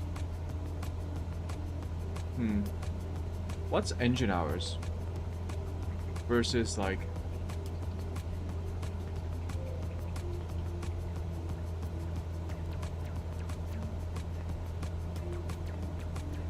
if we are using 10 gallons of fuel per hour, and we have about 40 gallons of fuel. SkyWest 48904, flight level tree 20. Should we have 4 engine SkyWest hours? 48904, Albuquerque Center. Radar contact, continue.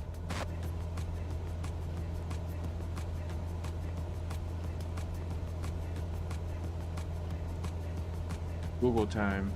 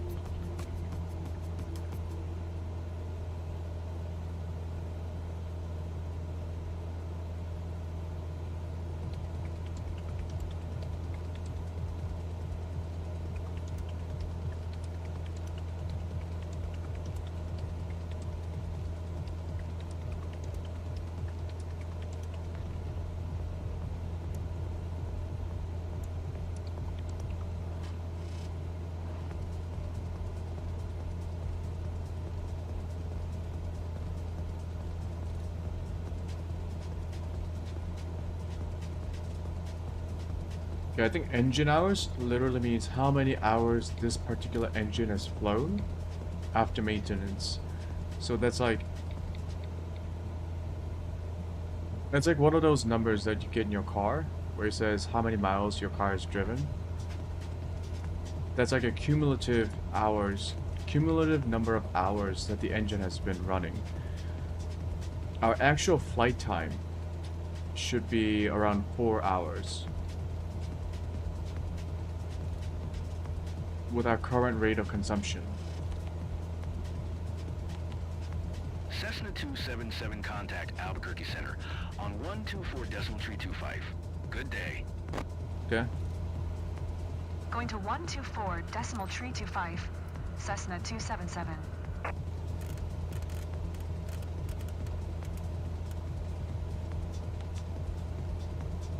Albuquerque Center, Cessna November 44277, 11,000 feet. Cessna November 44277, Albuquerque Center, altimeter 2979er, radar contact, continue to Zablu.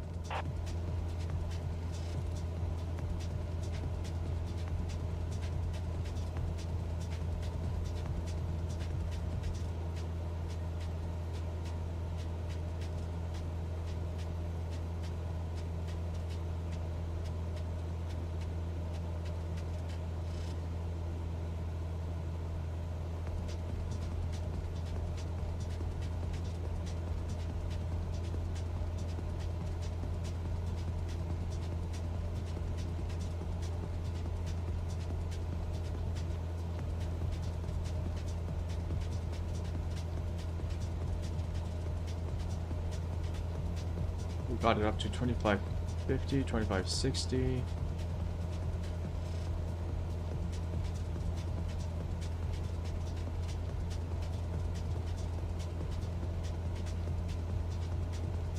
Yep.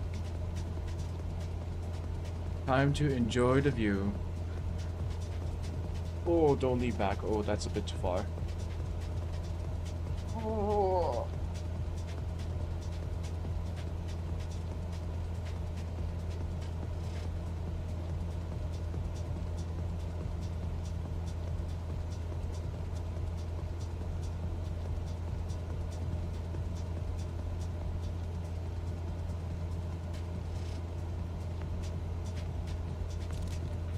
Yeah, I don't mind the grind in this game. The grind is pretty fun. I just want to unlock more of the map because I would like to like travel around the planet around a lot more while I'm grinding away doing the missions. I want to get out of the Midwest and the Southwest because that's where I've been flying all this time.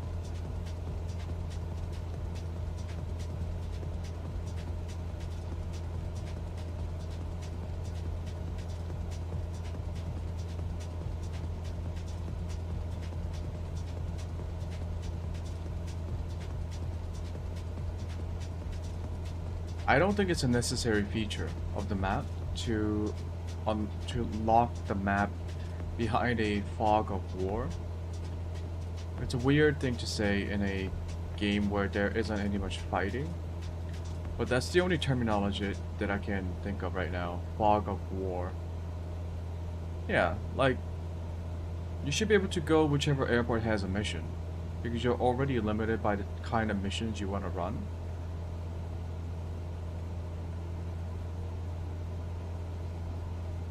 Or maybe give the player an option to like explore the map with their own plane that they purchased for their company. Right, so if you want to unlock a new zone, you just travel there. It would give the player a sense of exploration and a sense of progression.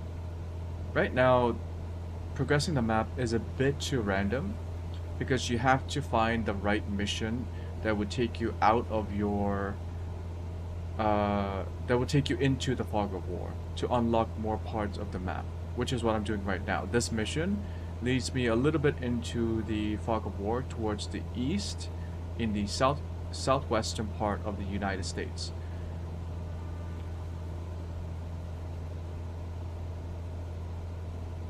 So hopefully after this mission we can continue heading on eastward.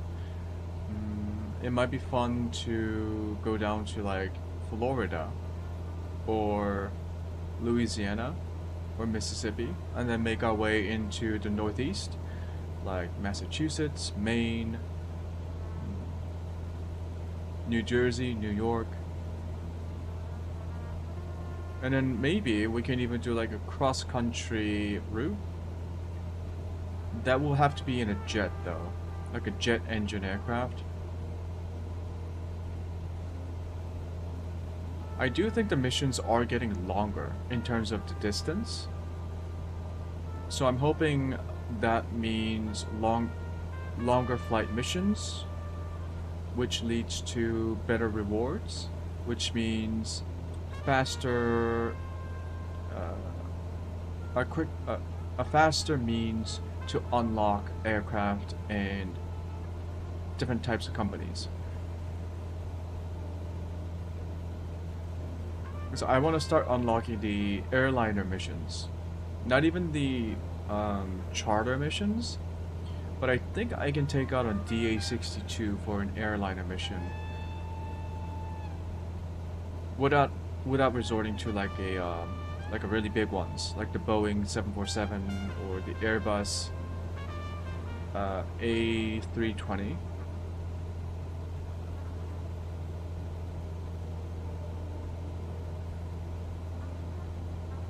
Although I'll definitely give them a try. I think once I've tried out the huge ass airliners, then I will decide which plane to really learn and prepare for the world travel challenge.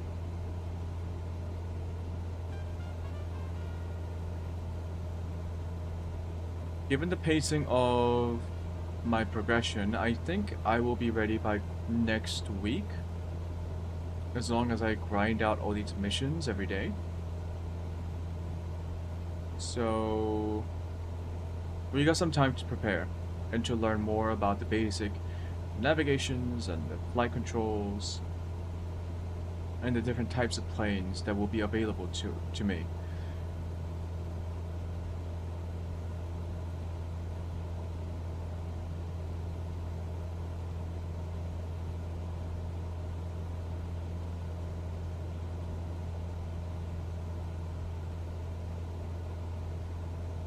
I don't know where to start though. Like, I haven't chosen a starting airport. I might just start in Seoul, the Incheon airport, and then make my way across the Eurasian continent. Go down towards the African continent from North Africa to South Africa. Make my way back up, probably through the Ivory Coast, and then cross over into Western Europe by Tunisia and Spain. Get over to Scandinavia, the United Kingdom, and then hop over islands, Iceland and then Greenland, and then into Canada, and then from Canada down into the United States, all the way down to South America. Holy shit, that would be a long ass travel log.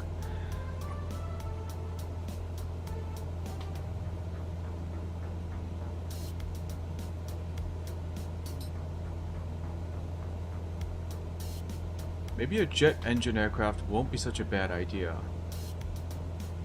If I plan on flying in like a custom route where I'm visiting POIs and different locations within a country, I will have a lot of distance to cover.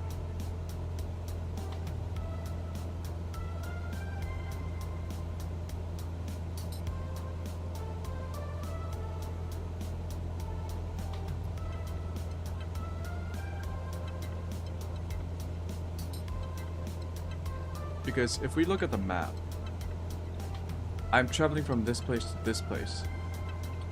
This journey takes about 1 hour 30 minutes, right? The game said it would take 1 hour 30 minutes.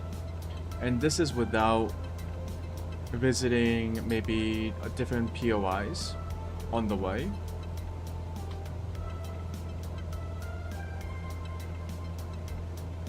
So how much can I travel in a Cessna? If I travel from like, if I'm trying to travel from coast to coast, how long will that take me? Without any stops or detours, just a straight line. Like 6 hours? 10 hours? More? Oh, oh god, what the fuck?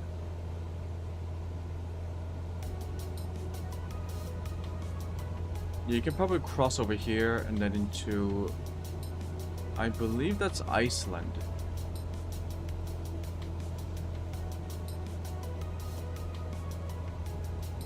Ireland, the UK, the British Isles, Scandinavia, Western Europe, Spain, Algeria or Tunisia, I'm not quite sure. Yep. And then the Saharan Desert, Ivory Coast, South Africa, Horn of Africa, Middle East, North Africa, Central Asia, South Asia, China, Southeast China. Man, how will I visit Australia and New Zealand? They are kind of far away. Like, they're out of the way.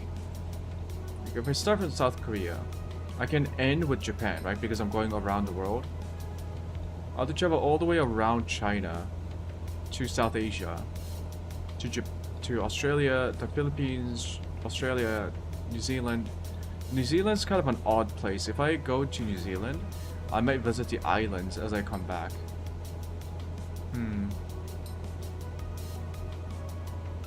Yeah, and I have all of Europe to discover. And if I make it into the American continent... Okay, I don't want to be mean, but like... What's over here? Like nothing. Like farms. That's it. There's nothing to watch over here. Just corn, potatoes, soybeans. But I do want to visit them. But doing like routes like this will increase our travel distance exponentially. And I still have the entire Southern American continent to travel. And it's fucking huge.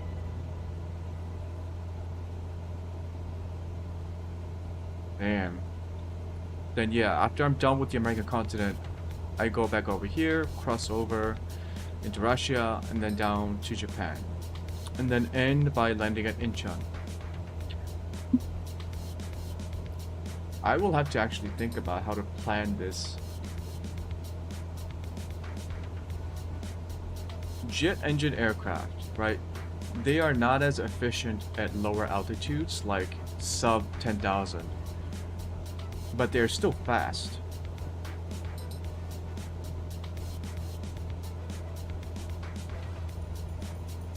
Whereas propeller aircraft, like this one, efficient, but they're not able to go into higher altitudes, and they're not able to reach high enough cruising speeds that will cut down our time over wide stretches of empty land, right? Deserts, rainforests, oceans. Oceans are probably the biggest ones where I really want to use a jet engine aircraft.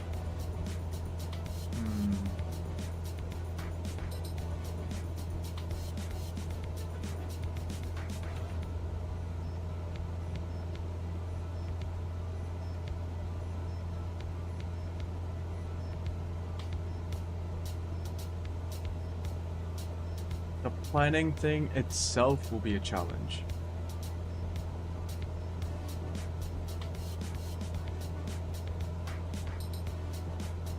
Anyways, we are on our way to Zablu, 10 miles away.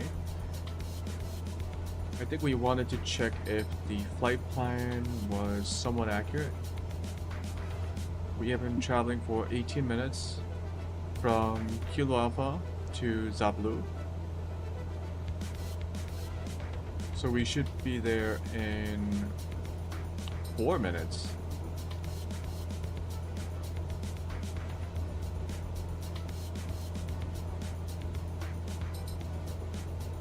I guess it's somewhat on point. There's like about 5 minutes of a 5-minute margin of error.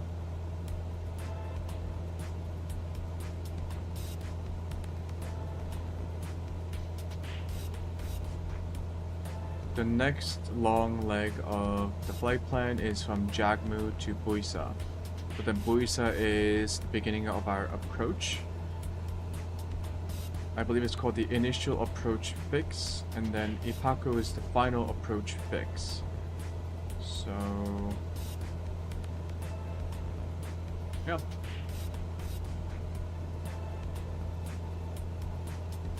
How are we looking on fuel? It's fine.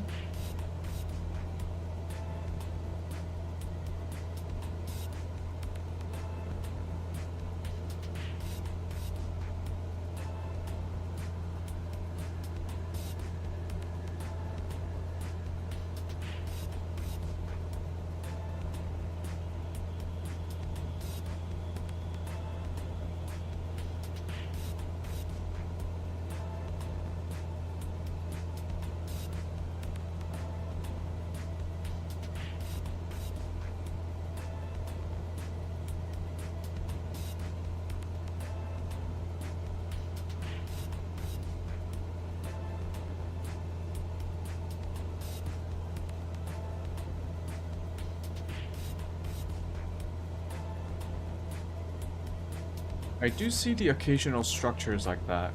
That is like a structure, but what would it be?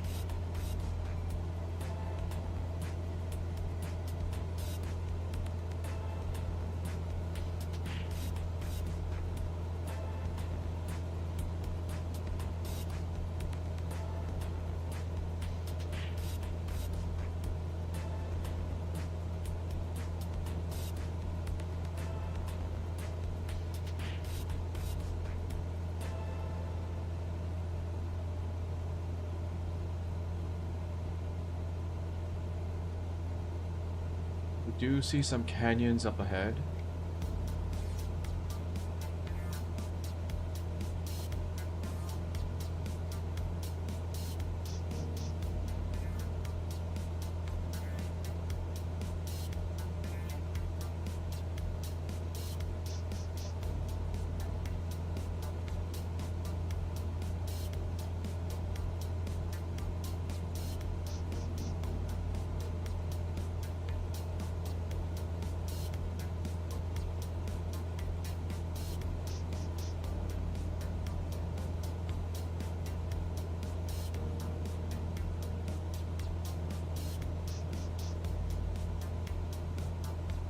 Approaching Zablu in 15 seconds.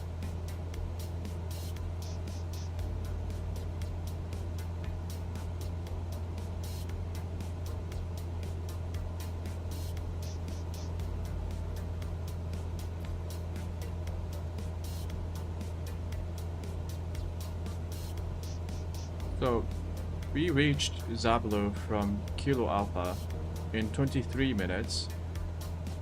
Our estimated time on our nav log was 27 minutes, so we cut down 4 minutes. Nice.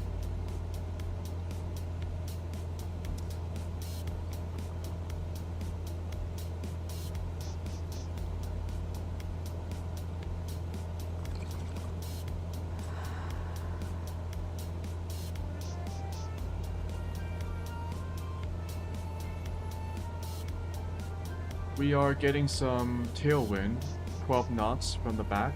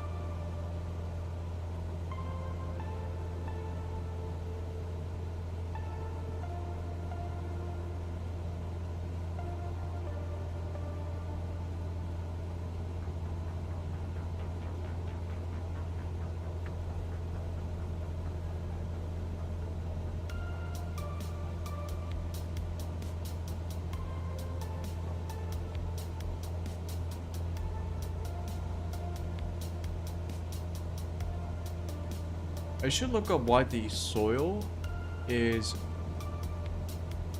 red in Colorado. It's probably due to higher iron content, but like why does it have higher iron content?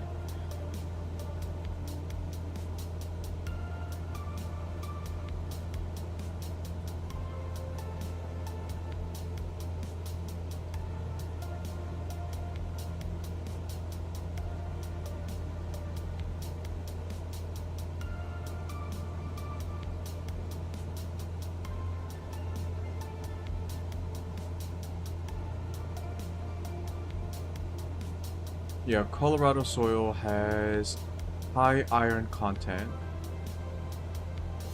Colorado has a rich and colorful geography, as most of the southern Rocky Mountains are located within the state. In addition, the western edge of the Great Plains and the northeastern portion of the Colorado Plateau are also in the state, named for the Colorado River. Colorado means ruddy in Spanish. Oh, it's Spanish? And the early explorers named the river after the red silt that is carried in the water from the mountains. Colorado has a unique geography that includes mountains, plains, and ranges.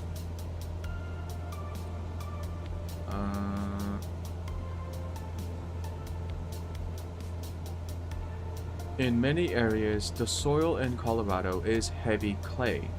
The soil is often red, derived from igneous, sedimentary, and volcanic rocks that existed in the area thousands of years ago. These Colorado soil conditions can sometimes present problems for landscapers who are not familiar with its properties.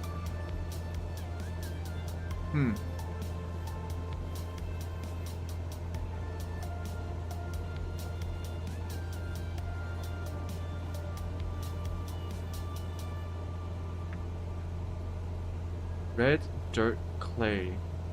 People sell it too.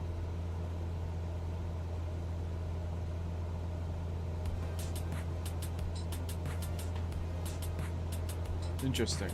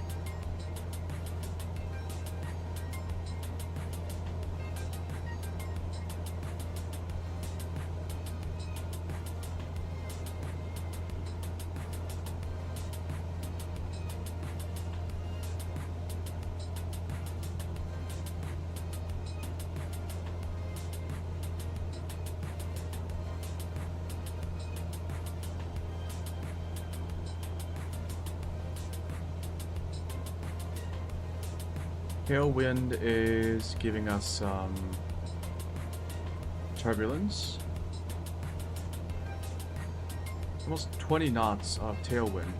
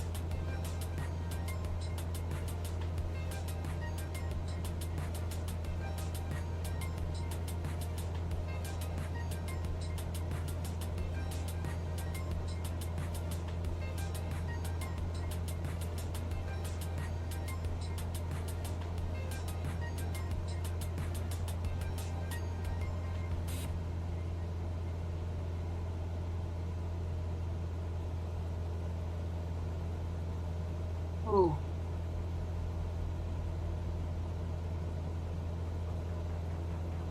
I can't wait to get more planes so that the AI can make us money.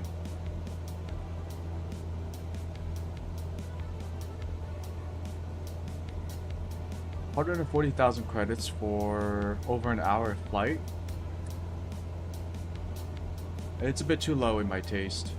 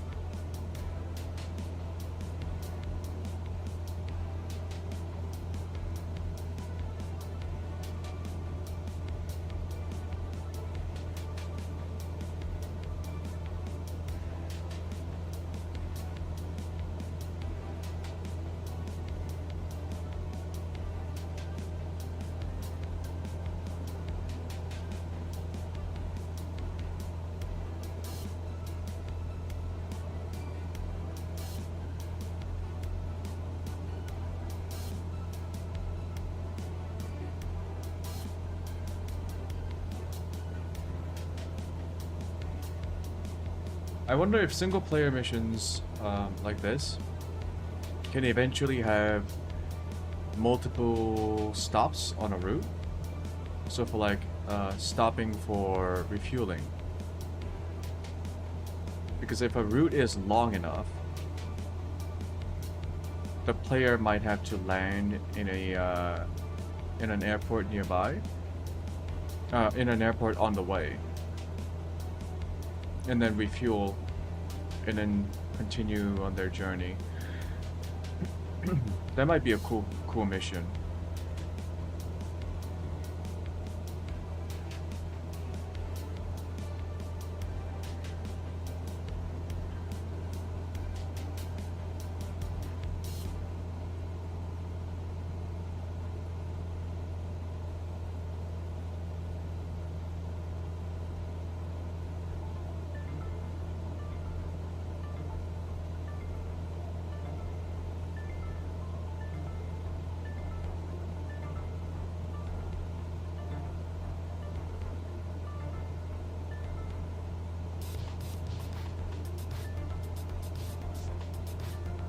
What is that? Like a mountain range.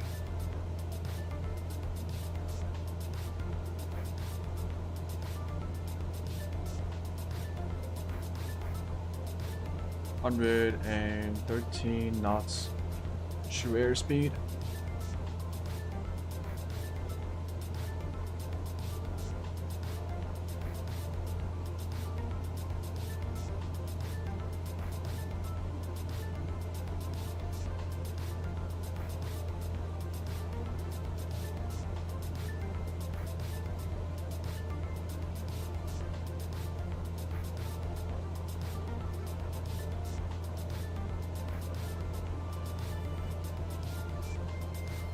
Ooh, this is interesting. Look at this mountain.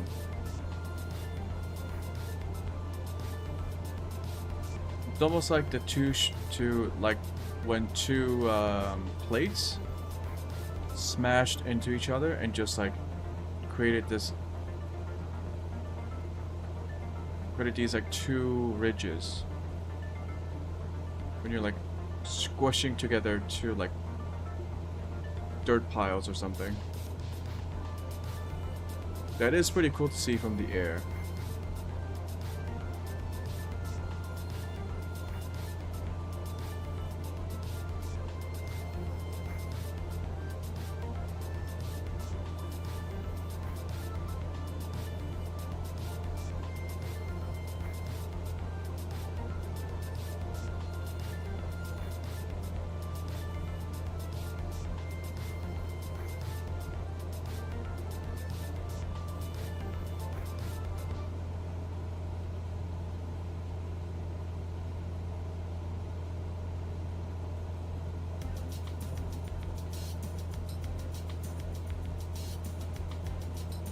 Okay, 10 minutes till Boisa.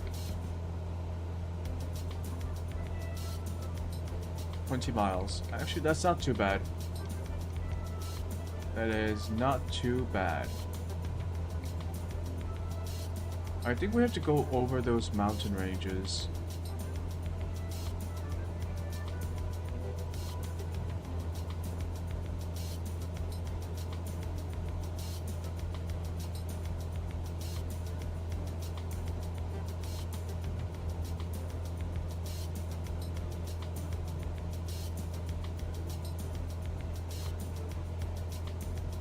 I might get more coffee. Ooh, what's this? Maybe a logging facility? They chop down trees? Looks like it. That's what it looks like in city skylines. If you have the logging industry building. You set it right at the edge of a forest.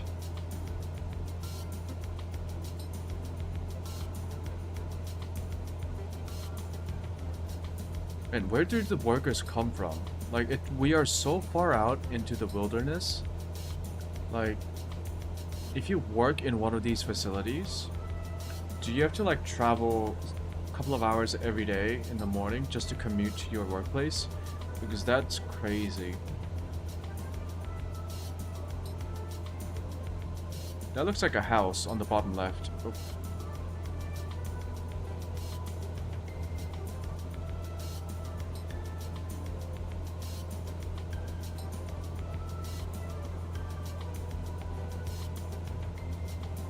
I think it's facilities like that would really benefit from teleoperations, where even if you're in a industry where you need a lot of manual labor, if you have machines that can be operated, that can be tele-operated, so like operated remotely through like a VR setup or like a special control station, you won't have to have your workers like travel a long distance just to start working.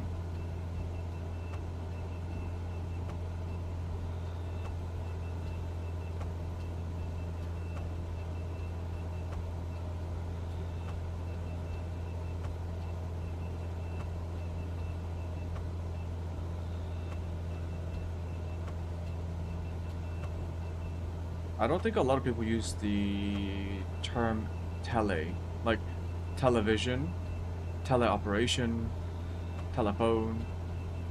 We can just say, but for like teleoperations, I don't think people use that word a lot. They just say remote control or remote operation.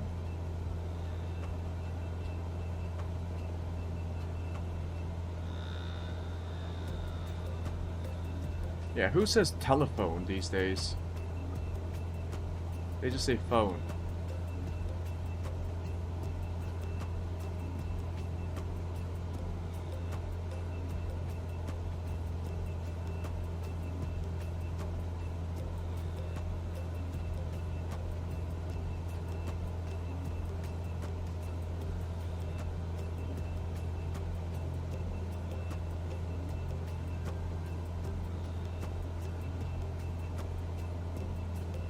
Okay, these mountain ranges, this one also looks quite similar to the one we just saw before, where it has two pronounced ridges that makes it look like the tectonic plates pushed into each other, creating these mountain ranges, which is probably what actually happened.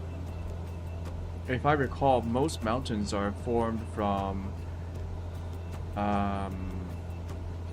the tectonic shifts, the tectonic plates meeting and like grinding against each other. That's how the Himalayas were formed. That's how the Japanese islands were formed, actually. All of Japan was created by the two plates meet in the Pacific. Yeah. And over time, the constant pressure and the grinding of the plates led to the formation of the Japanese islands. I think. Or maybe Japan got separated from... yeah, no, at some point Japan did get separated, got separated from, like, the Eurasian continent. Yeah, I gotta look this up.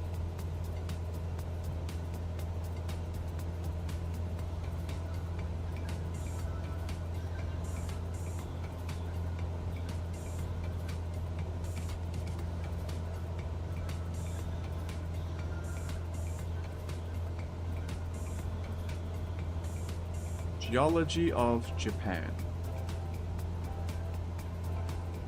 Okay, so it's a couple of things. The islands of Japan are primarily the result of several large ocean movements occurring over hundreds of millions of years from the mid-Silurian to the Pleistocene,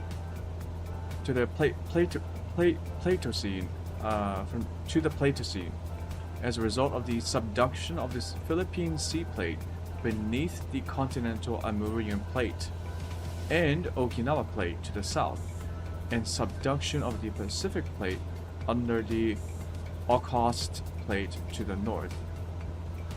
So a lot of things are happening.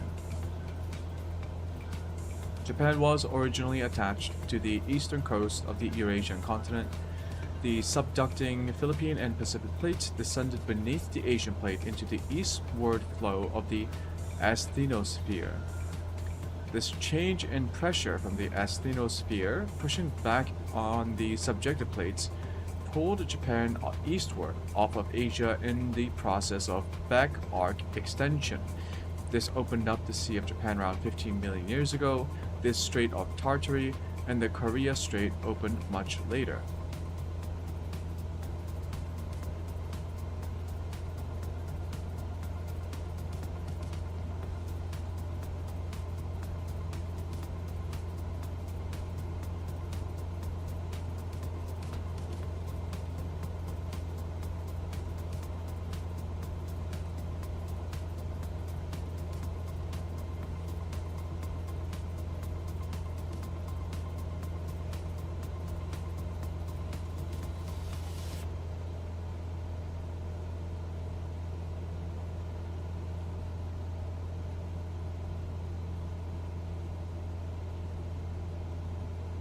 We are approaching Baisa.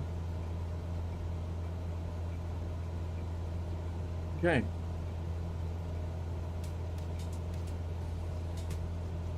Less than 3 miles to go to Baisa.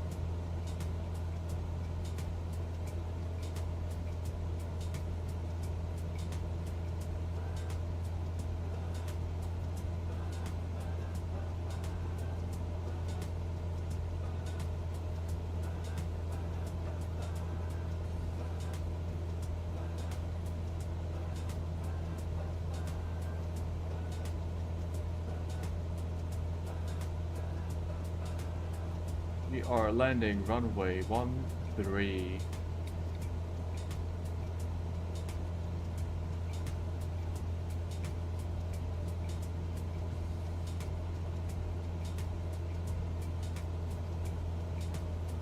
Yep, turning into Baisa.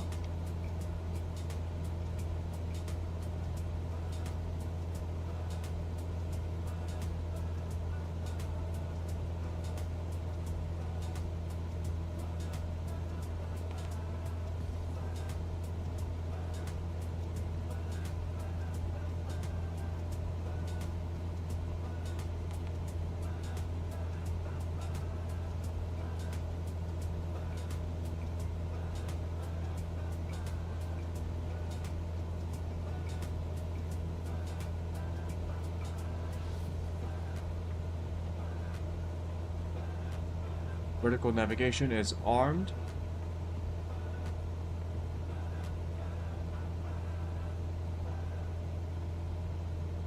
I think so. Oh, now it's armed. Okay. So this only shows you that it's available, and then I have to press approach mode for the glide path to be armed. And now this should be automatic. At the very end, I will have to turn off autopilot, and that's always an issue because I have a hard time turning off. Cessna 277, you can cancel IFR. Continue VFR to your destination. Okay. Albuquerque Center, Cessna 277. Cancel IFR at this time. Cessna 277, IFR flight plan is canceled. Radar service terminated. Squawk 1200. Maintain VFR. Frequency change approved. Good day.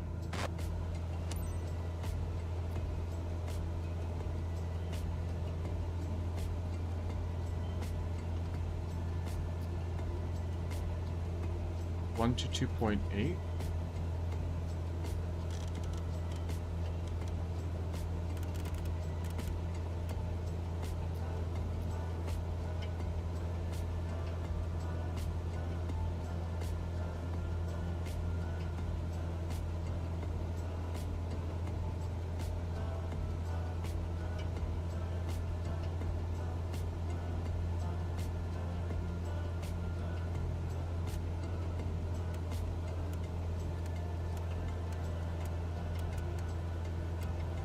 I have to be at this altitude.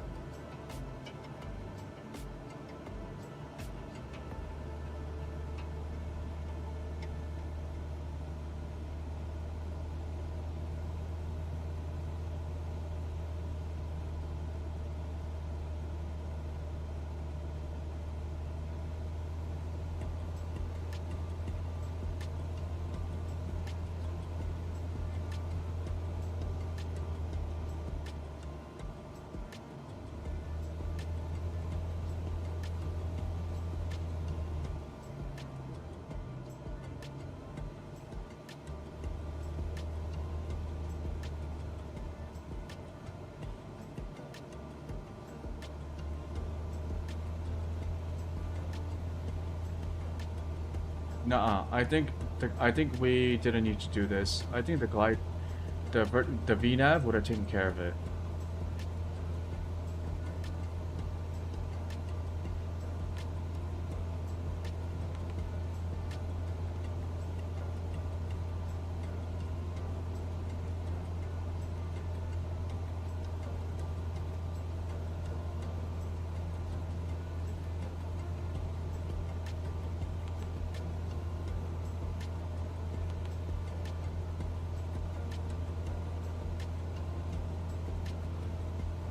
That's the glide path.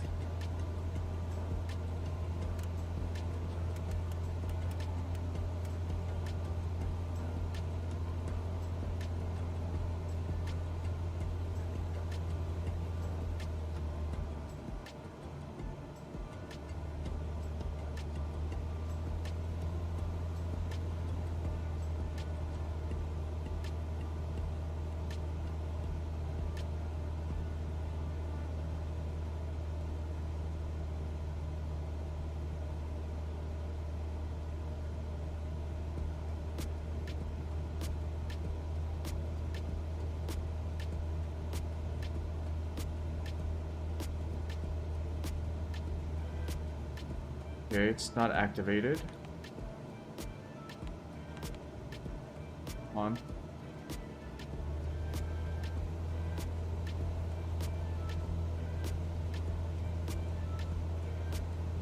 I think because I fucked up the altitude, I didn't catch the glide path.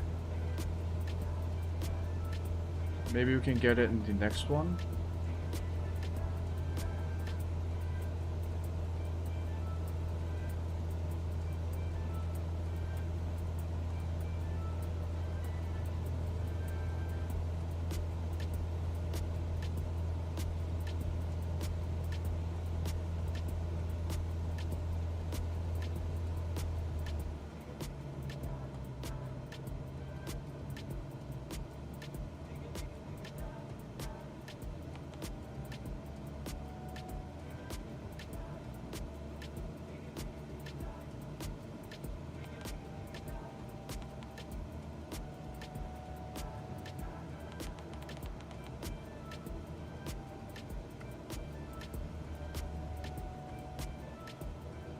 We are supposed to be 9,100 feet.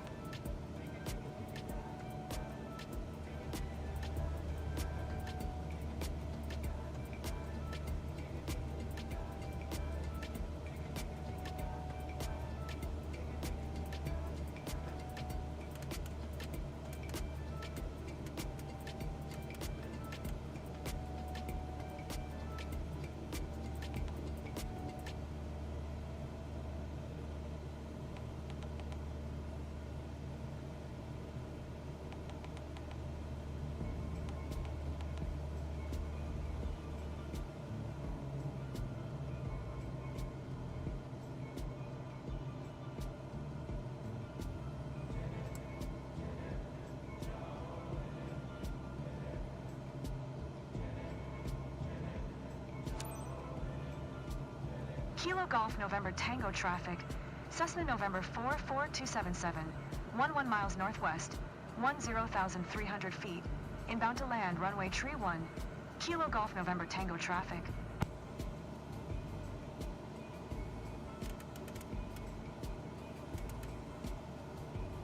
Yeah, we need to catch up to the glide path.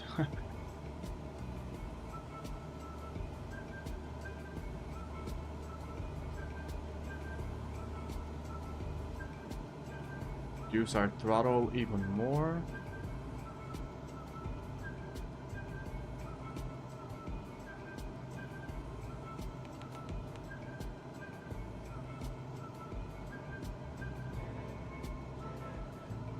Go away, fly.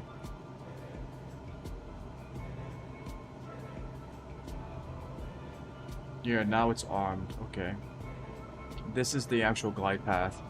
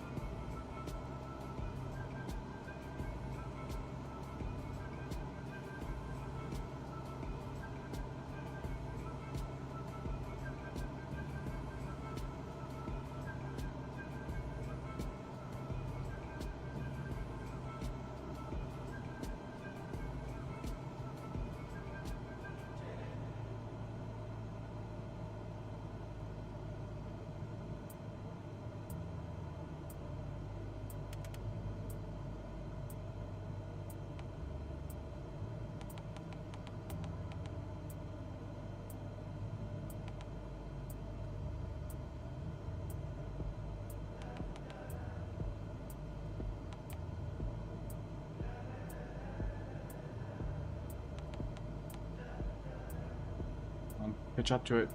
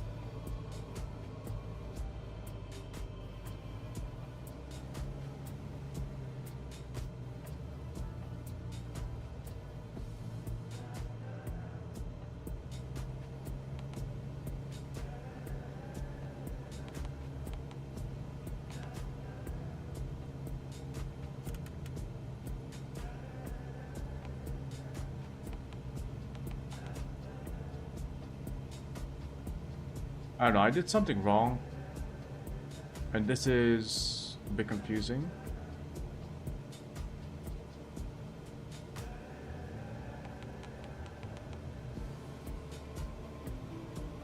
Let's just continue.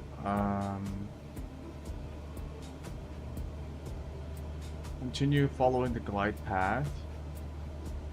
Although it should have activated automatically. I'm not sure what happened. I did something wrong, for sure.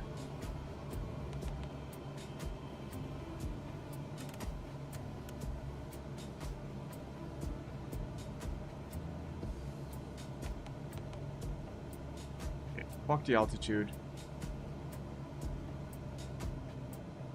Fuck autopilot. Let's do it manually.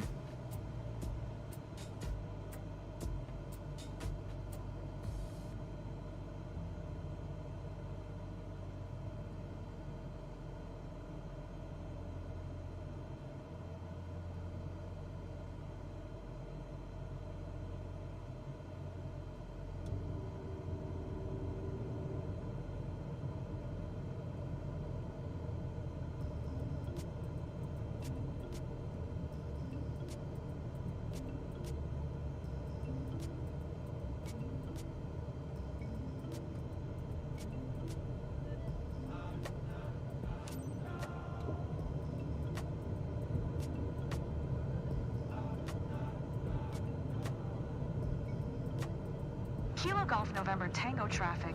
Cessna November 44277 is high. on final. Runway tree 1. To land. Kilo Golf November Tango traffic.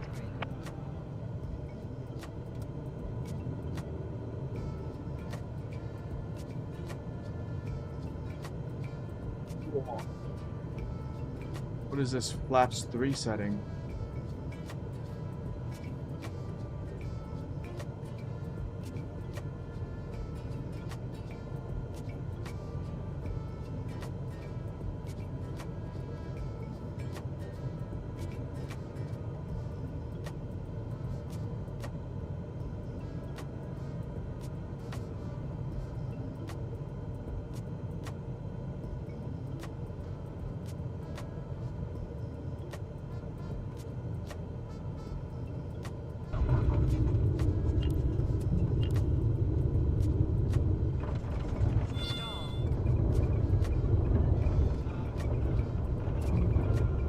Holy shit, what the fuck happened?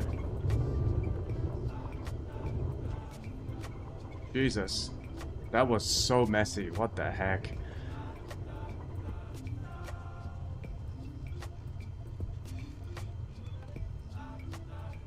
That was disappointing.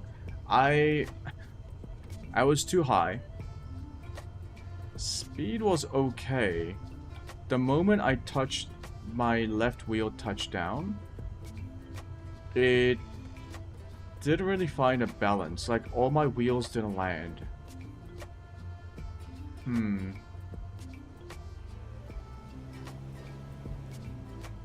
That's going to be a decent penalty to my flight score.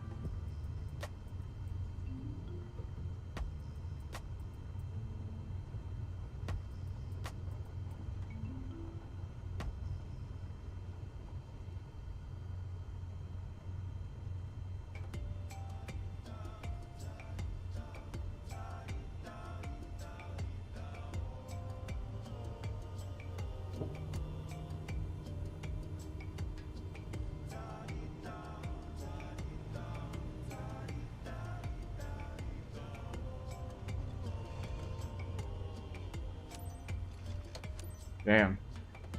The final flaps, like, the moment I set flaps to 30 degrees, my plane pitched up real hard, and that threw me off. I wonder what I can do to counteract that. Maybe I was going way too fast when I did flaps level 3.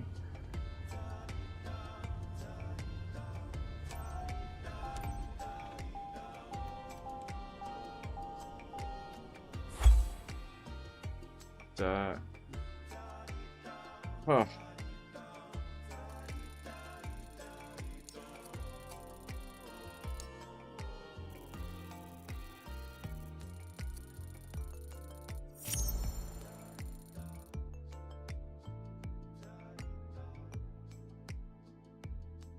Could have been a lot better. I almost crashed. That was very dangerous. We lost 40,000 points. Fuck me. We were supposed to get 140,000, but we only got 100,000.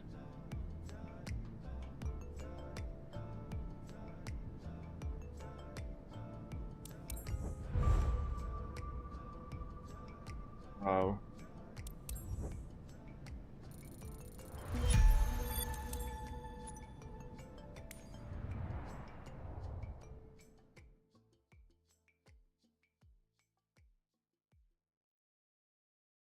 Yeah, but it did unlock this area of the map.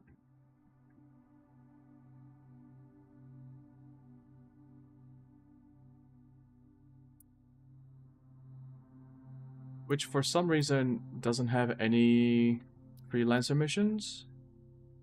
Really?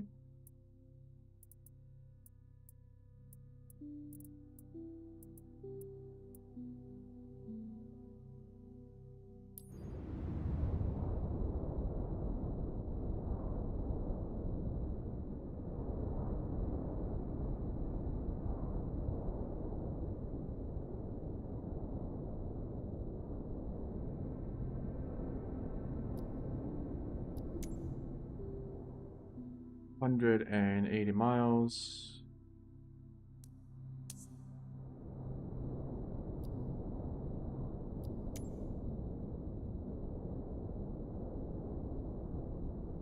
Bisbee, Douglas International to Adobe Ranch, private.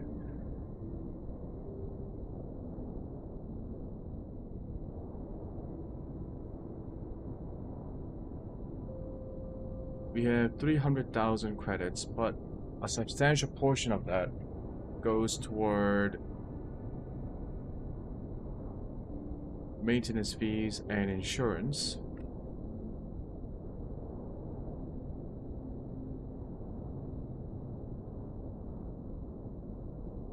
Tahua, H-back, Cozy to Kilo Alpha 18 Sierra.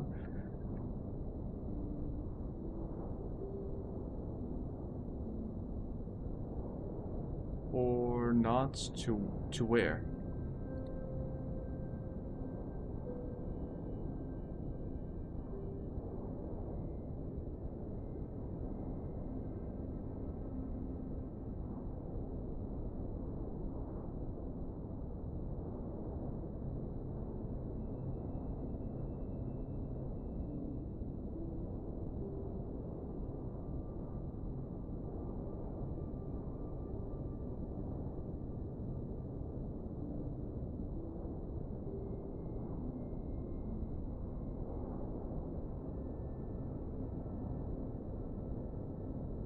On 7 VFR pattern.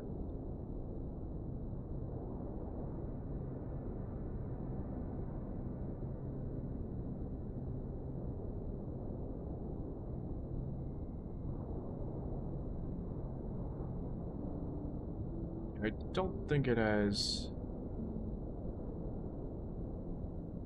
like special data on it. Okay.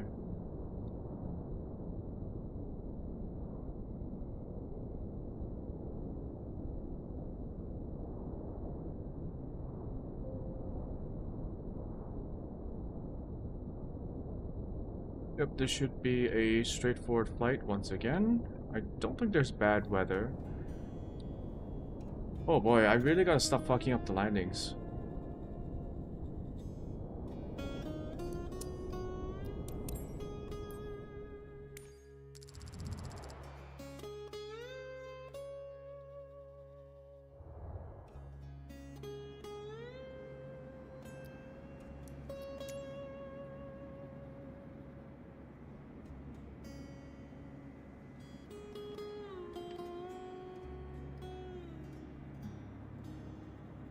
About 170 nautical miles.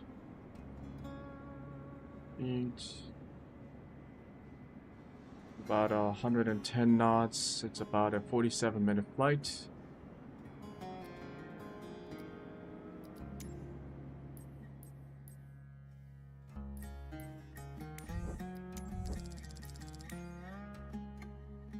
$170 miles.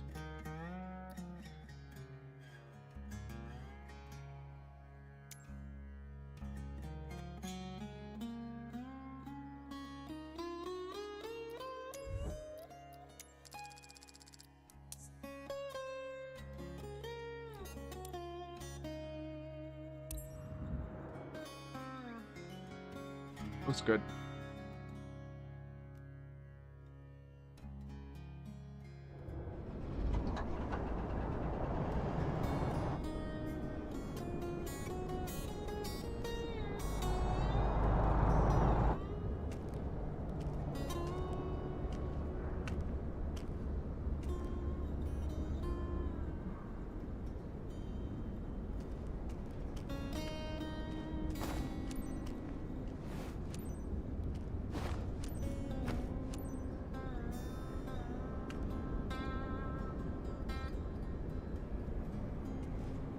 Okay, it's not gonna tell me the condition of the wheels. Okay.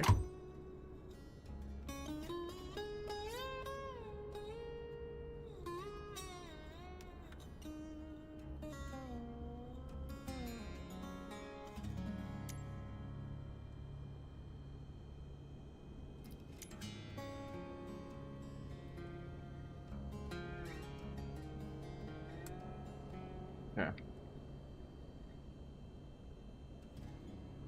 Auto a little bit. Fuel pump, engine mixture, both. 1, 2, 3.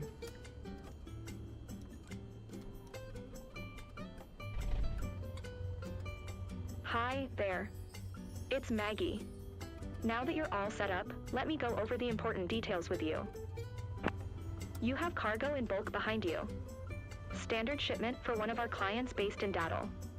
Expected in no time at Adobe Ranch Private. Sensitive cargo containers are designed to withstand turbulence, but it's crucial that you keep a steady flight speed and adjust to changing conditions. Let's get the cargo there secure and on time.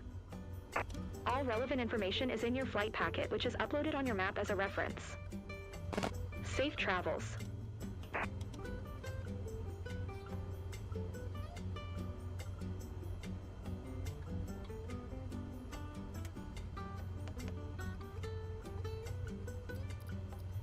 .119 275.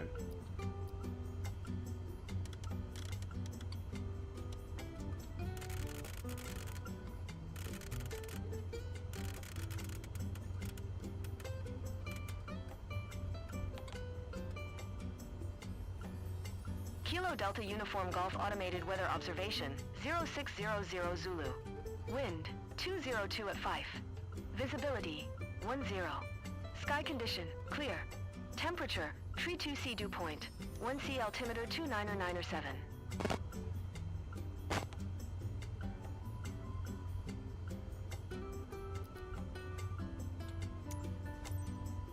Kilo Delta Uniform Golf Traffic. Cessna November 44277 is taxiing to runway 17, Kilo Delta Uniform Golf Traffic.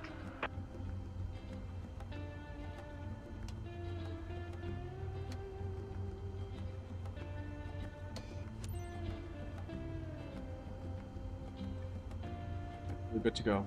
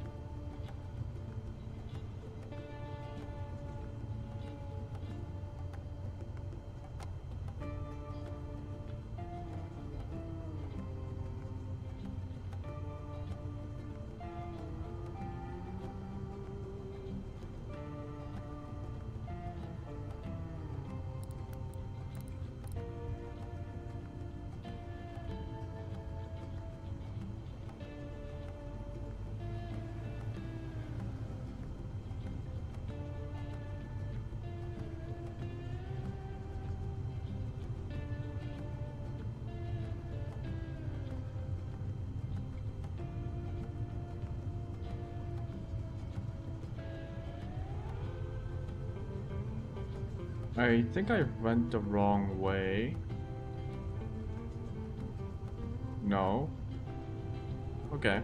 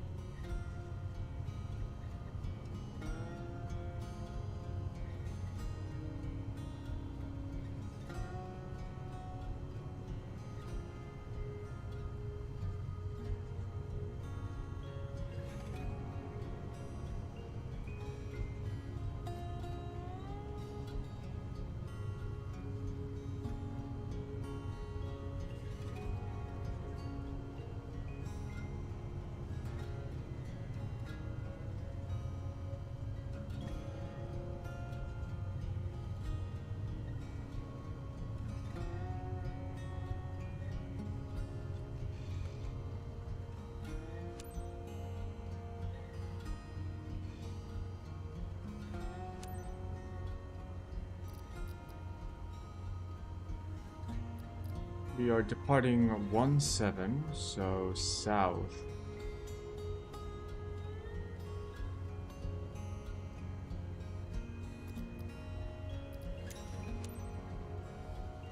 Kilo Delta Uniform Golf traffic. Cessna November 44277. Taking off runway 17. Departure to the south. Kilo Delta Uniform Golf traffic. Oh, we gotta go all the way to the end and then turn around, don't we?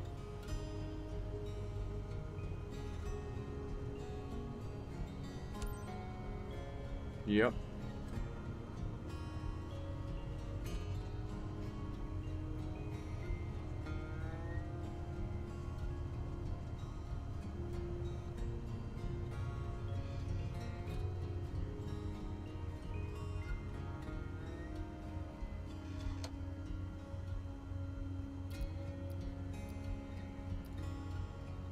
A bitch.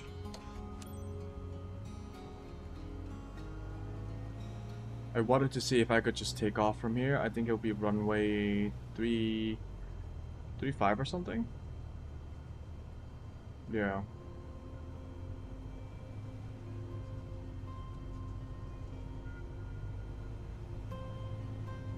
We'll just go to the end.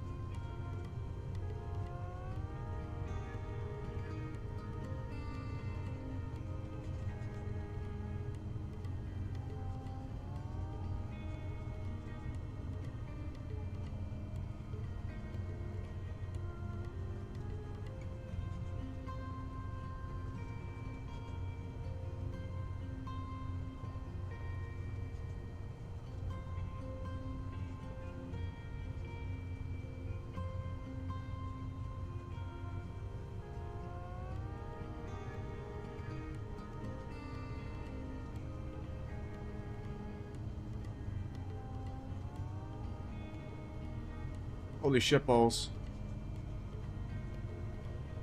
How much longer?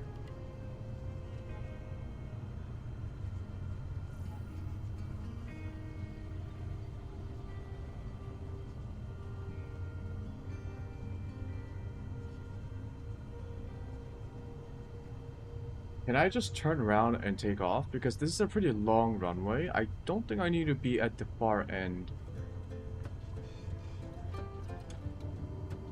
Flaps to 10 degrees. Aileron set. Yeah, we have so much runway. Okay. Just taking off.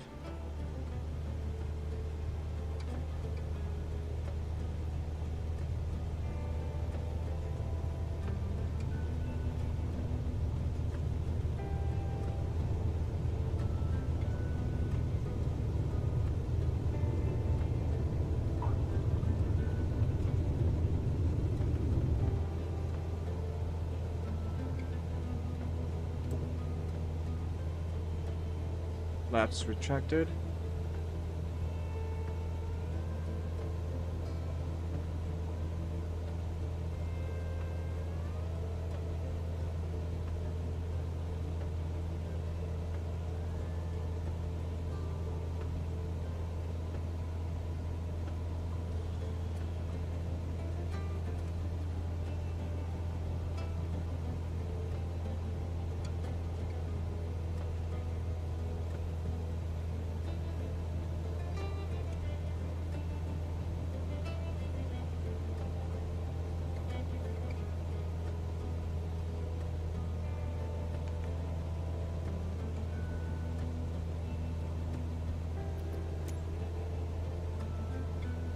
Nah, it's not doing it.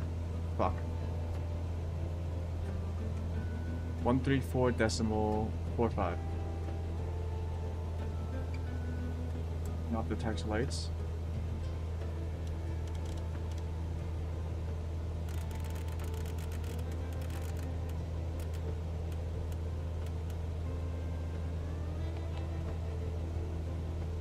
Albuquerque Center. Cessna November 44277 is type Cessna Skyhawk. 3 miles south of Kilo Delta Uniform Golf, 5,100 feet. Request flight following. Cessna November 44277, Albuquerque Center. Squawk 1315. Squawk 1315.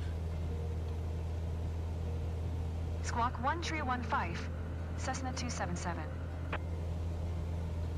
Cessna 277, radar contact 3 miles southeast of Kilo Delta Uniform Golf, 5,300 feet, altimeter 299er7.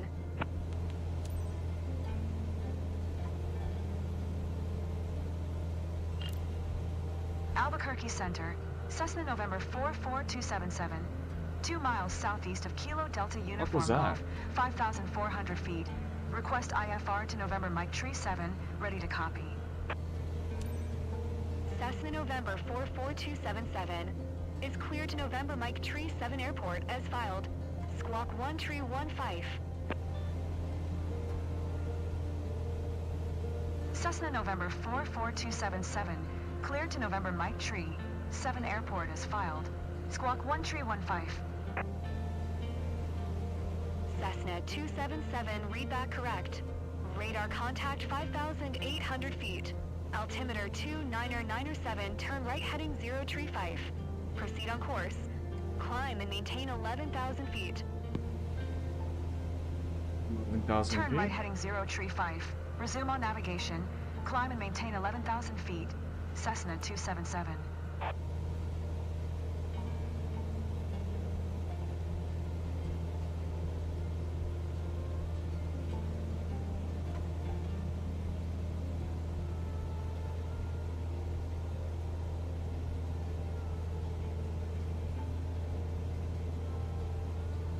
I'm going to try and intercept the flight path.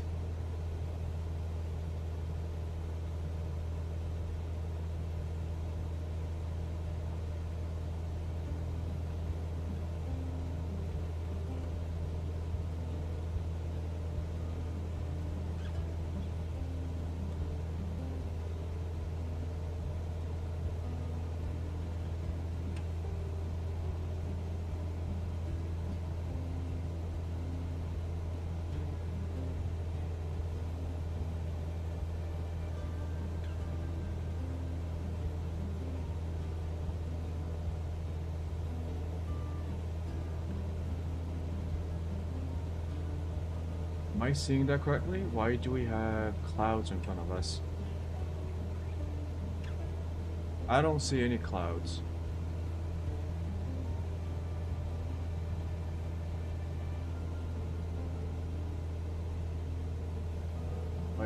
this patch of clouds right here.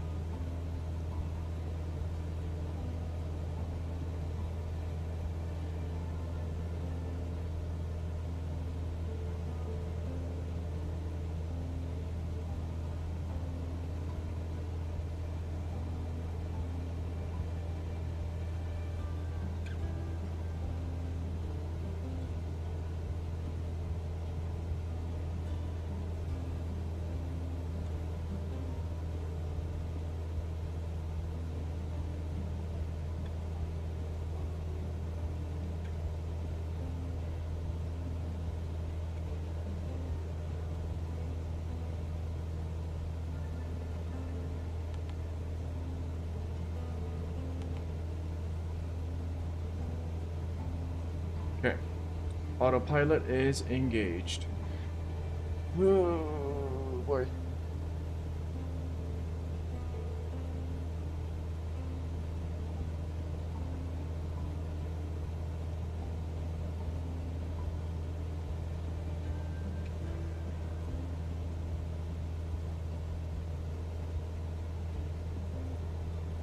Just needs a little bit more air. That's it.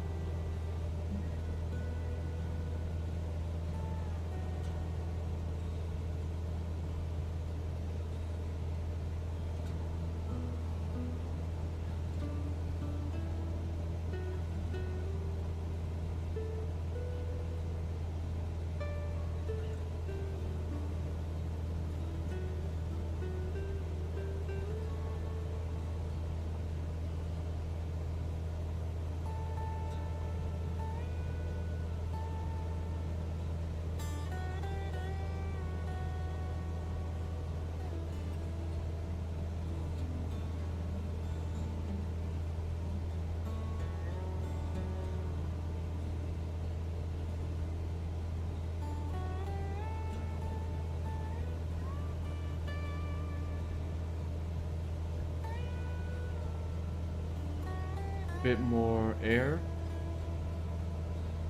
maybe.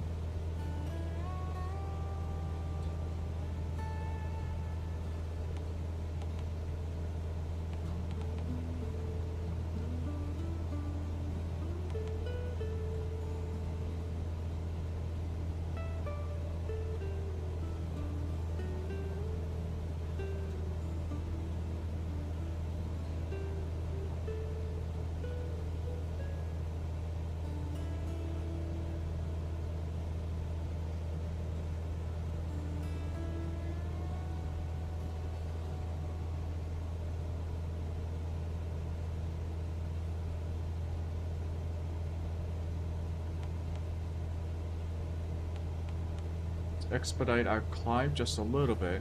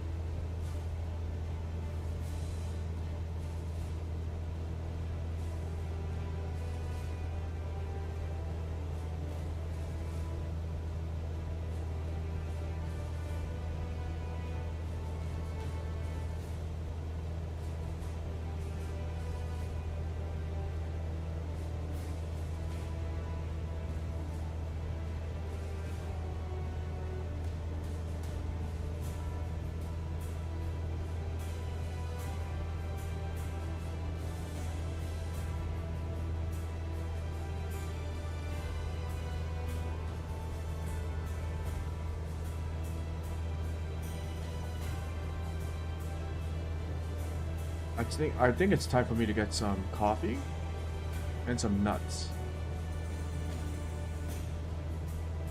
I'm gonna wait until we hit cruising altitude and get myself a nice cup of coffee and a bowl full of nuts.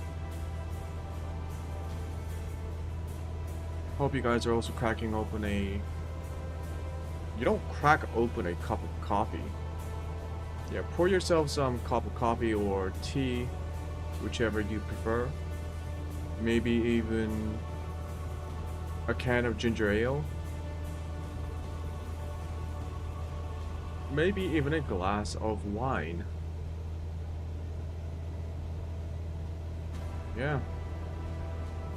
We are cruising once again.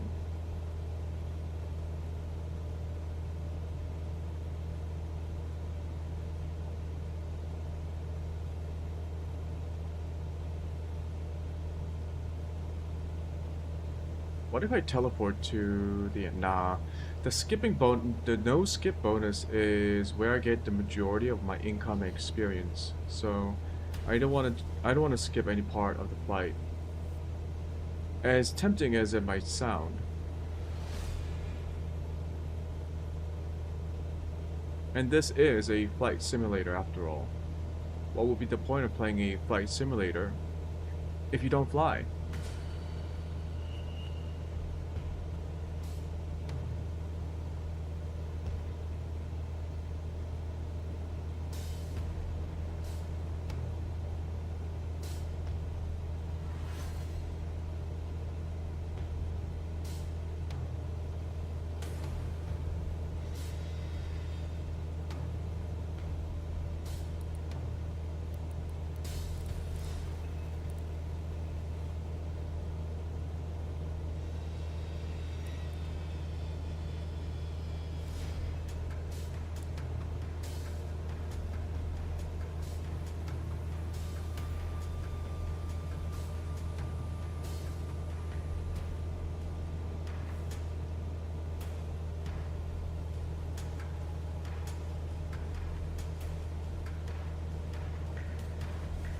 Engine RPM's a little low.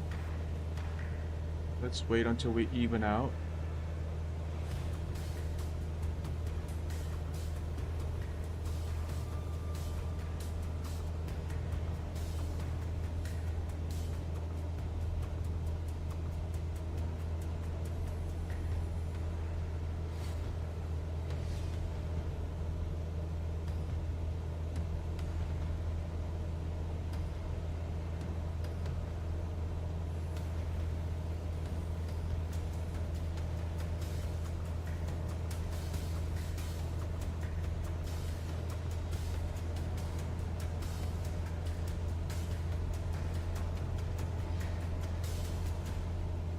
We got some impressive mountains to our front. A little bit of turbulence. We are getting tailwind. Okay, that's a lot of turbulence.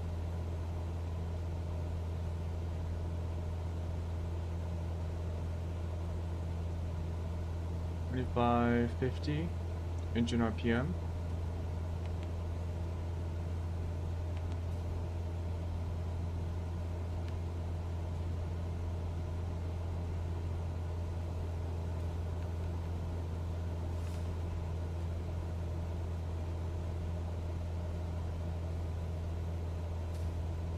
This is the most amount of turbulence I've seen so far. We are getting 19 knots from our tail. 15 to 19 knots of wind to our tail.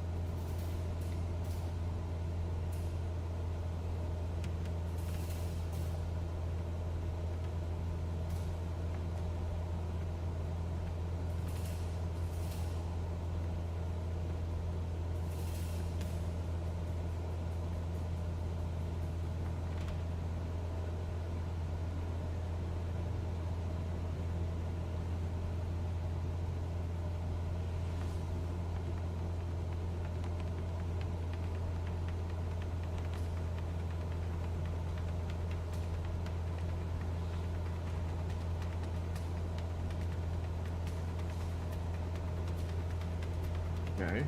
I don't think turbulence can knock me out of autopilot. Unless it's like a fucking tornado.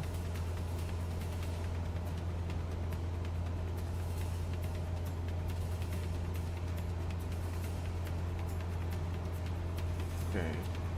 2600, 2610, 20.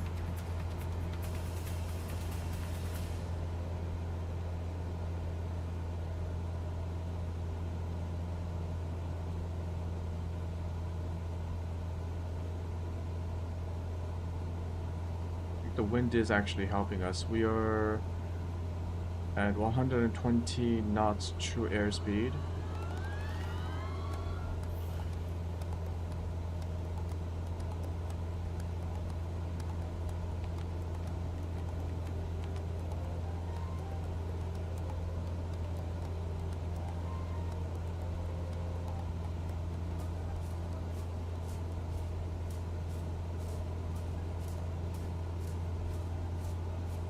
We can pass over that, right? That mountain peak? Yeah. We're not gonna crash into a mountain, are we? I don't think so.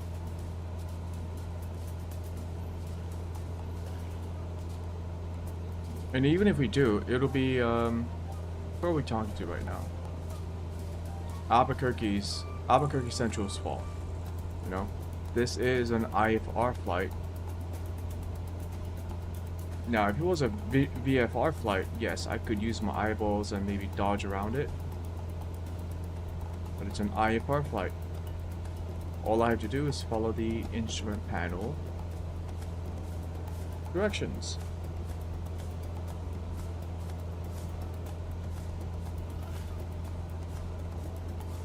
Okay, this is a surprising amount of turbulence.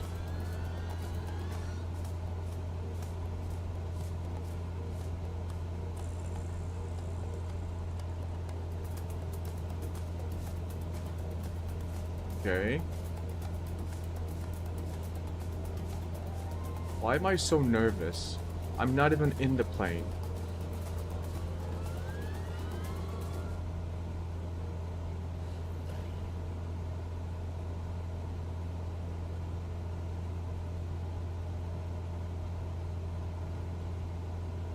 Oh.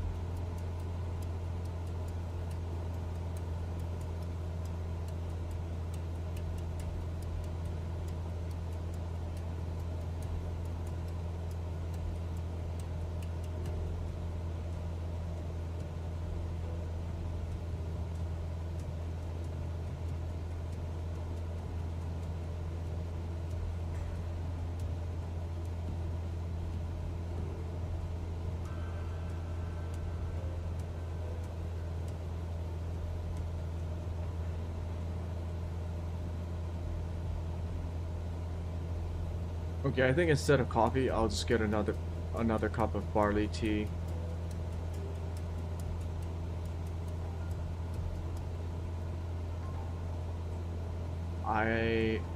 Okay, I hope my plane doesn't crash while I'm gone.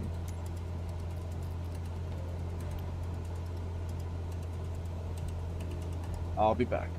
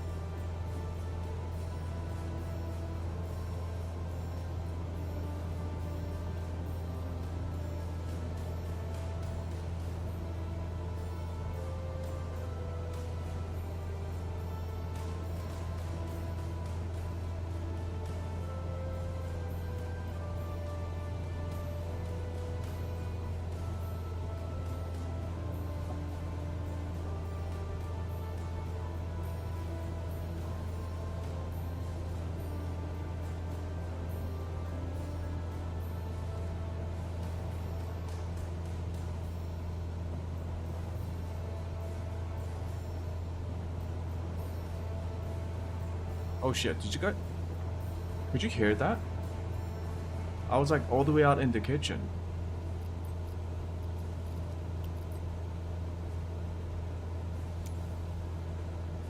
The fuck was that? Something just like squeaked outside my window. Whoa.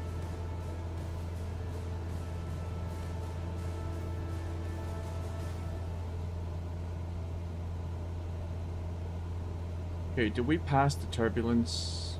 I think we did. It looks stable.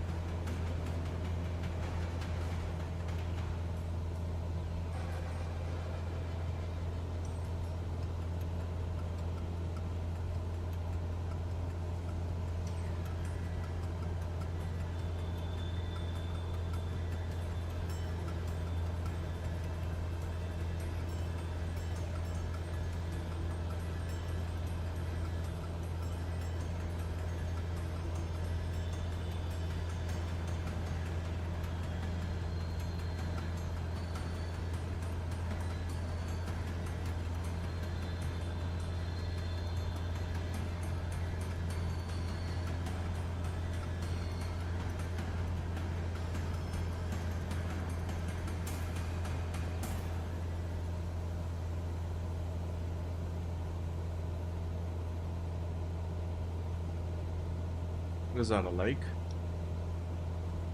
Yep. Is it one of those salt lakes?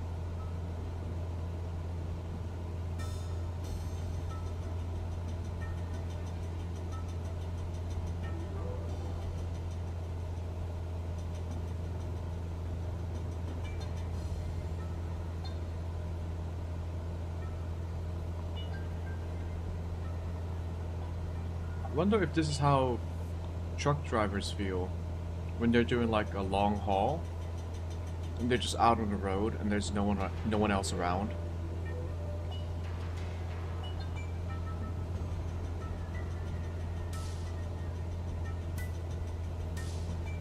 Although to be fair, truck driving seems really scary. Like seeing videos of truck drivers lose their brakes. I think it's because like the brakes overheated or something. That shit is crazy.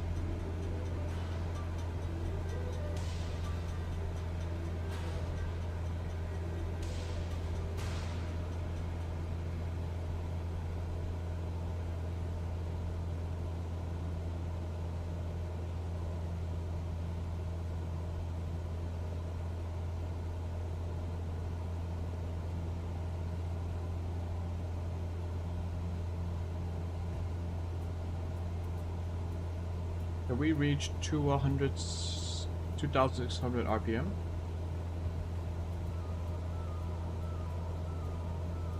I like how the screen is shaking because I'm chewing nuts.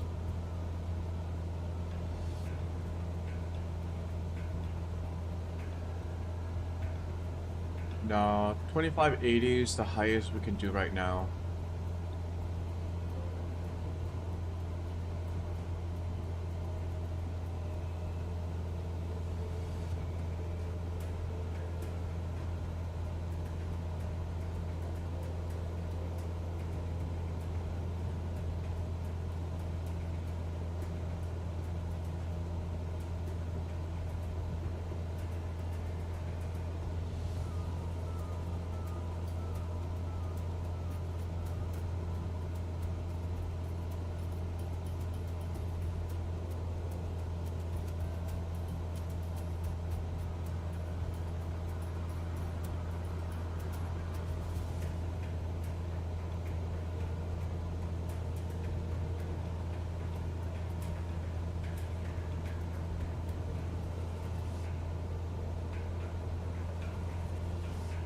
How come our mission steps are stuck? We are at 11,000 feet.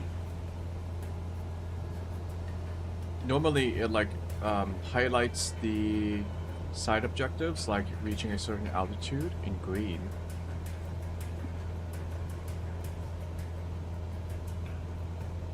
Communication wheel is like bugging out too.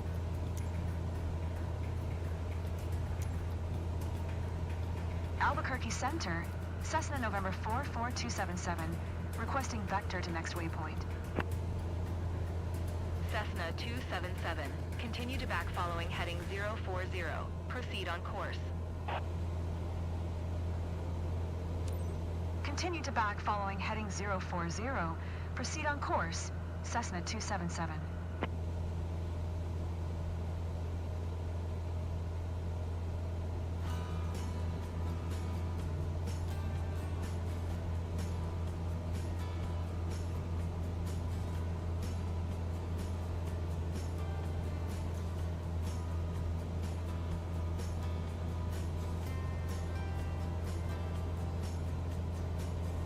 Oh, went away.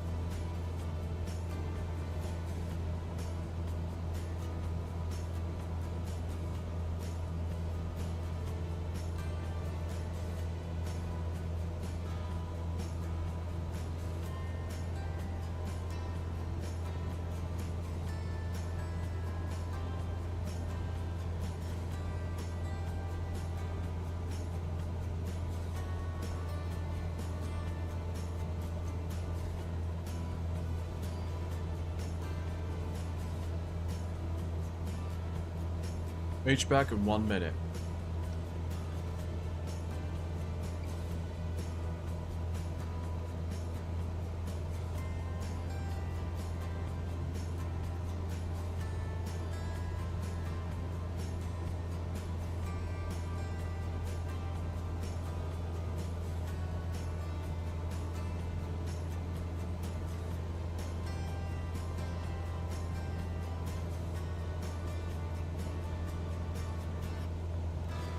Okay, I just realized that OBS is dropping a lot of frames. What the heck is going on?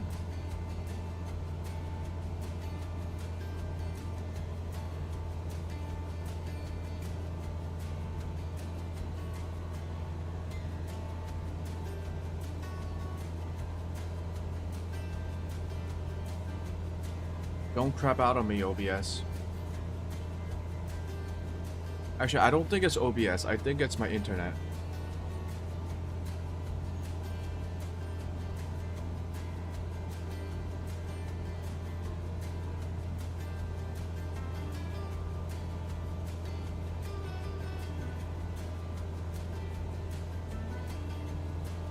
Looks okay right now on stream. But we were dropping frames.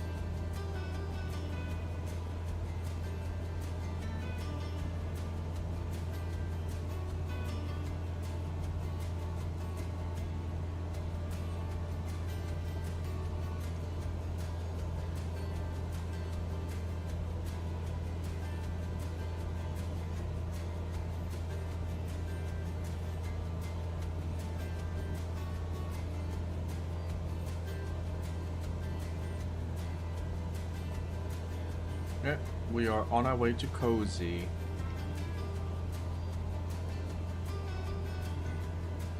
$18 minutes and counting.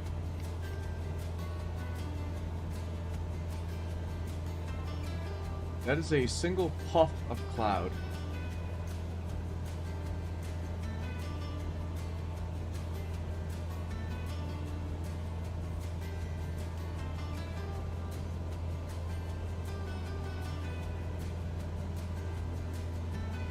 And it's gone. Okay, that's weird.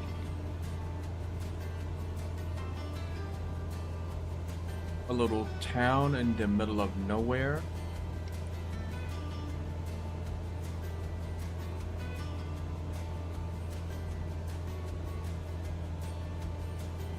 What happens when you get like sick over here? Like they're not gonna have a major hospital, so you're gonna have to be transported by air? Question mark? Because like an ambulance is going to take too long to reach like a major hospital where you can receive good medical care.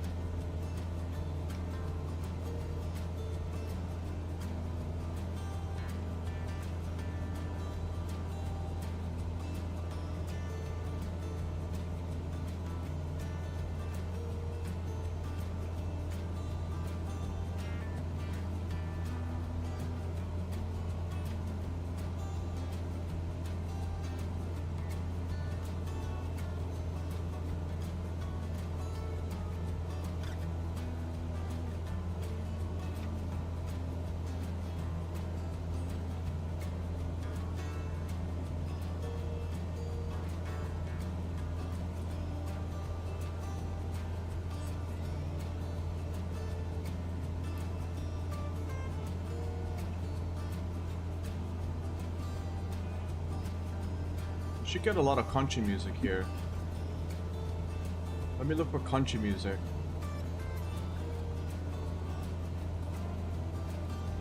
Country and folk.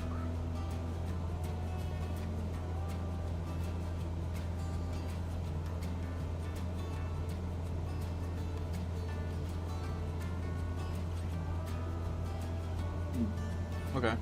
We should be playing country music.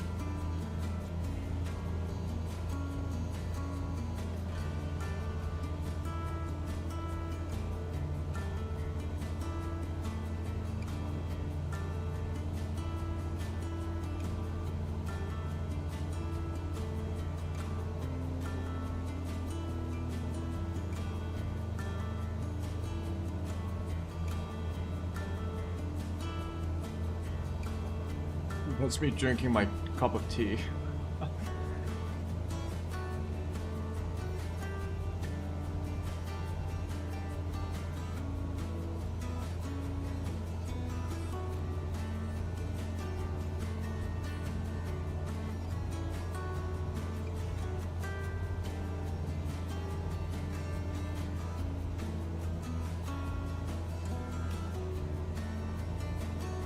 Minutes to cozy.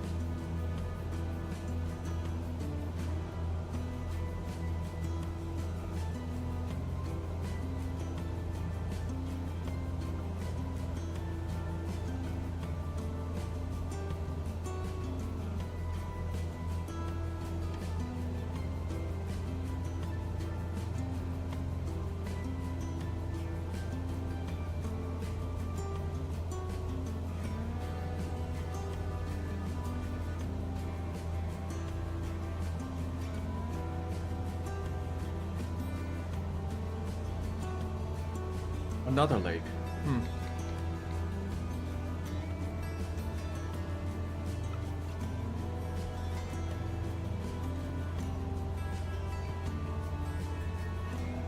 Oh, do a little bit of stretching. Oh. I need to exercise.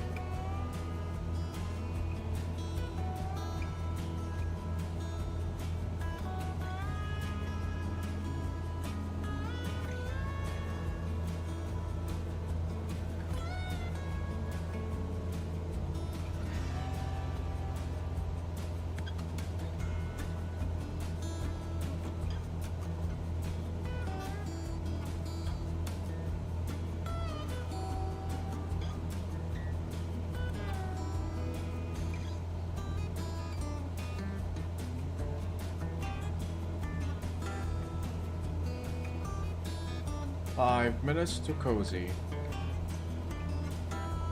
114 knots cruising speed and nothing much else.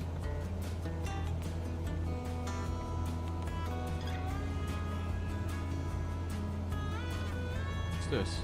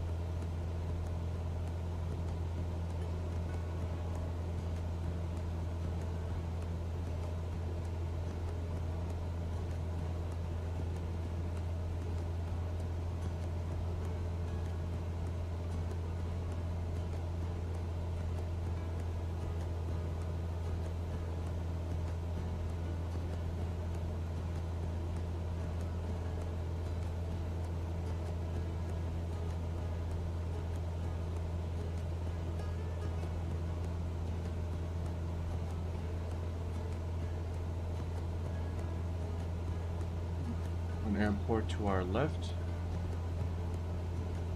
Maybe it's Sierra Victor Charlie or 904 Echo.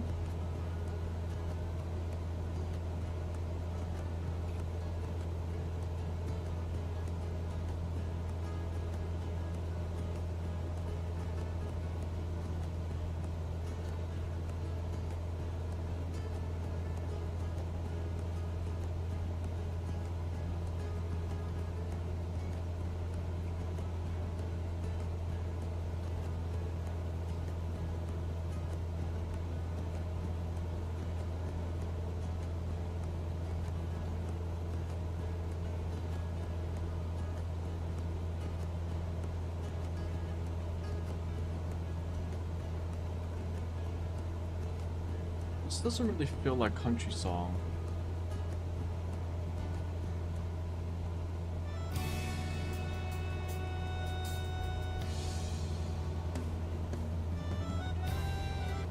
Folk song.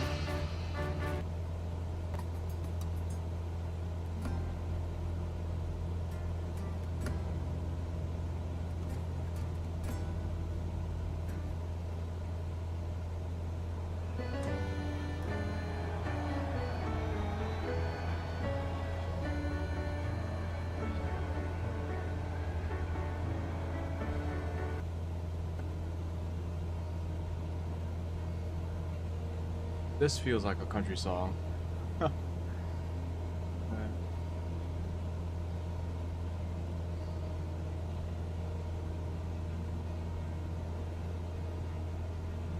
Yeah, I do see it. OBS is dropping frames because of the internet.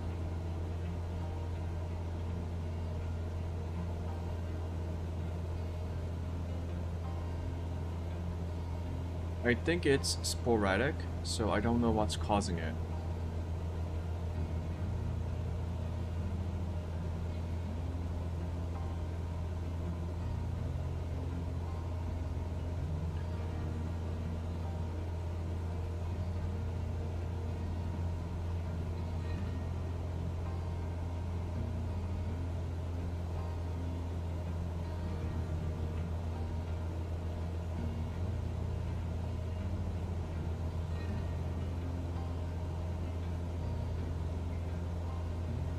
Now this one actually looks like a reservoir. Look how well maintained it is. The banks of the reservoir are...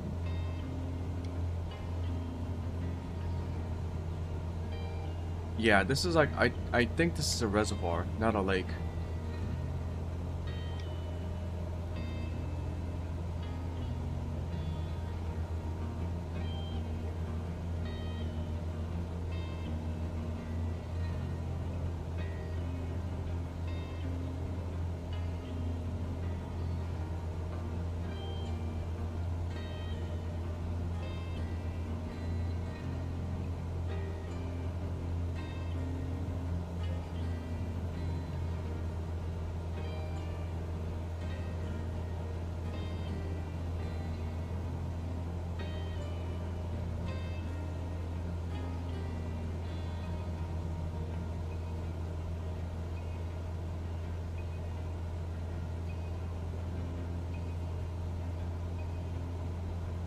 We reached Kilo, or Cozy. We are now on our way to Kilo Alpha 18 Sierra.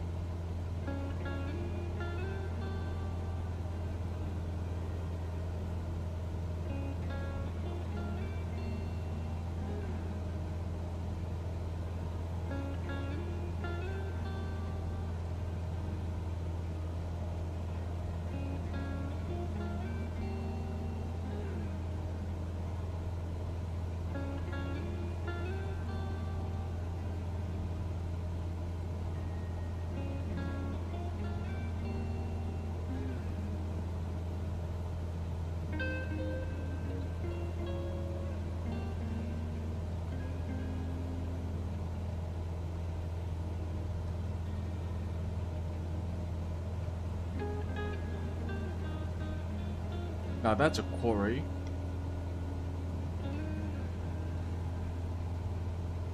Wait, is a quarry the same thing as a mining operation? Or is a quarry specifically for stone? Whatever it is, they are strip mining the mountain. That's impressive. Fuck nature.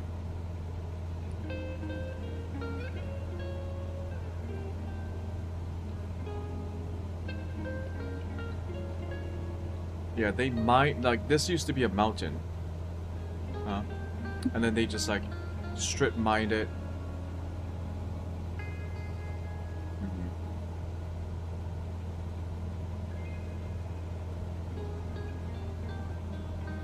Oh.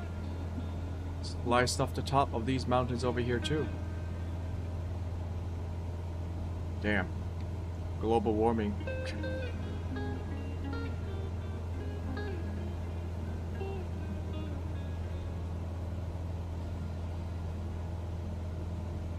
Why was it lagging just then?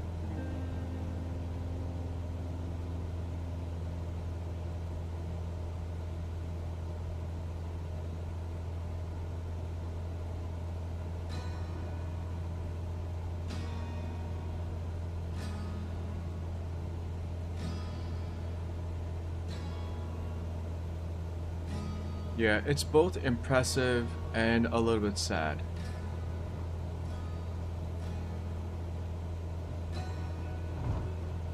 What the fuck?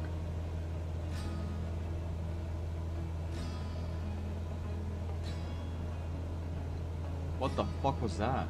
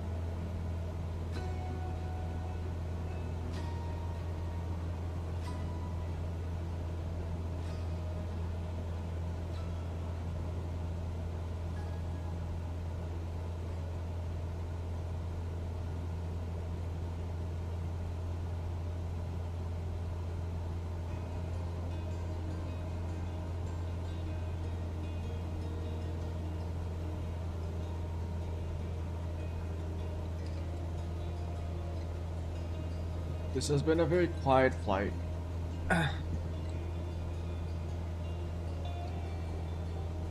Ow. Cramps in my legs. Fuck.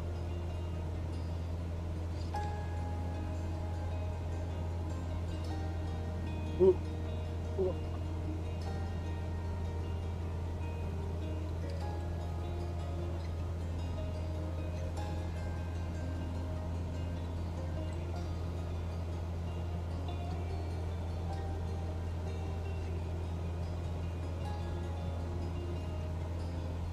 I should just read out like interesting factoids about Colorado.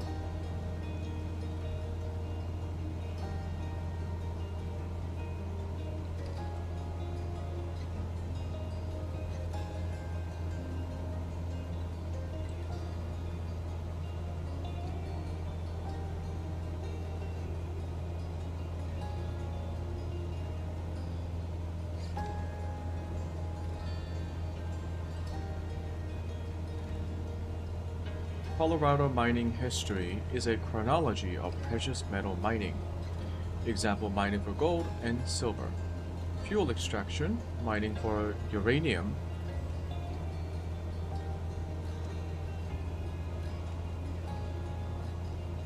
Uranium mining in Colorado goes back to 1872 when pitch blende ore was taken from gold mines near Central City, Colorado. The Colorado uranium industry has seen booms and busts, but continues to this day.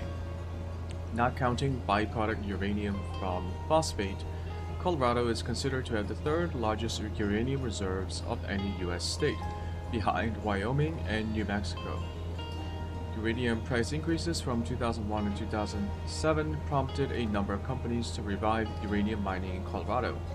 However, price drops and financing problems in late 2008 have forced some companies to cancel or scale back uranium mining projects. There are no currently producing uranium mines in Colorado. Huh.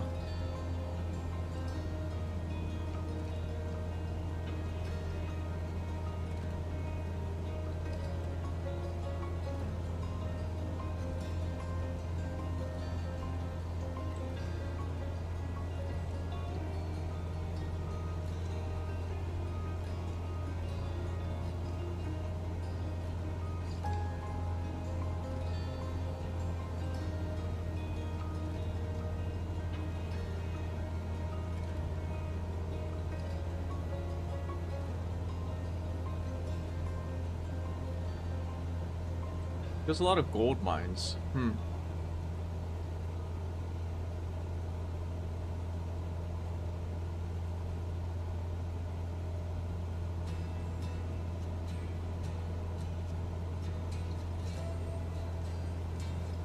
After we reach Kilo Alpha 18 Sierra, we will start descending slowly. Let's see. Adobe Ranch Private. Elevation 7,339 feet.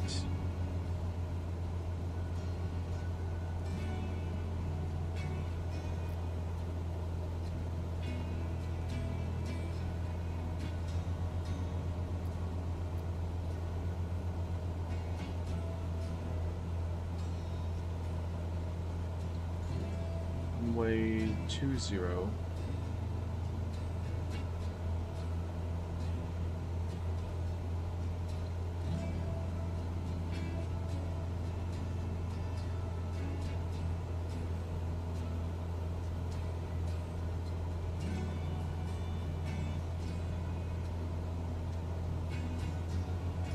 Okay, there's a lot of turbulence. I don't like this.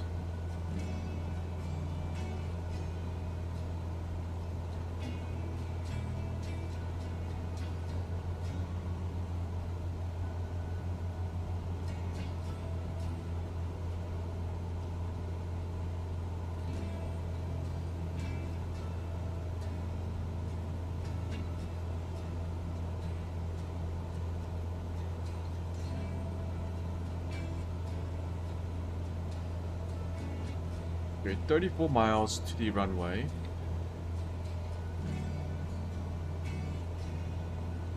15 minutes.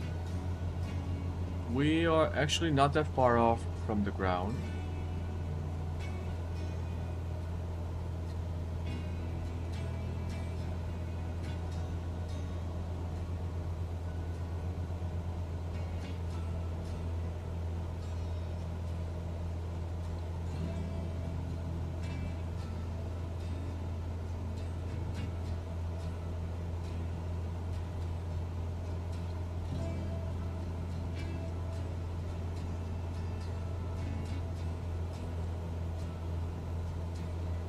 To 25 knots of speed, wind speed, blowing from 239.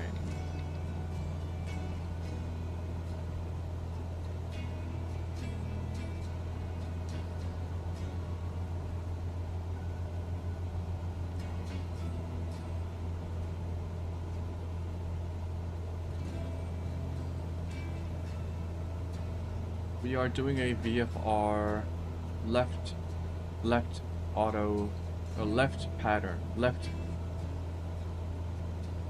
VFR left pattern approach. There we go. VFR left pattern approach. So I do want to find this runway.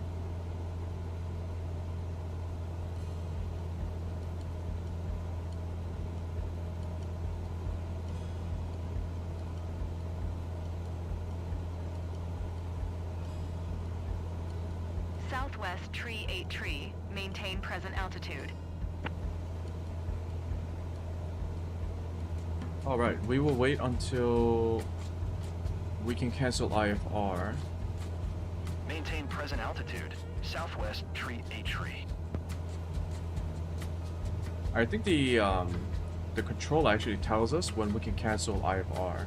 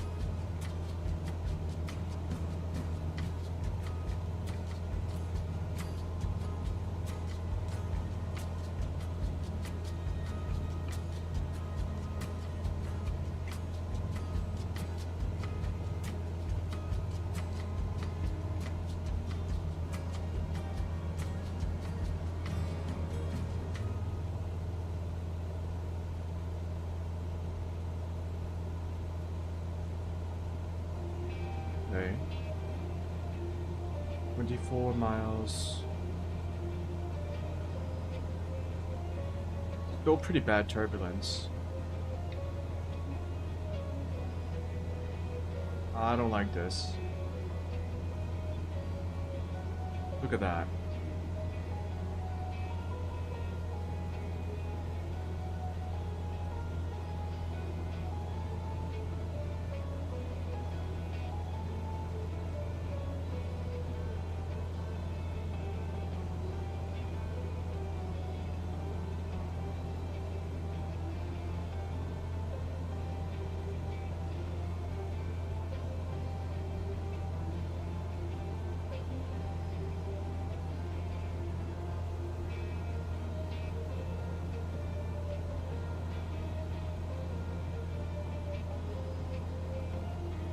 Is that snow?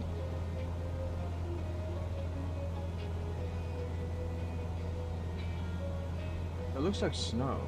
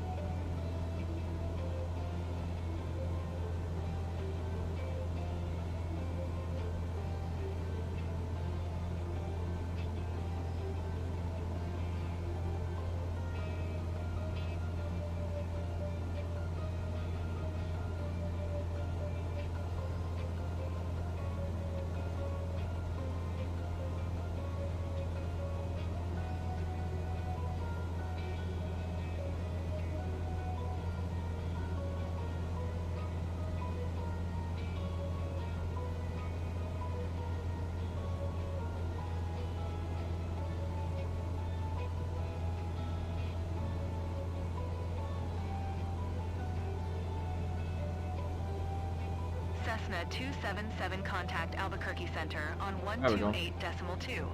Good day. 128.2, Cessna 277.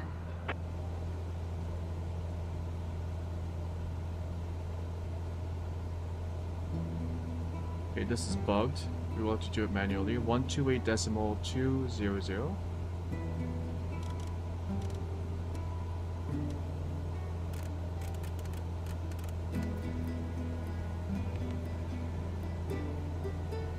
Albuquerque Center, Cessna November 44277, 11,000 feet.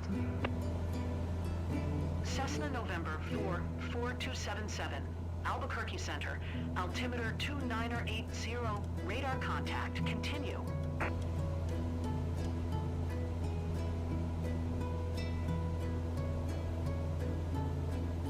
I think we cancel IFR. Albuquerque Center, Cessna 277 would like to cancel IFR.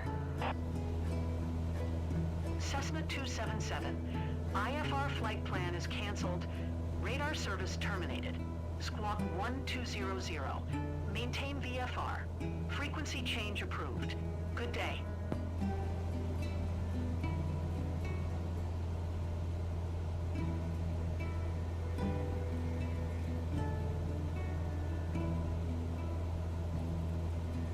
I think that's it in the distance.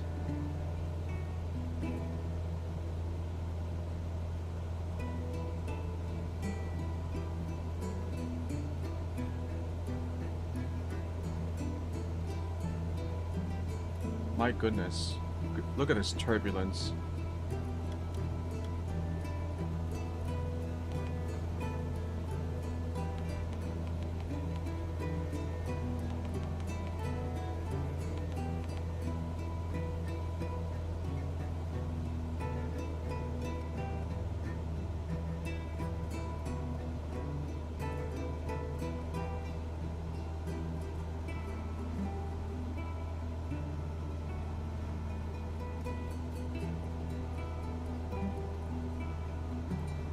Oh my goodness. How am I going to land with this much turbulence?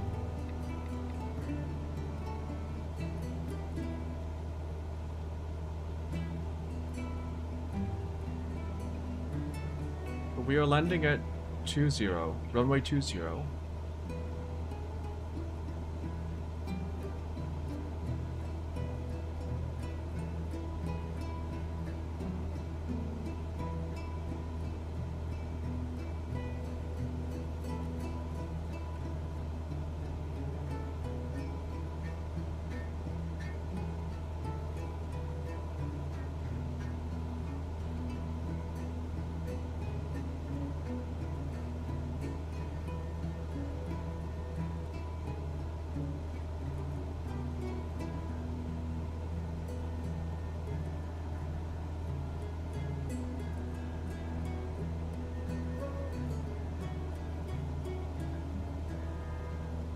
Miles away.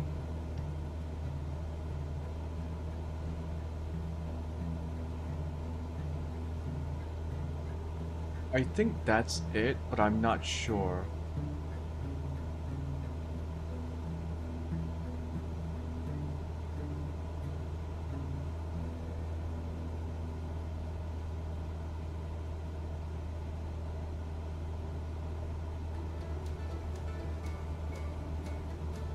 Now that I think about it, maybe 8,000 is a bit too low.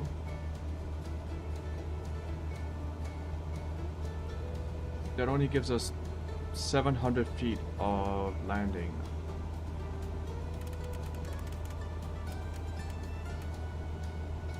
Yeah, 9,500 sounds good enough.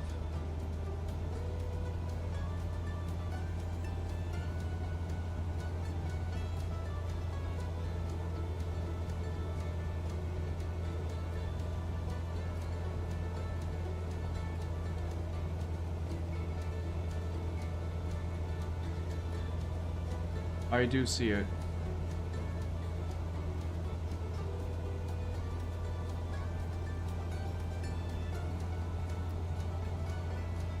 We were doing a VFR pattern, left direct auto.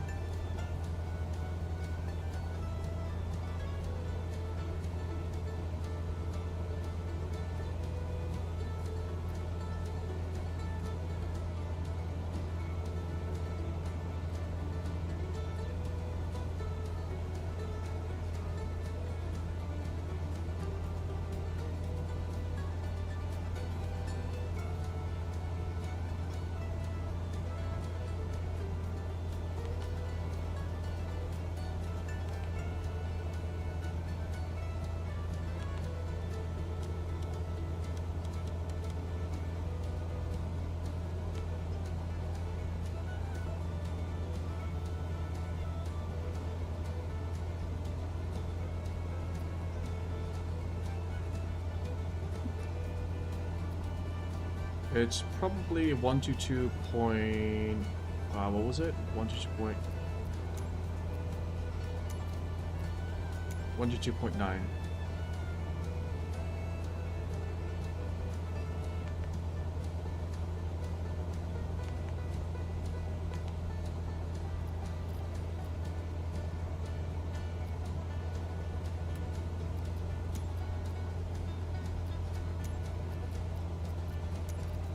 Full stop landing, announce position. November Mike Tree 7 traffic. Cessna November 44277. 6 miles south, 9,600 feet. Inbound to land, runway 20, November Mike Tree 7 traffic.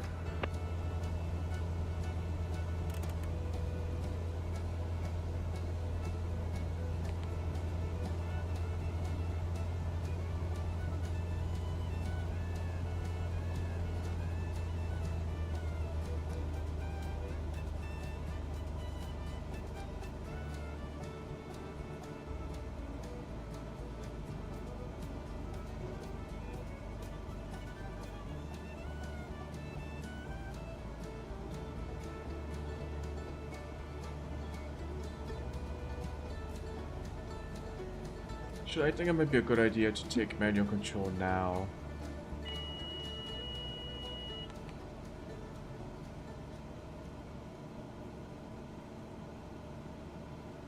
Turn off flight director. Oh.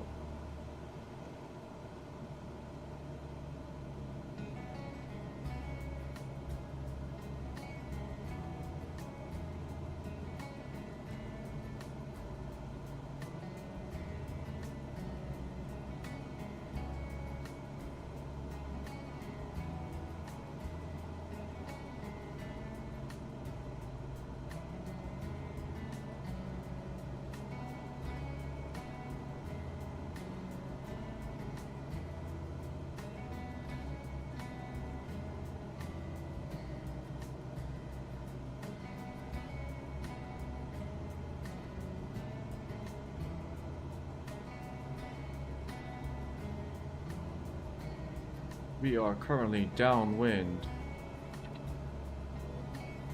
November Mike Tree 7 traffic. Cessna November 44277 is on downwind. Runway 20, November Mike Tree 7 traffic.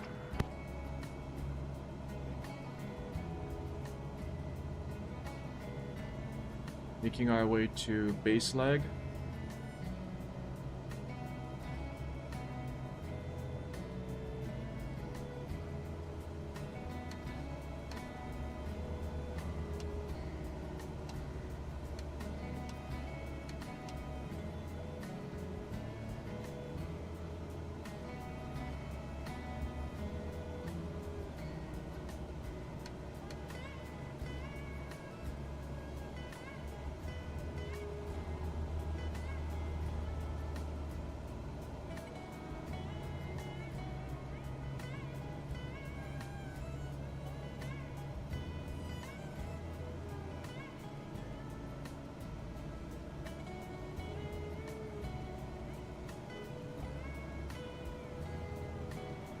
Okay, turning into base leg.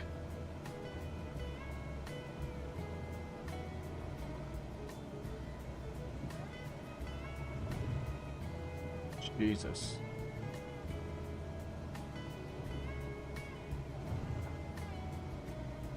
November Mike Tree 7 traffic. Cessna November 44277 is on base. Runway 20, November Mike Tree 7 traffic.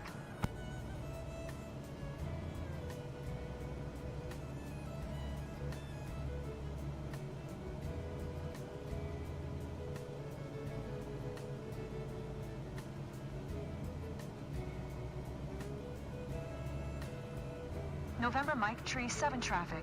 Cessna November 44277 is on final, runway 20. To land, November Mike Tree 7 traffic.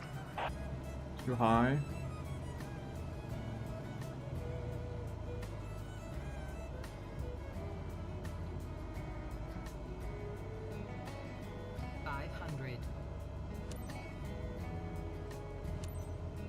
November Mike Tree 7 traffic. Cessna November 44277 is on final, runway 20. To land, November Mike Tree 7 traffic.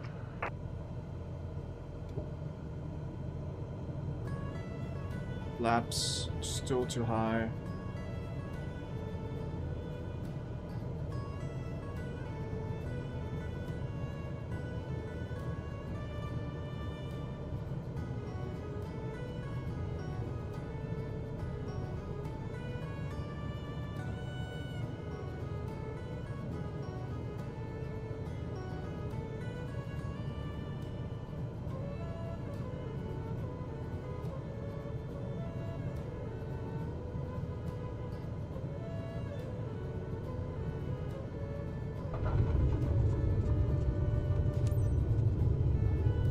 It didn't flare up enough, but I think that was overall not bad.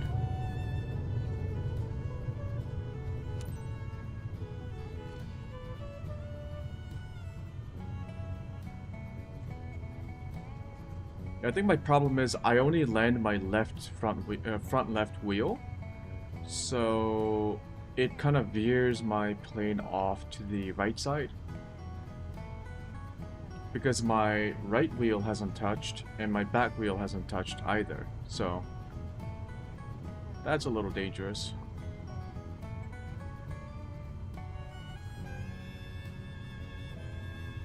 I do apologize.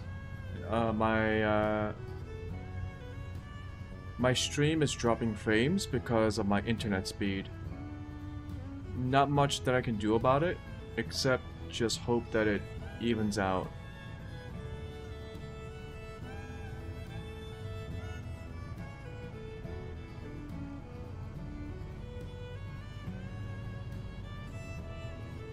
I am using a VPN, so I might try reconnecting my VPN, see if that helps.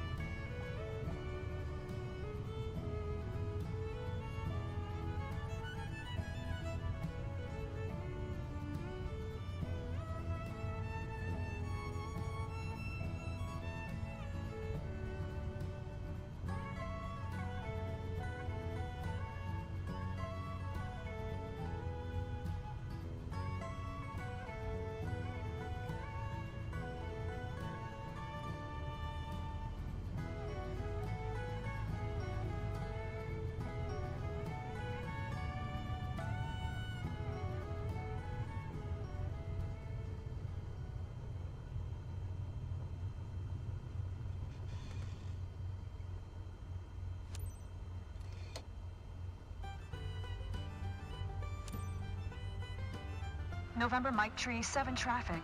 Cessna November 44277 is taxiing to parking. November Mike Tree 7 traffic. I don't think there's anyone here to listen to us.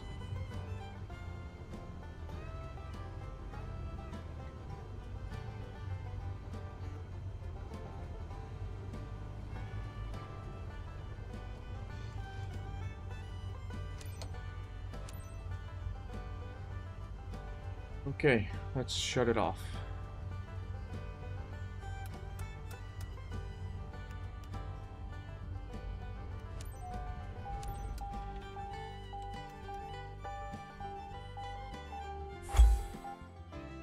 Oh, I didn't retract my flaps. Whoops. Whoopsie.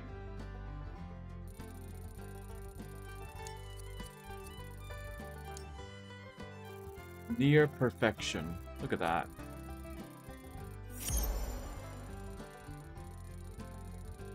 Ooh, bad weather bonus. Nice.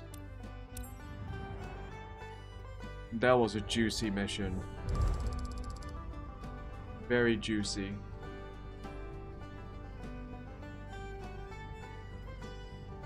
Yeah, no skip bonus is where we get most of our income.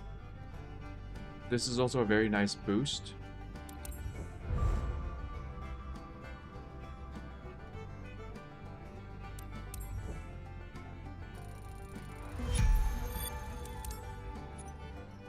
Very nice.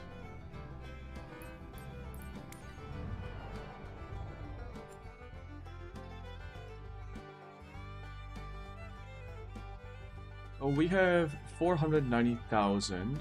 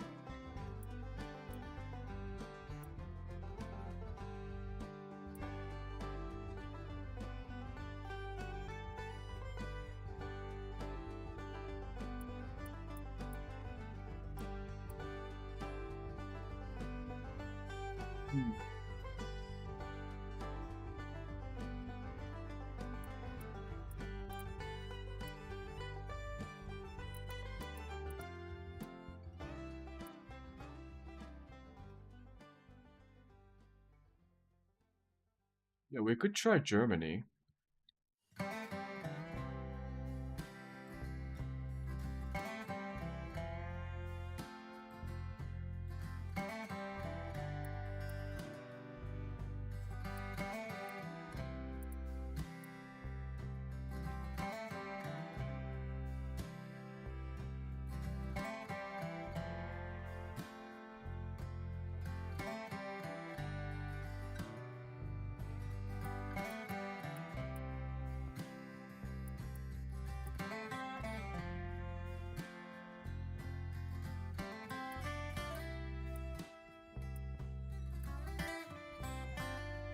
I don't know why we're not unlocking more parts of the map.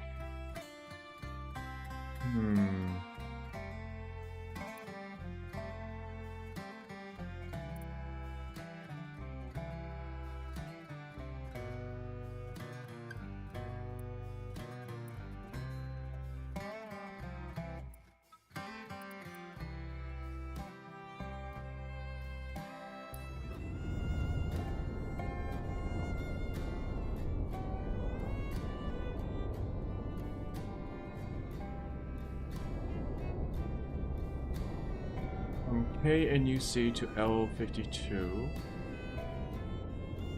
Right, so I don't know if I want to do airliner just yet, the airliner certification. I think I'm going to buy another Cessna. So let's look at the flight plan for now. San Clemente Island.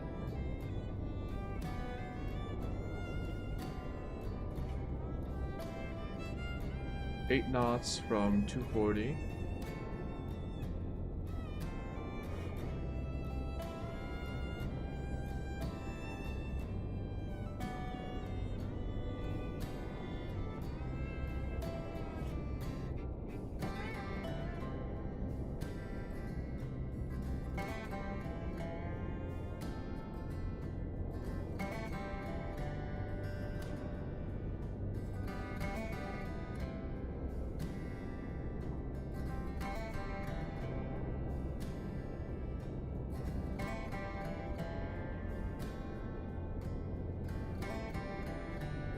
Runway 24. Okay.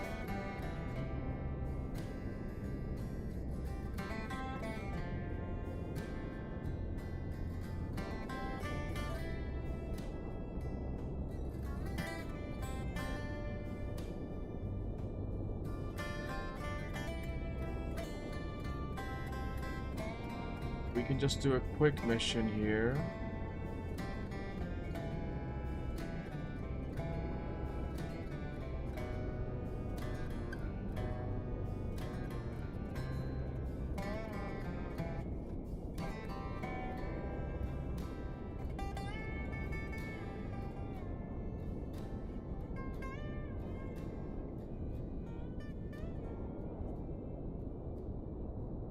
Our bag, and we will arrive at Oceano.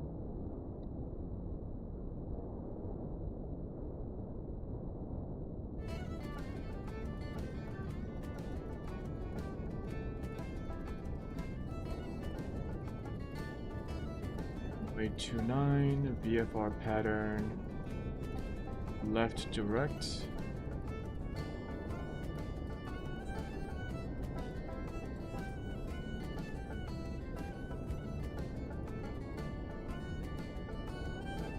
I think we will be tuning into LA Central, if I'm not mistaken.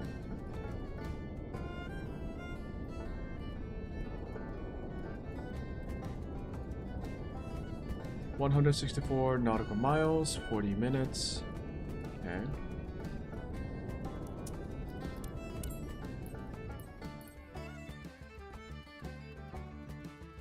Okay, so let's buy another aircraft.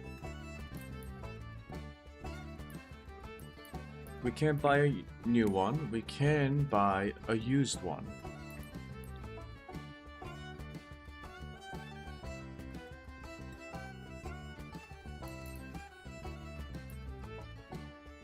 We can buy this.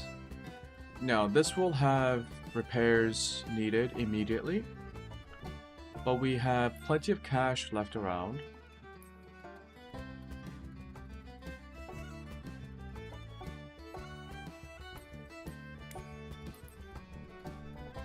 So the hydraulics, landing, electrical, and flight controls. This is the cargo variant.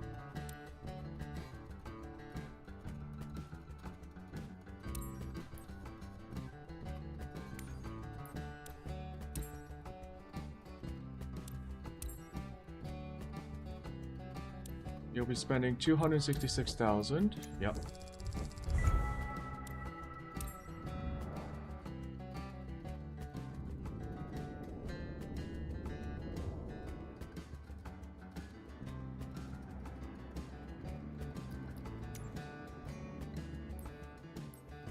Now we will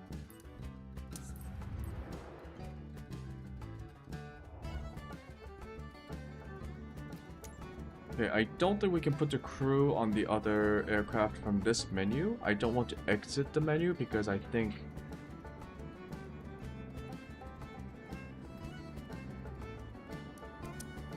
yeah, I don't want to mess anything up. So we'll just do this quest and then put the crew on our other Cessna.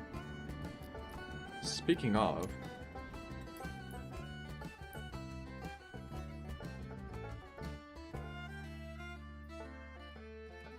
delegated maintenance.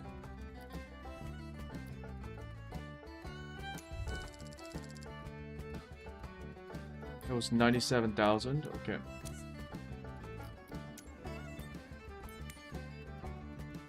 We definitely don't need all this much fuel. We are traveling 170 nautical miles. And I believe that means we need about... we use about 10 gallons per hour. So that's 12, 4 gallons.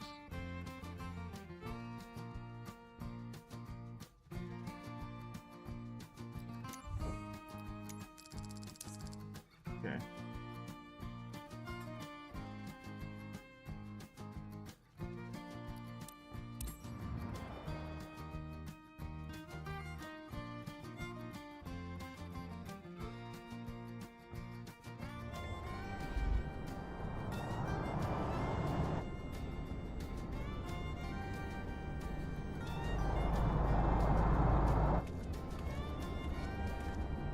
those cars.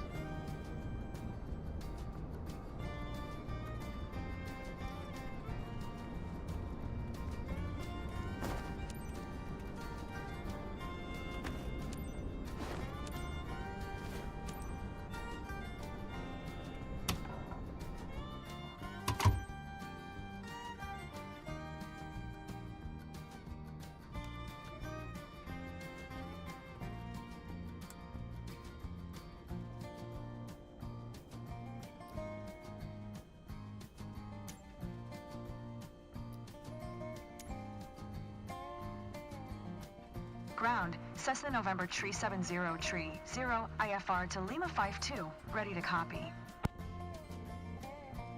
Cessna November Tree 70 Tree 0 is cleared to Lima 52 Airport, as filed. Expect runway 24, maintain 10,500 feet.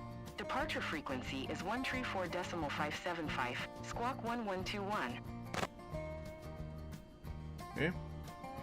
Cleared to Lima 52, as filed. Runway 24. 24. Maintain 10,500 feet. Departure frequency is 134. 134.575. Decimal Squawk 575. 1121. Squawk Cessna 1121. November Tree 70 Tree 0. Cessna 0 Tree 0, read back is correct. Contact ground on 119.55 when ready to taxi. Good day. Cessna 0 Tree 0 ground. Startup approved. Altimeter 29906.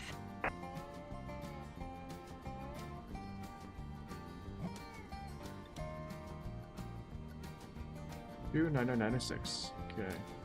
Yeah, I think I was always supposed to, on an IFR flight of these kinds of airports, I do need clearance. So get some fuel in the fuel pumps.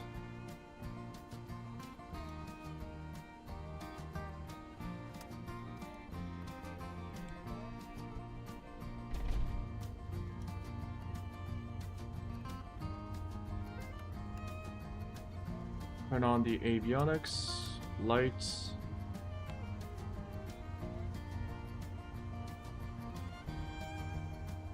I will preset the altitude to our cruising altitude, which was 10,100 feet, 500 feet. Departure frequency is 134.575.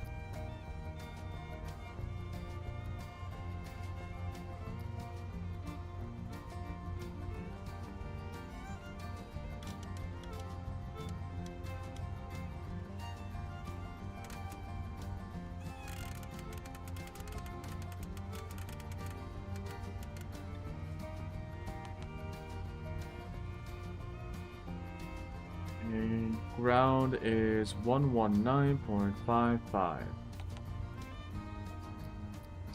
Okay, let's do one final check.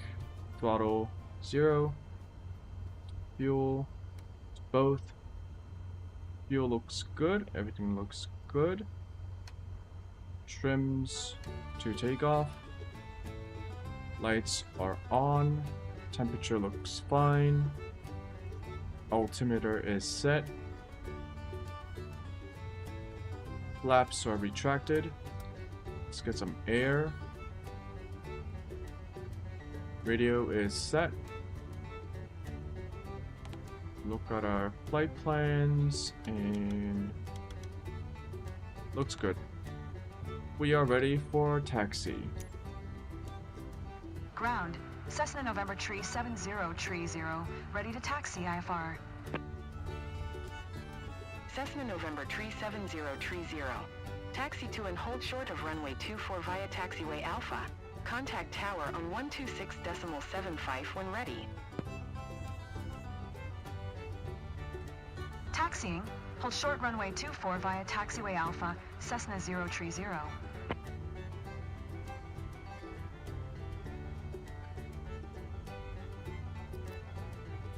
Contact tower 126.75.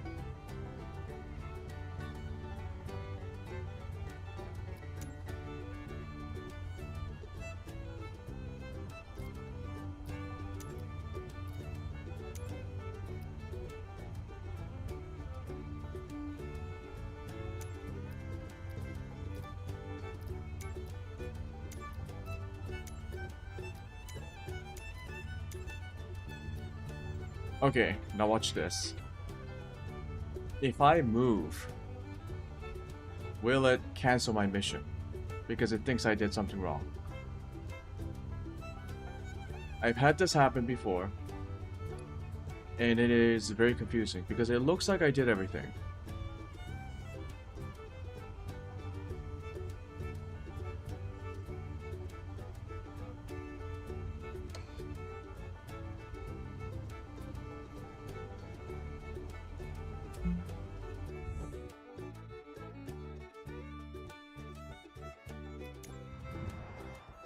What else do I need to do?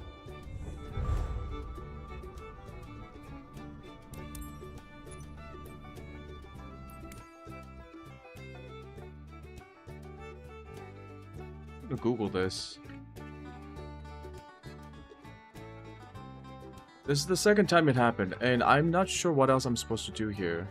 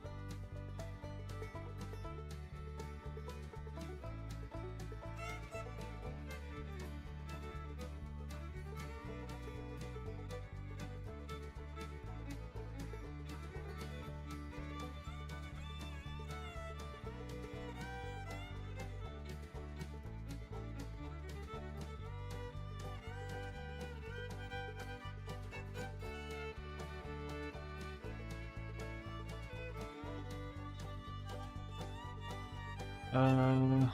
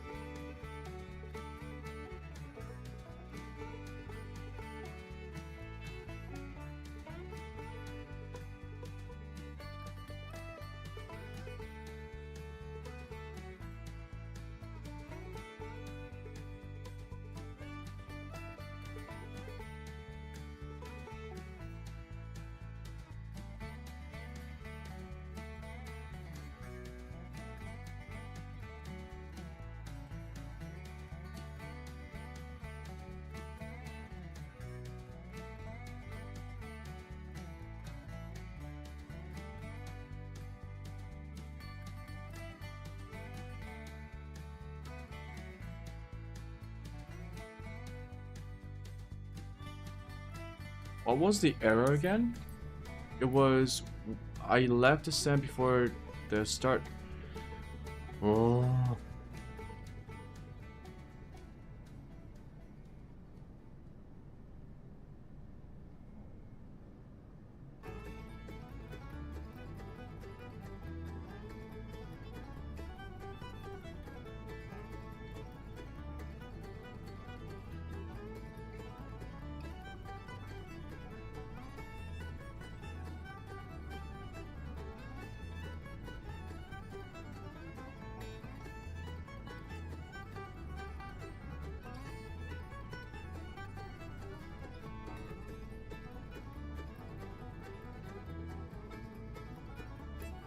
Oh, okay, I'm gonna try it again. I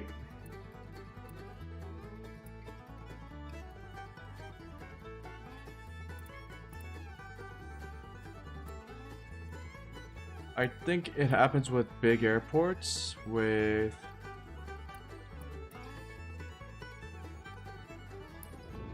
Okay, let's try this.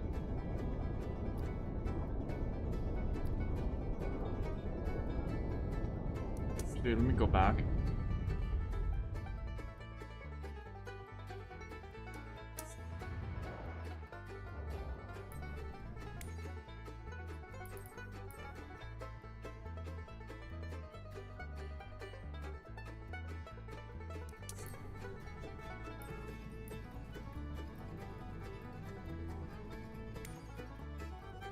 How do I set my...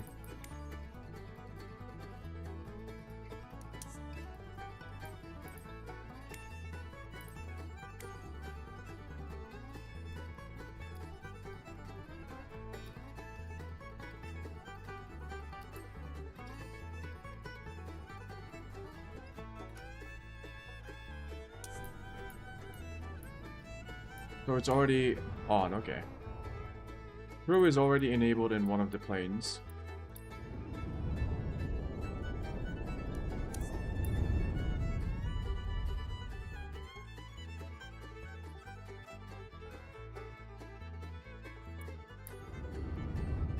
Wait, I guess I'm doing...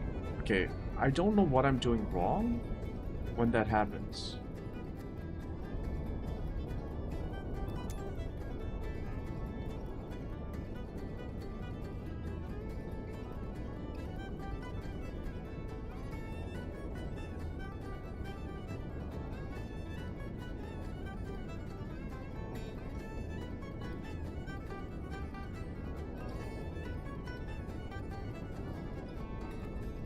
TV, let's see. Porterville, runway 12.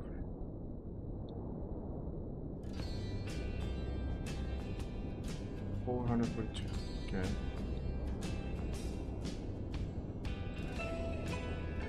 Flying in from initial approach fix extra Cesario, okay.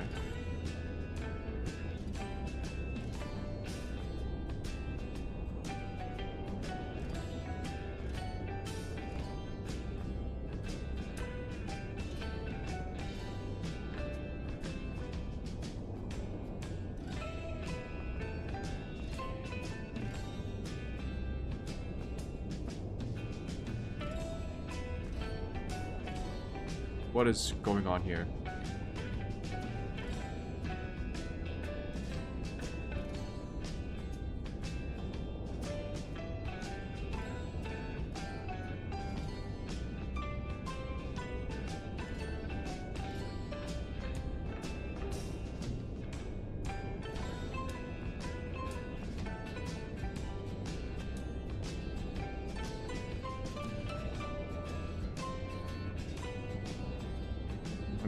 Okay.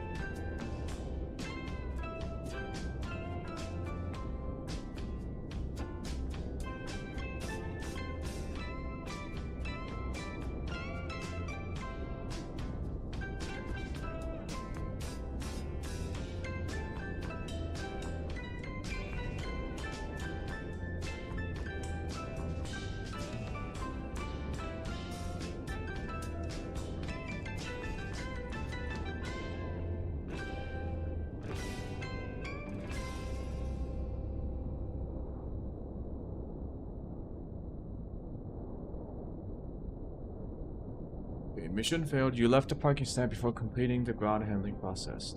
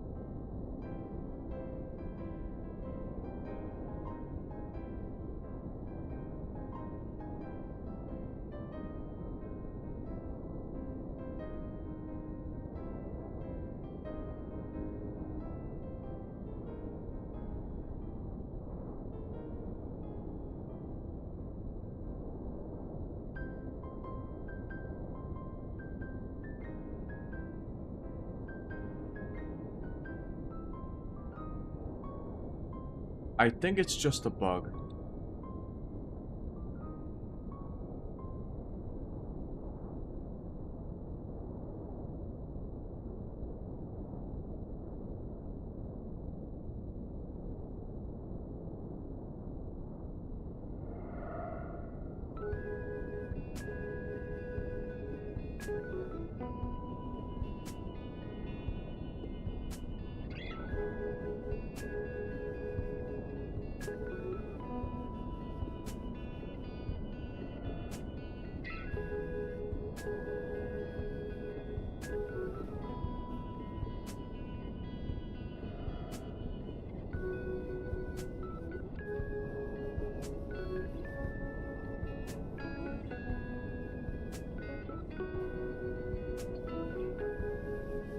So other people are actually having a even more infuriating bug. Some people are trying to like skip the pre-flight checks, which teleports your plane to the runway or the taxiway. And sometimes, apparently it like blows up your plane, like it damages your landing gear.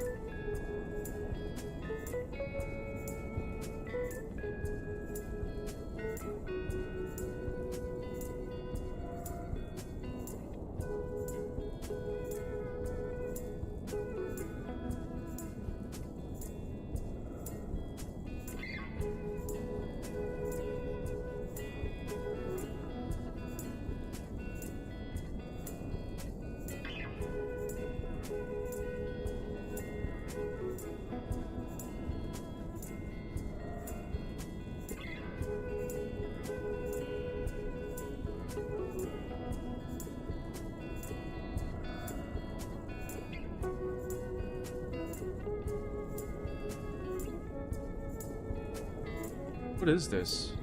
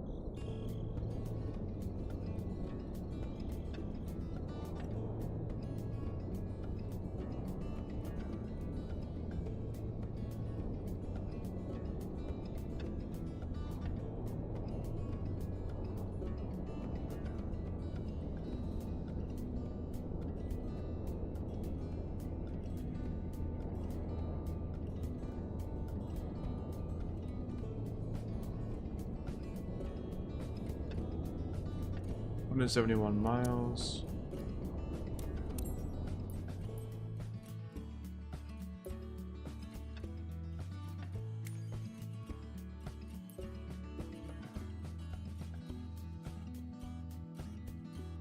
I don't know which one is...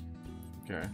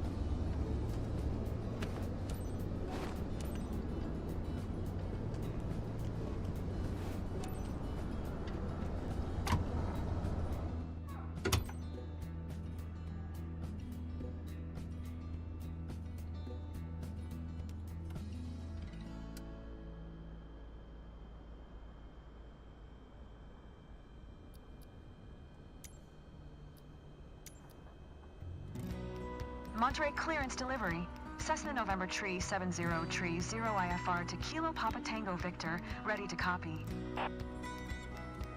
Cessna November Tree 70 Tree 0 is cleared to Kilo Papa Tango Victor Airport. As filed, expect runway 10 right. Maintain 9,500 feet. Departure frequency is 127.45, squawk 6224. Cleared to Kilo Papa Tango Victor, as filed.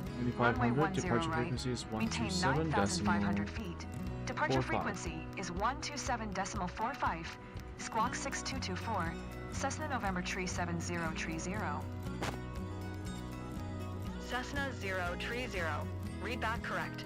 Contact ground on 120.875. Good day.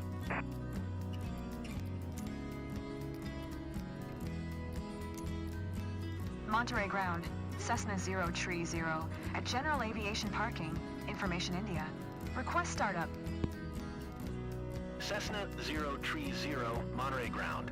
Startup approved. Altimeter 2990. Okay, approved. Monterey ground. Exejet 586 at General Aviation Parking, Information India. Request pushback. Exejet 586, Monterey ground. Pushback approved. 1, 2, 3.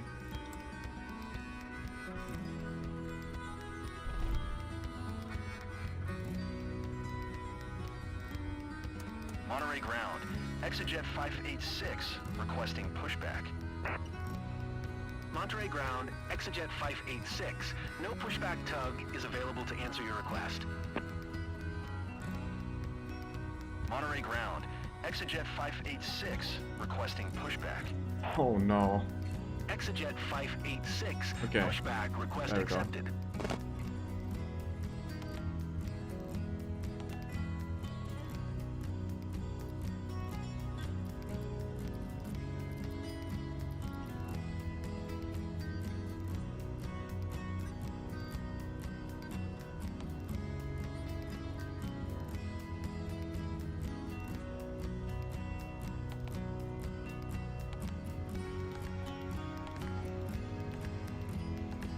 Monterey ground.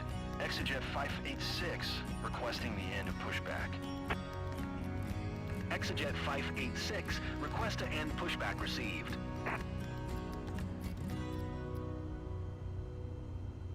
Monterey ground. Exejet 586 with India. Ready to taxi. IFR. Exejet 586. Taxi to and hold short of runway 10 left using taxiway Echo Alpha Golf cross runway 10 right, Juliet Bravo Kilo. Contact tower on 118.4 when ready.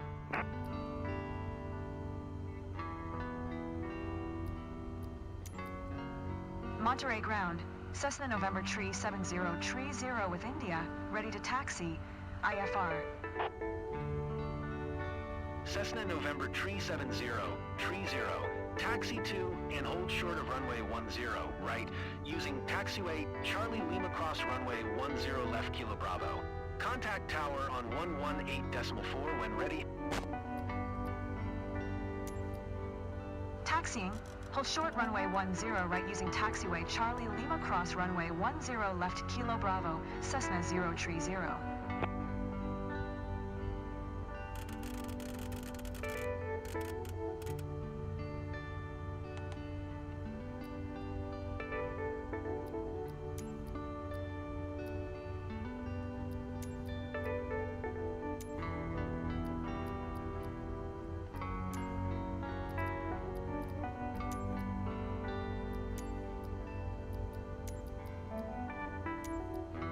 Monterey Airport Information India 080. Exejet 586, please acknowledge.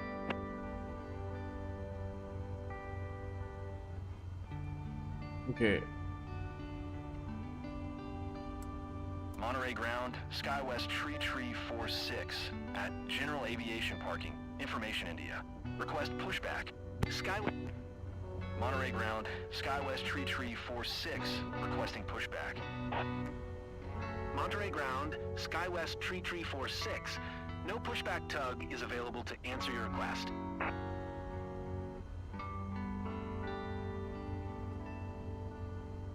Am I supposed to like wait my turn?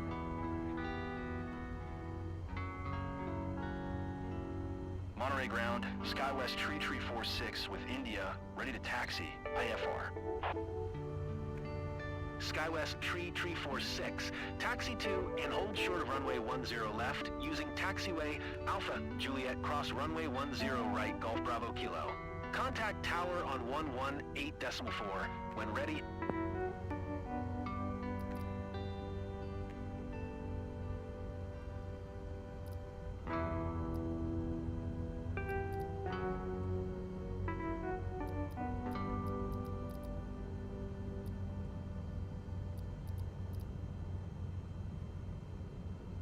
I mean,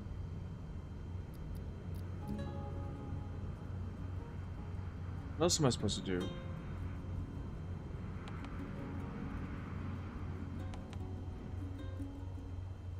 Exejet 586, did you copy?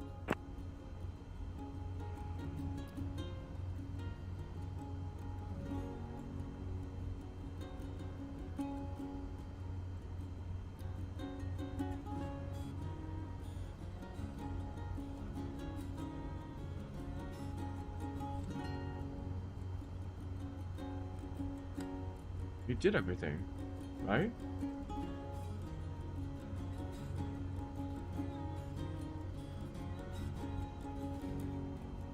Exejet 586, did you hear my last transmission?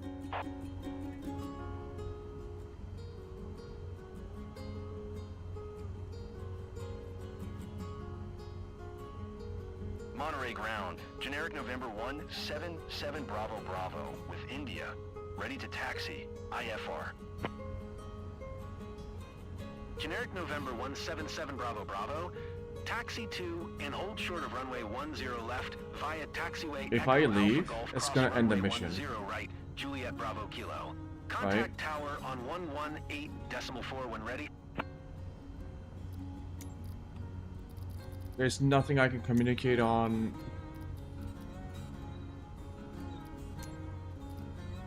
I already got cleared for IFR. Lights are on.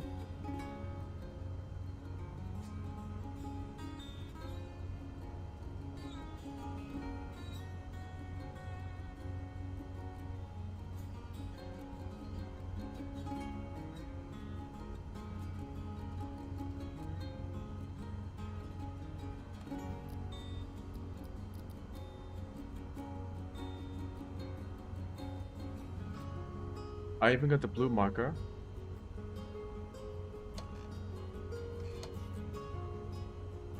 No. See, the parking brakes are not like, I don't get the prompt to release the parking brakes. It means something's wrong. Monterey ground, generic 5 Hotel Delta, at General Aviation Parking, Information India. Request pushback. Generic 5 Hotel Delta, Monterey ground. Pushback approved. Monterey ground, Cessna 030. Cancel IFR at this time. Cessna Hi there. 030. It's Shane. IFR flight Now that you're plan all is set up, canceled. let me go over Taxi the to important runway details with and you. request VFR departure You're carrying from tower. materials on this flight. Standard shipment for our partner based in Porterville, but super time critical. You must reach Porterville Muni ASAP. Sensitive cargo containers are designed to withstand turbulence, but Monterey keep a steady ground. flight speed and Generic adjust November accordingly. A timely and 415 secure Hotel delivery will Delta. ensure that everyone is Requesting satisfied. pushback. What the fuck is going on? You have all the pertinent information in your Monterey flight ground, packet as a reminder. Generic November Clear skies 415 ahead. Hotel Delta. No pushback tug is available to answer your No request. fucking way, it was a bug. So, I think I know what happened. When you get clearance from IFR, when you get clearance from ground, Monterey ground. to begin your startup procedure for your plane, With India, ready to taxi.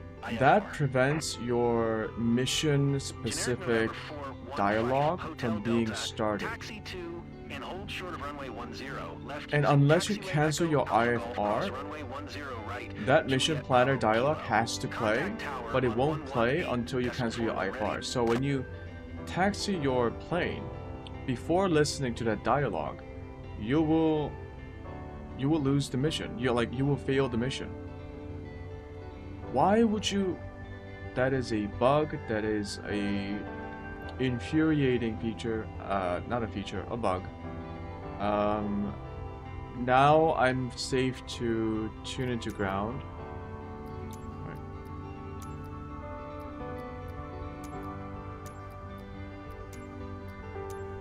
Generic 7 Bravo Bravo. Acknowledge last transmission. Yeah, it's just you can't do IFR clearance. That's sad.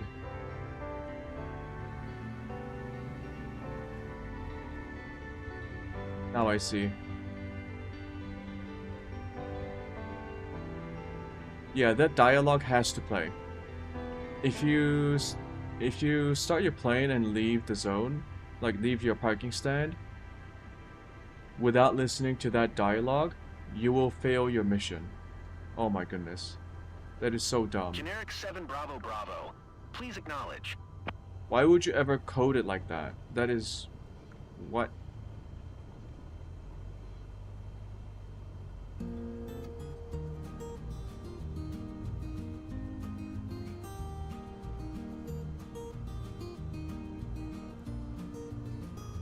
So I think that means you cannot do an IFR startup procedure.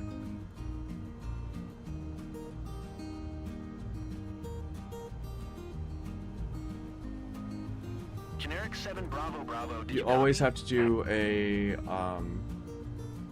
yeah, you just can't do an IFR startup procedure because that blocks the communication channel from playing that dialogue.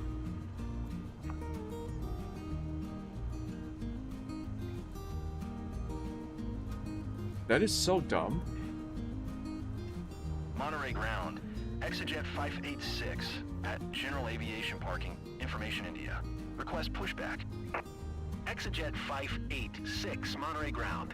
Pushback approved. I actually have to...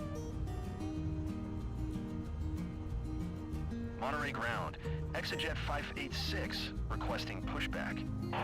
Monterey ground, Exejet 586. No pushback tug is available to answer your So, request. who are they talking to? There are no planes on the runway. Like, no one's taking off right now. Monterey ground, Exejet 586 requesting pushback. Monterey ground, Exejet 586. No pushback tug is available to answer your request. Monterey ground, Exejet 586 requesting pushback. Monterey Ground, Exejet 586. No pushback tug is available to answer your request.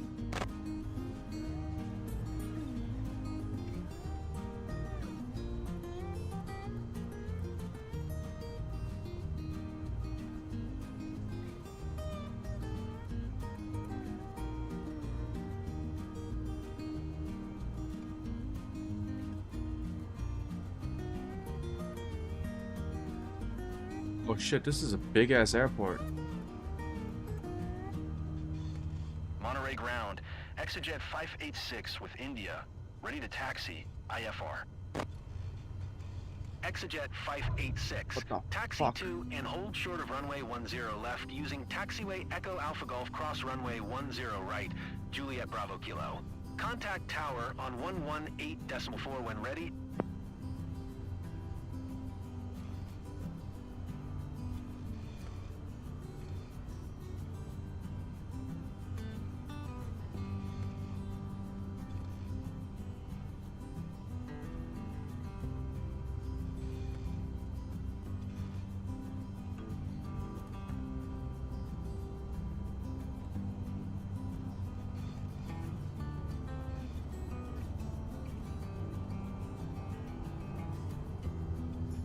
SkyWest Tree 46. Did you hear my last transmission?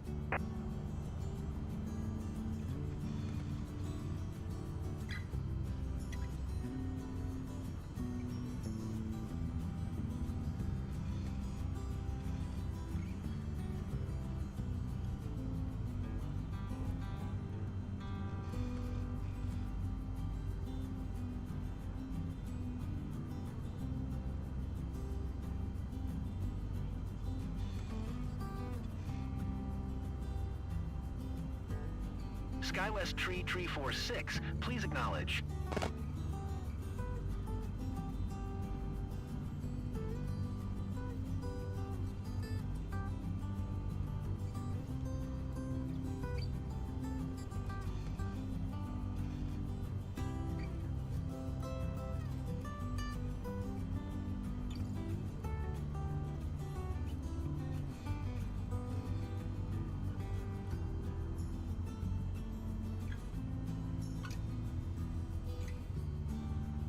Man, this is a long taxiway. SkyWest Tree 46, did you copy?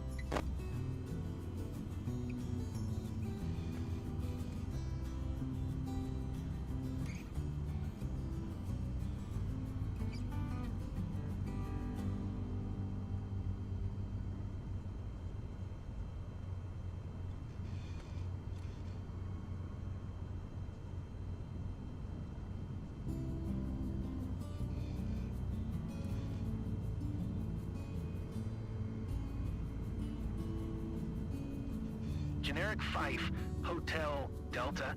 Did you hear my last transmission?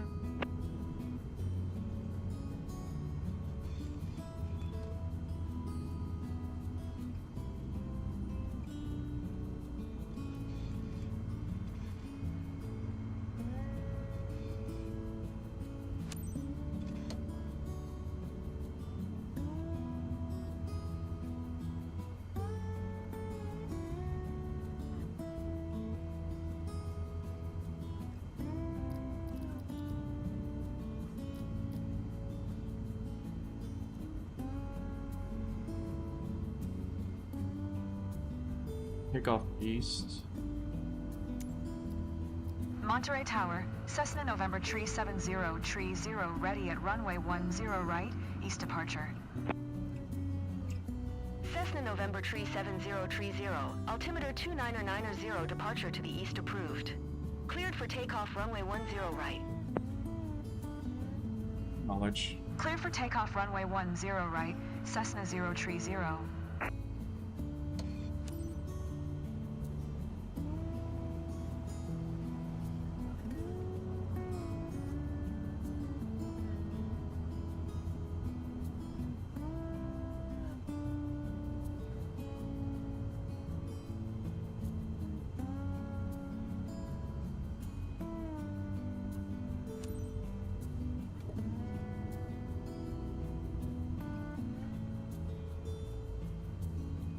Ailerons are set. Flaps are set. Taking off.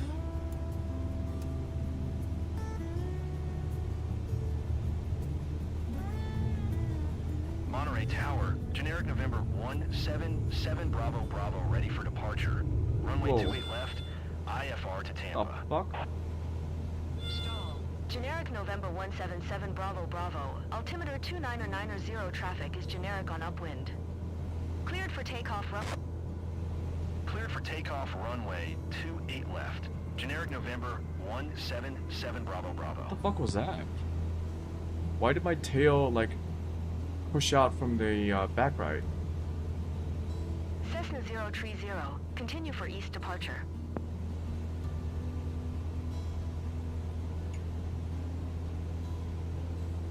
Monterey Tower, Cessna November 7030. Continue for east departure.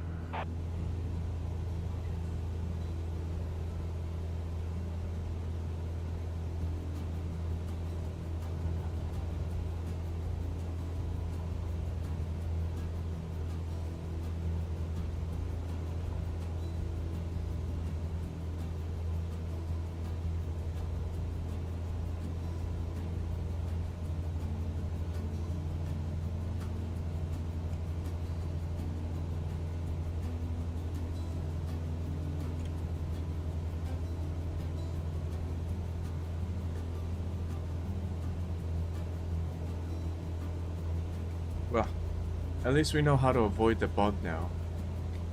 We just can't do an IFR startup procedure.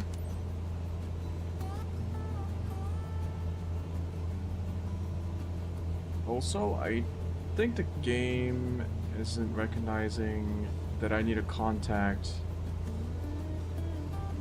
I think I need to contact... Was it Monterey? Monterey?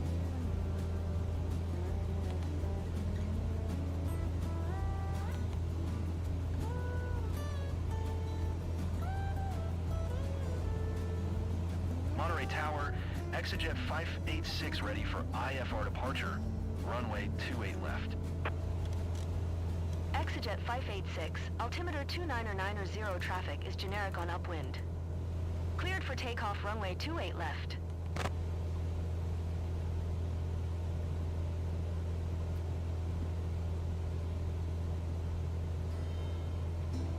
Cleared for takeoff, runway 28 left. Oakland Exejet International 586. 128.7.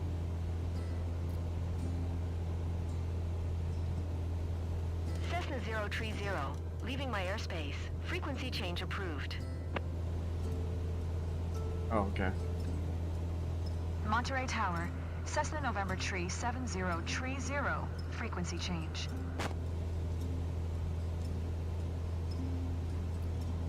Need to tune into NorCal approach. NorCal approach, Cessna November Tree 7030 is type Cessna Skyhawk, 2 miles southwest of Kilo Uniform Victor Quebec 9er, 2,900 feet. Request flight following. Cessna November Tree 7030, NorCal approach. Squawk 0556. Squawk 0556. Squawk 0556, Cessna 030. Cessna 030, radar contact 2 miles south of Kilo Uniform Victor Quebec 9er, 3,400 feet. Altimeter 29990.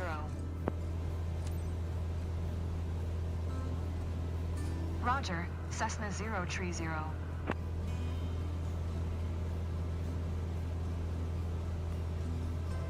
NorCal approach, Cessna November Tree 7030, 2 miles south of Kilo Uniform Victor Quebec 9er, 3,700 feet. Request IFR to Kilo Papa Tango Victor, ready to copy. Cessna November Tree 7030 is cleared to Kilo Papa Tango Victor Airport as filed. Squawk 0556. Cessna November Tree 7030, cleared to Kilo Papa Tango Victor Airport as filed. Squawk 0556. Cessna 030, read back correct. Radar contact 4,300 feet. Altimeter 29990, turn left heading 095. Resume on navigation. Turn left heading 095. Proceed on course. Cessna 030. Cessna 030 contact Oakland Center on 127.45. Good day. 127.45, Cessna 030.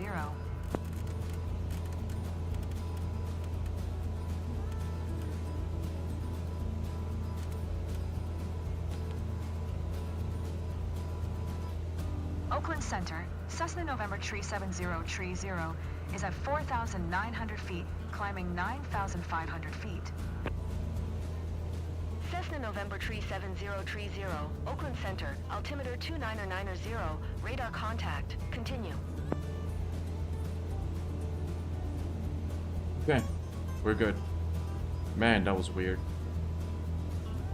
I wonder if if that bug will affect other types of missions too. So I think every time I should start my engines just to trigger the necessary dialogue, and then like talk to traffic, get clearance for the IFR flight plan. Because yeah, if I engage with the communications panel before I start my engines on my airplane, I effectively block out mission-specific dialogue, which needs to play in order for the player to complete the pre-flight procedures. Wow.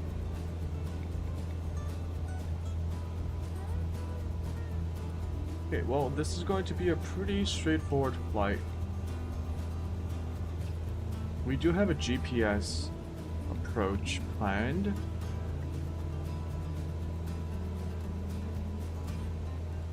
GPS 12. I believe it is not vertical navigation.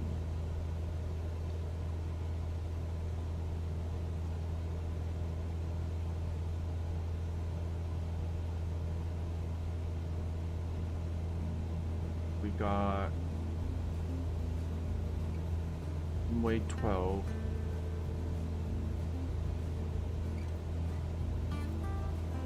Eight knots from 340. Runway 30 is recommended, so I'm gonna go runway 30.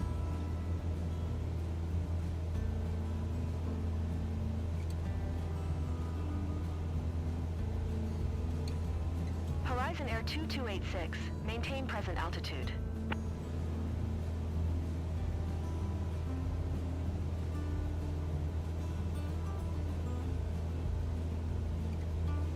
Climb and maintain flight level 260. Horizon Air 2286.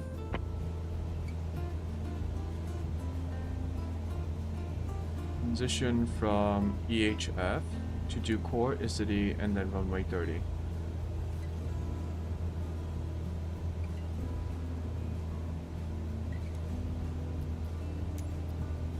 Hit Oakland clearance. Center, Cessna November 37030 request destination change to Kilo Papa Tango Victor. Cessna November 37030 is cleared to Kilo Papa Tango Victor Airport as filed. Squawk 0556.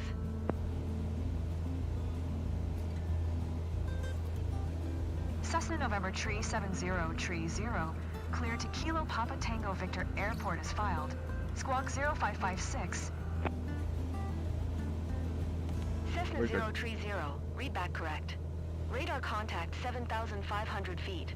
Altimeter 2990, turn left heading 0905. Resume own navigation.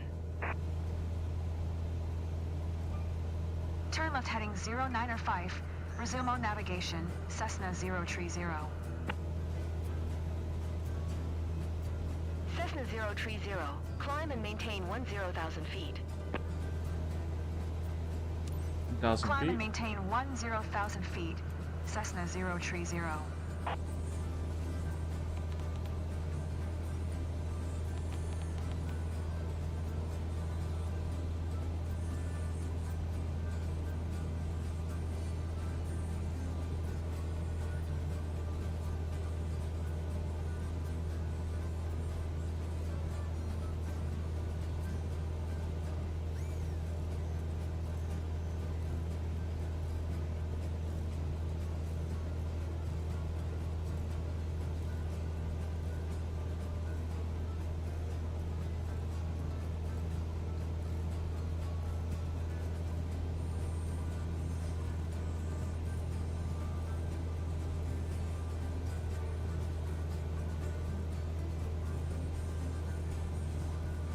And why is the internet crapping out today?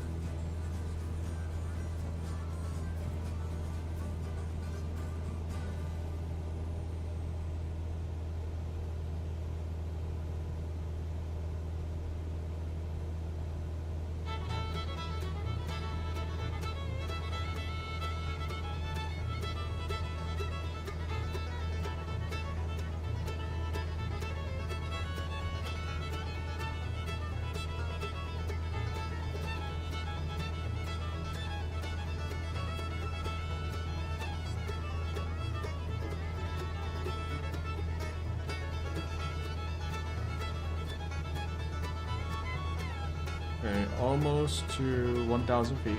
10,000 feet.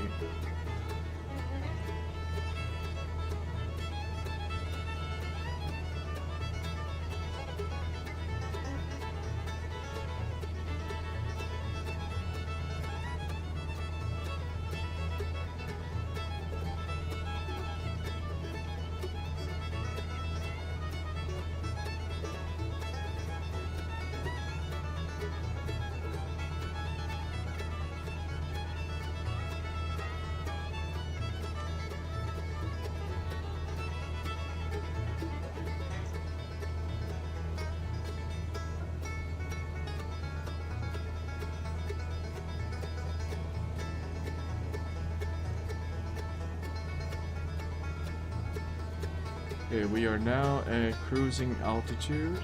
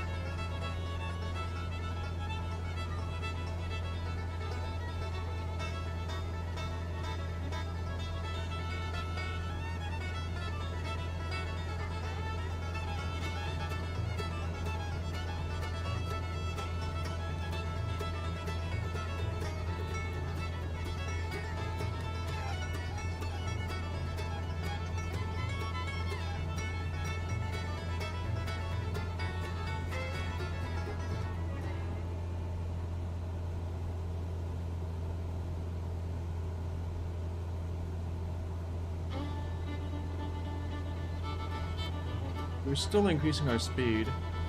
I think we will plateau around 120 or 1...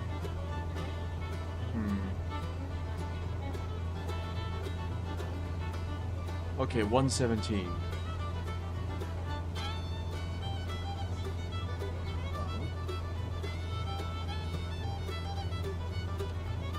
Say 115.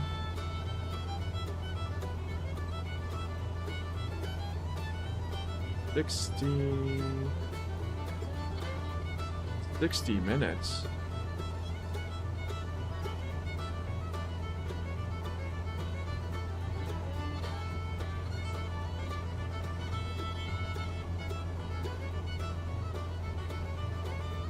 Damn.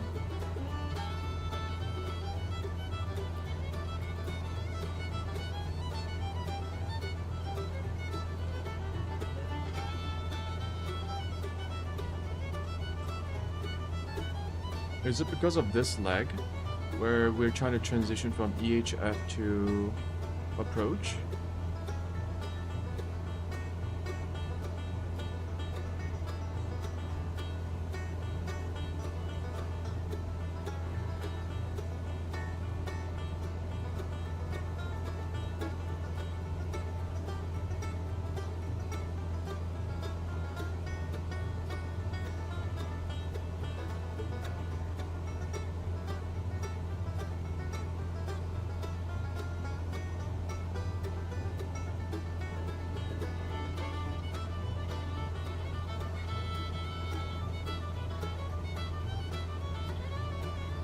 Guess we don't need to do this. What if we just change it to...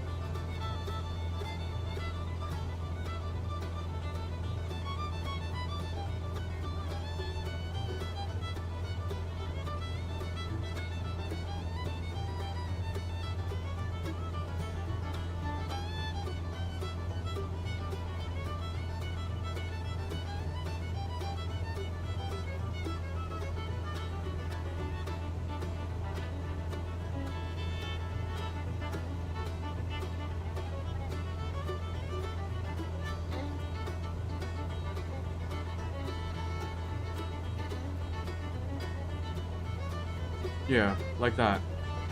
We can cut down the time it takes to go down and up.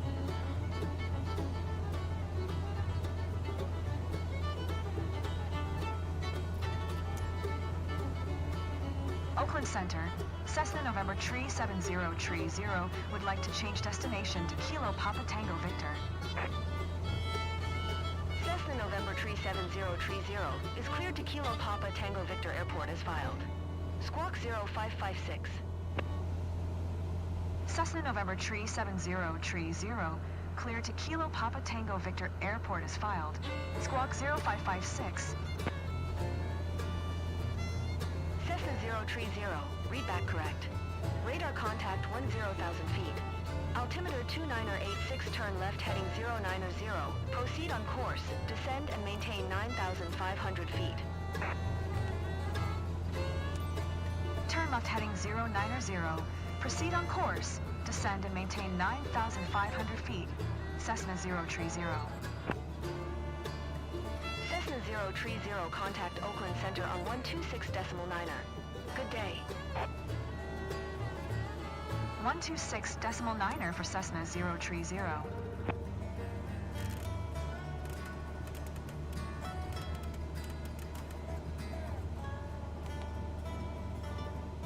Oakland Center, Cessna November Tree 7030 is at 9,800 feet, descending 9,500 feet.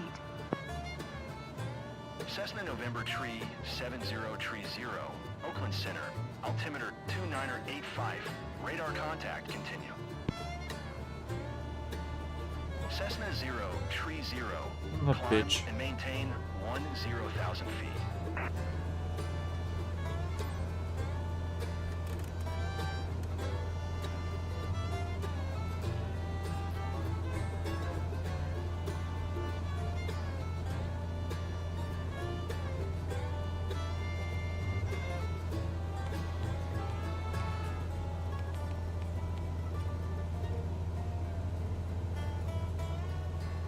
Drop to 9,500 feet.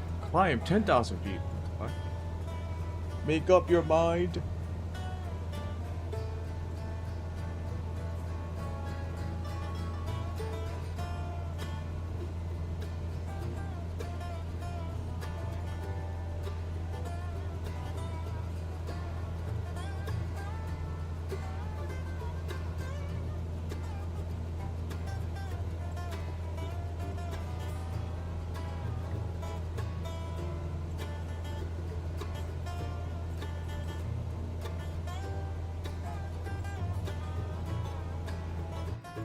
Oh, no.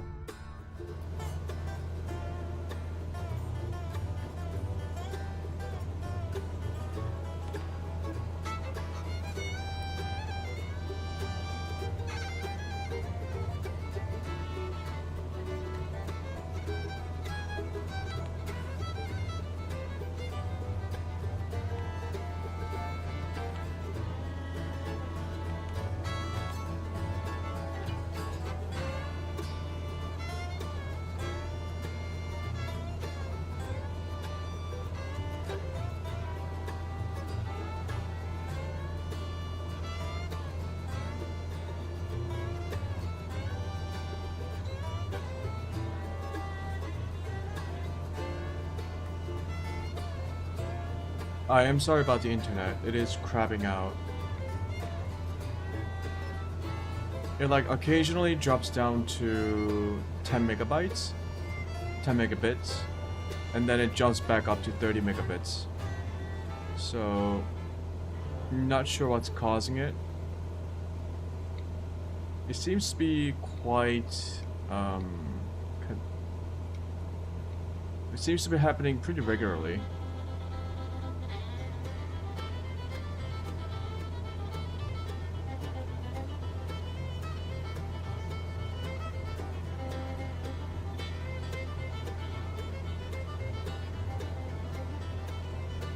I could try...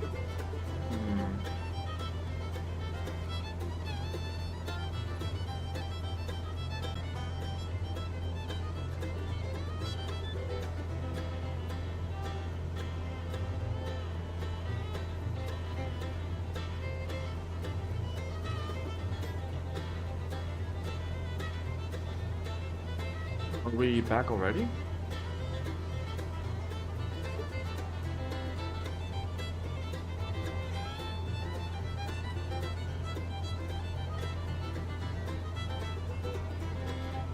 Yeah, looks like it.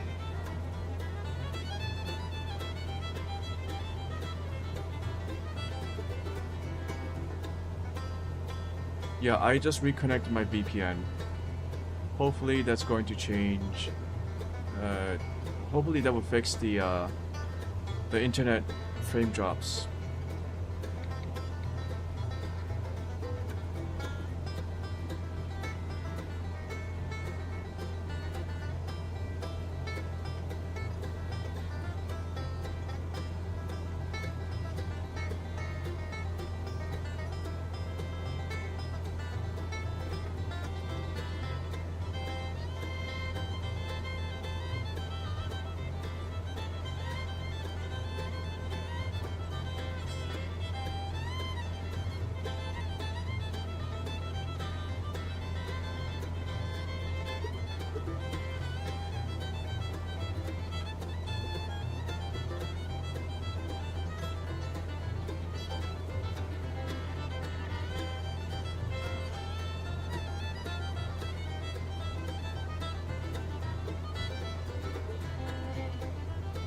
I think this might be my final mission of the day.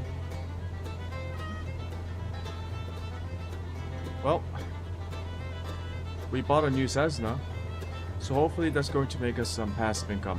I think I read that they actually make money even when you're offline. So it just like accumulates credits. MSFS.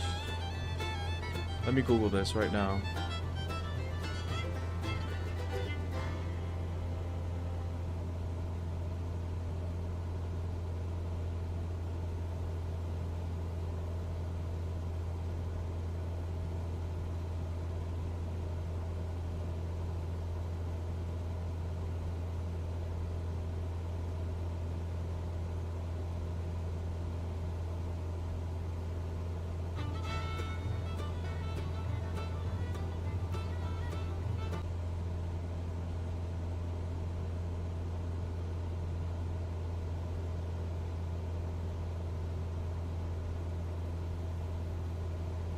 Are we back?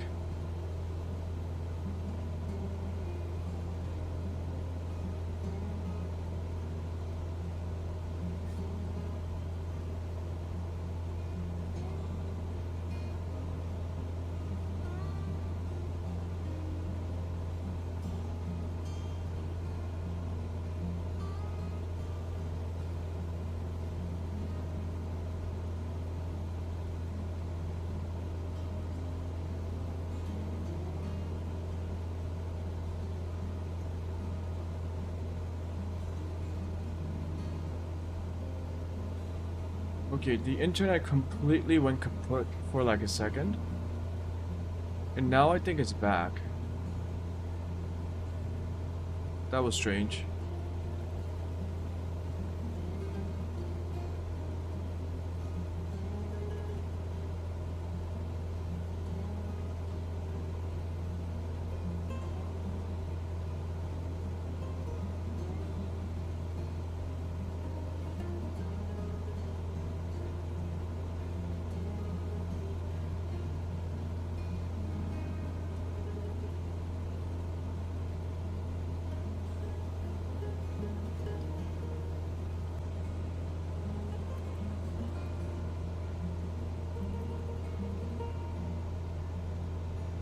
Okay, OBS keeps disconnecting and reconnecting over and over again.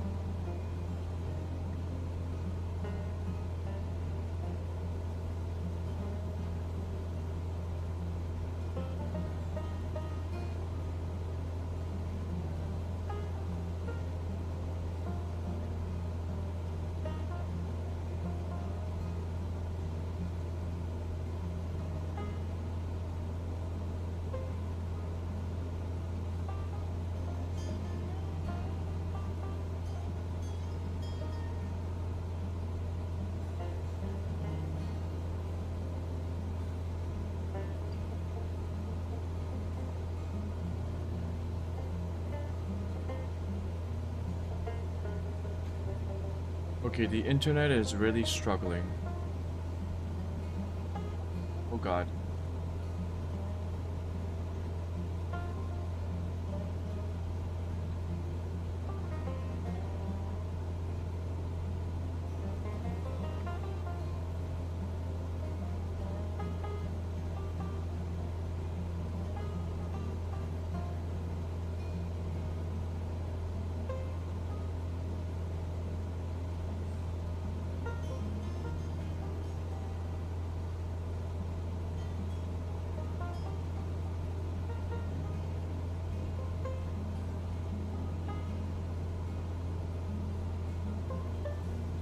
FlexJet 570. Maintain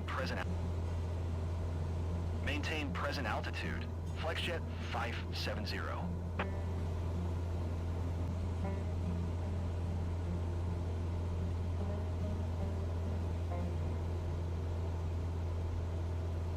Okay, sorry, now my OBS is like constantly disconnecting.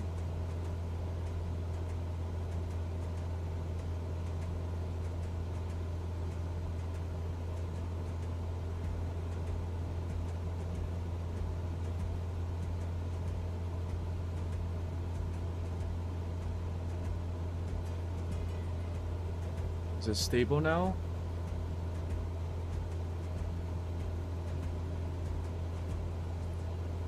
It seems somewhat stable. It might go back down again. As I was saying before, I think this will be my last mission for today. We bought a Cessna. I'm reading about the crew mode, the crew functionality, where you can have a spare aircraft earn passive income. People are saying it might be bugged. I'm going to try it. From what I've read, the passive income works by letting the AI, actually it's not even the AI, if you turn that setting on, it's just going to give you some simulated income once every 24 hours, regardless of your game being on or off. So it looks like it just turns on a timer.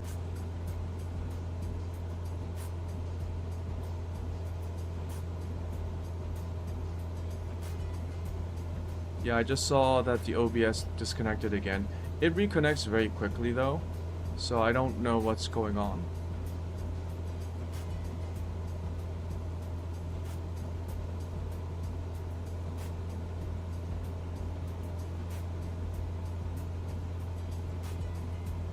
Yeah, I'm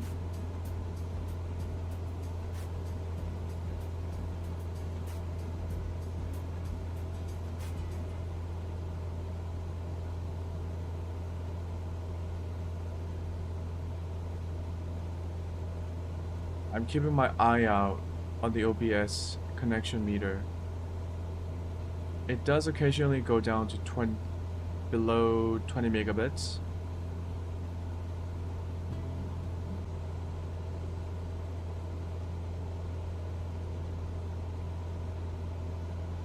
Yeah, I think I will just end my stream now instead of having the stream constantly started for anyone who might be watching. This is unfortunate. I don't know why OBS constantly keeps losing connection when everything else seems to be fine. Maintain present I'm going to altitude, continue southwest on this mission 1882. and then just 4 stuttering. miles at 10,100 feet, generic. Report them in sight. Yeah, no, I'm gonna end my stream. There's something seriously wrong with my either my internet or my OBS, and I need to end it because I can't even do an outro correctly. So, thank you all for watching. I'm going to finish this mission by myself and continue tomorrow with the stream open. Generic 0, Romeo, I think Juliet. we're gonna Have a Cessna continue Skyhawk in grinding sight. on, and hopefully the passive income system will help us make more money, and then we'll try out the airliner certificate and try some airliner missions. And once that's done, I don't think I will do too much of career mode because of the many bugs that seems to be happening a lot. So I'm gonna that wasn't me ending the stream, that was the OBS disconnecting again. So thank you for watching. If you like the stream, come join. I stream basically every day. Motherfucker. American I stream almost 1321. Climb and maintain flight level 290.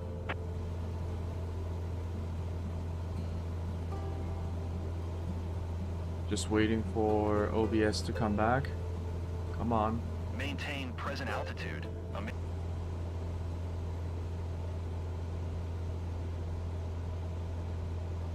Okay. Climb and maintain Before flight OBS level disconnects again, 350. I would just quickly say, American if you enjoyed the 1321. stream, you can come join me. I stream every day. You can come in and chat with me. That'll be really fun.